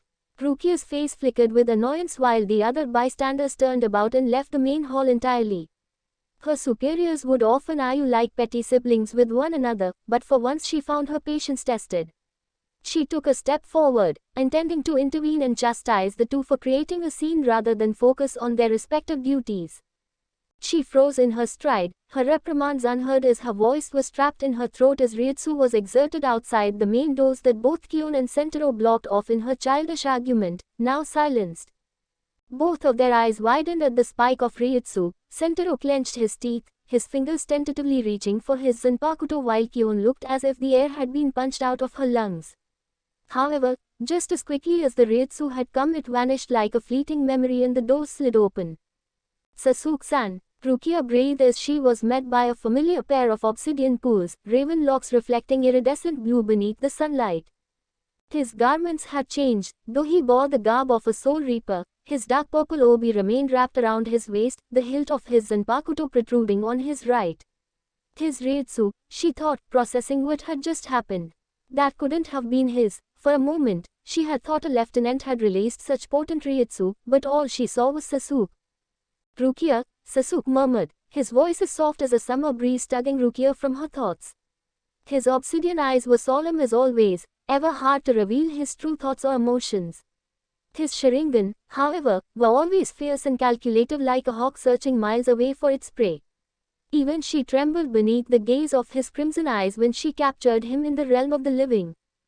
Oi! Sentaro had regained his composure yet threatened to be lost once more as he confronted the amnesiac, a bulging vein popping from his brow.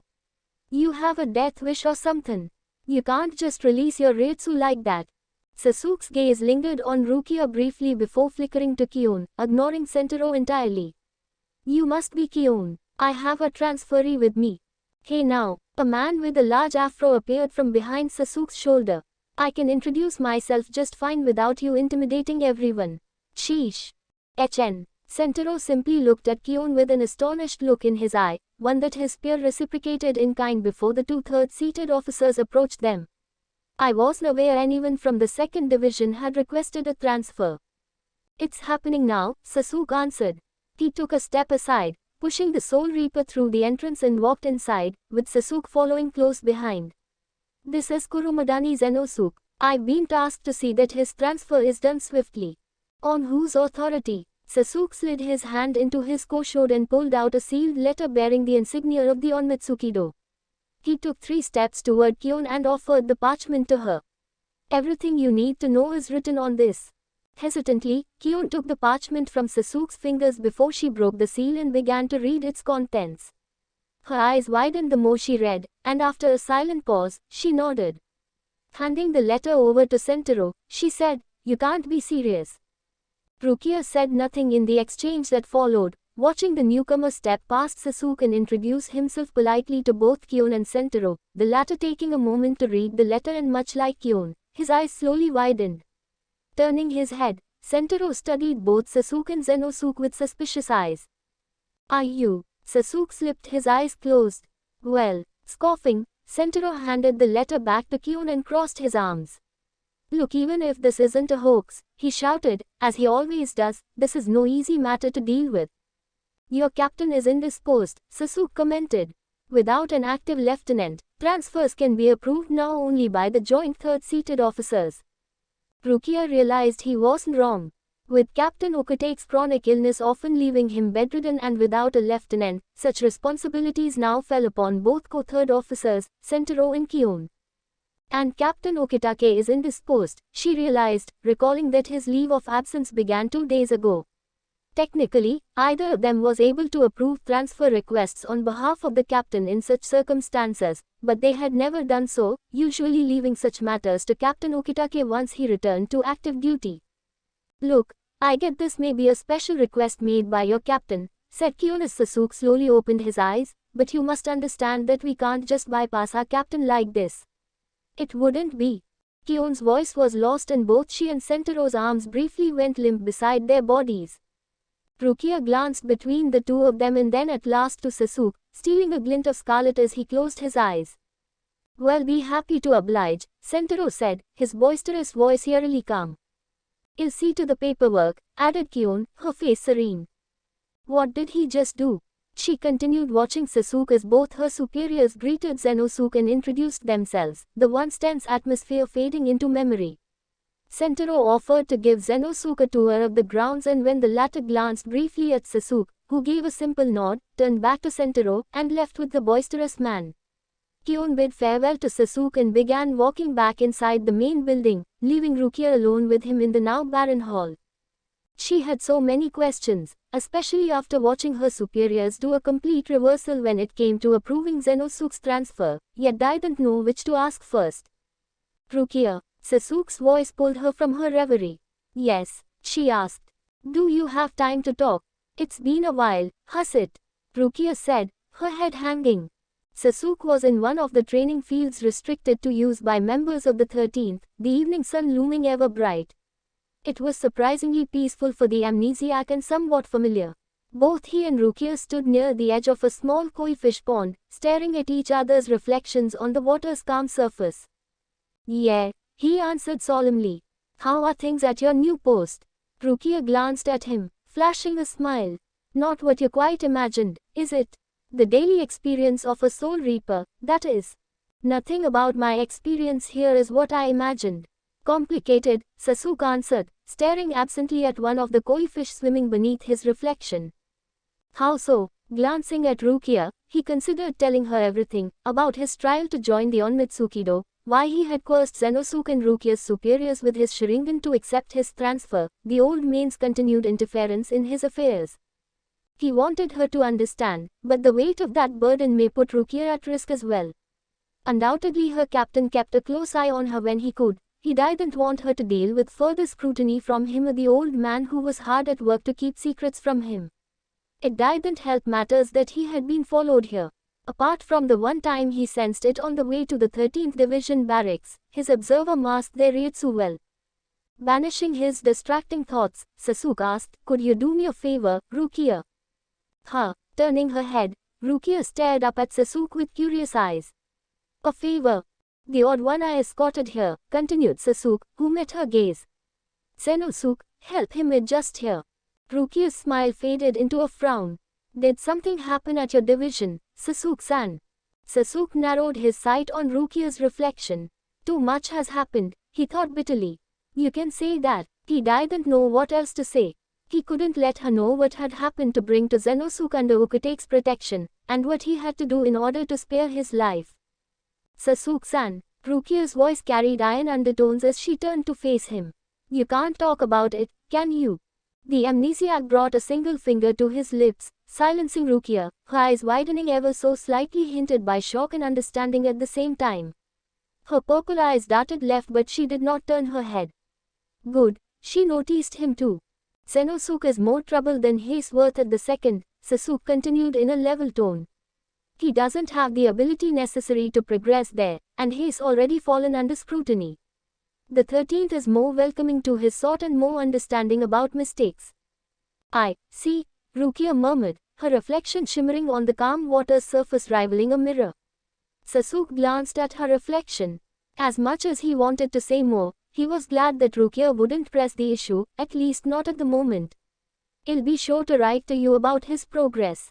"Thank you, Rukia." She gripped the fabric of her sleeve so tightly her petite knuckles paled. "Sasuke-san, if things are too difficult there, you could just transfer Zenosuke here. I am certain you would adjust." Sasuke's voice was as sharp as a blade. "I am staying in the second, Rukia." She had not expected his answer so swiftly, or so Sasuke thought as she fell silent for a long moment. "Why?" "I want to see the trap the old man has snared for me." "So foolish," Rukia said vexingly, letting go of her sleeve as she turned to face him. Sharp, purple eyes with the same intensity as their duel in the realm of the living, her loose strands of black hair swinging softly with the breeze. "I know you aren't exactly happy with your predicament, Sasuke-san, but playing such a game with him of all soul reapers is completely foolhardy. Have you no regard for your own soul, Sasuke-san? If you intend to be antagonistic, they will be ruthless in their judgment." "I suppose you would call it foolhardy," Sasuke murmured, a small smile curving his lips. He had suffered the unwanted attention of women, both human and a soul.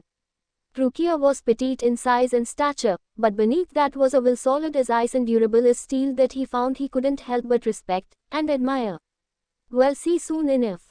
Take this matter more seriously, Sasuke-san." "Enough," Sasuke drawled out, a sigh of annoyance escaping his lips.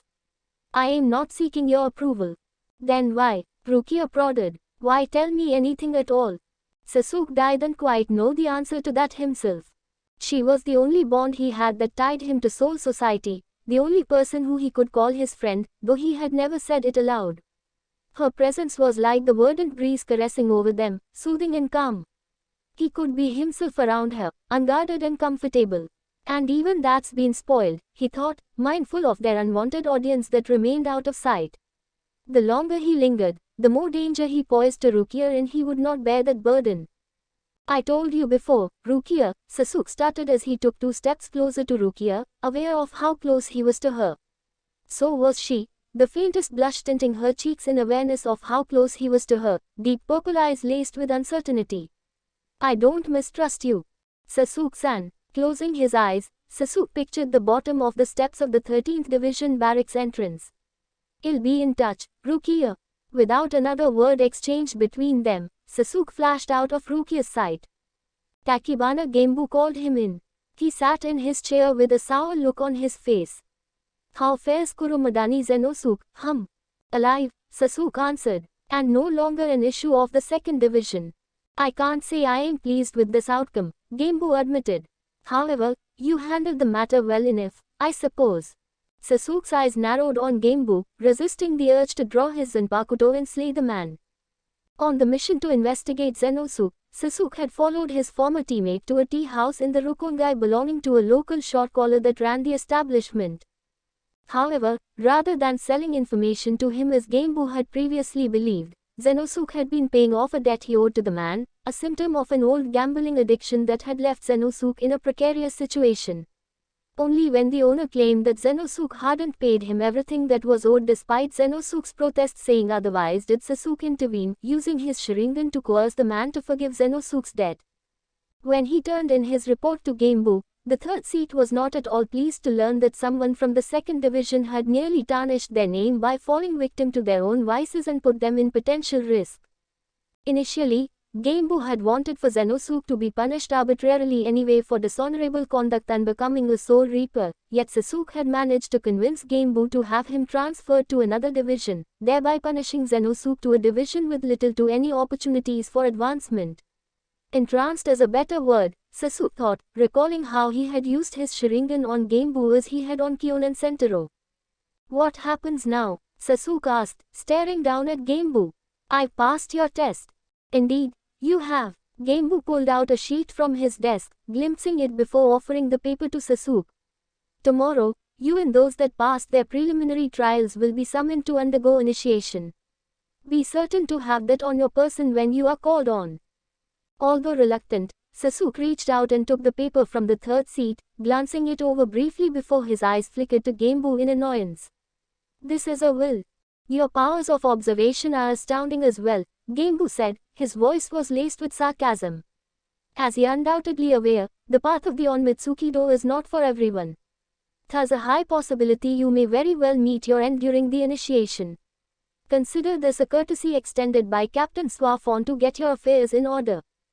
Swaphon, HN. Perhaps he would actually get a chance to meet this elusive captain of the second division, but the thought was quickly replaced by the possibilities of what he may face tomorrow.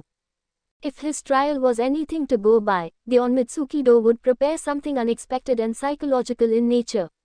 He had yet to uncover the identities of the other initiates, and both Hansuke and Bakusuke would be asking questions concerning Zenosuke's sudden transfer. At the very least, Sasuke thought, slipping his eyes closed. He'll know what to prepare for in this initiation.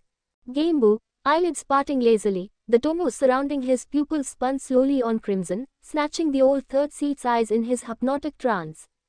Genba's body language slowly shifted into a relaxed state, his once smug expression now an emotionless blank page, his eyes staring away into nothingness. What is this initiation? The third-seated officer's eyebrow twitched. Captain Swaphon has had each of the initiates closely evaluated to determine where they are best suited to serve in the Onmitsukido. However, to serve directly under the captain herself, those chosen for the punishment force must undergo the initiation rite to ensure they will seek nothing. Seek nothing. What happens during the initiation? You and 3 others shall be made to engage Captain Swaphon in combat for 24 hours.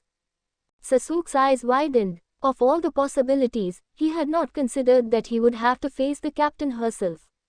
Why would she fight us herself? Does she intend to kill us? Genba's upper lip twitched. My captain intends to test you. Only those with wills of steel and unyielding resolve are allowed to serve in her punishment force. If your resolve proves brittle, Captain Swaphon will break you and scatter your shards. Scowling at Genba's choice of words, Sasuke considered his situation carefully. He knew of Swaphon only being ruthless, efficient, and immensely powerful. This was no longer a matter of overcoming the challenge, but rather surviving it. I can't do it alone, he realized, swallowing the bitter pill of reality. The only chance he would have was to work together with the other initiates and form a strategy to confront Swaphon as a united front. However, their identities were unknown to him, like the rest of the Onmitsukido. But not to Gambu. Who are the other initiates? Sasuke pressed. They are. Gambu paused, both of his grey eyebrows twitching, his hands trembling. Sasuke cursed silently. Despite the power of his Sharingan, he had yet to fully grasp their hypnotic abilities completely. Gambu was beginning to show signs of resistance, and he could not take the risk of discovery. Slipping his crimson eyes closed, Sasuke listened to the gasp from Gambu and his unsteady breathing as the third-seated officer regained himself. What? Gambu stuttered. What was I? Are you okay? Sasuke asked, revealing his obsidian eyes and feigning a slight look of concern. You were explaining the purpose of the will when you suddenly went silent. Genbu stared at him. The will. Oh yes, consider it a courtesy extended by Thay. This is unnecessary, Sasuke interrupted, placing the paper sheet down on Genbu's desk before turning for the door. His mind was no longer focused on the aging Soul Reaper, but on who he had to face tomorrow. Are you so certain about that, Uchiha Sasuke? Pausing at the door, Sasuke turned his head slightly right, glimpsing the older Soul Reaper. Very. Thanks for watching.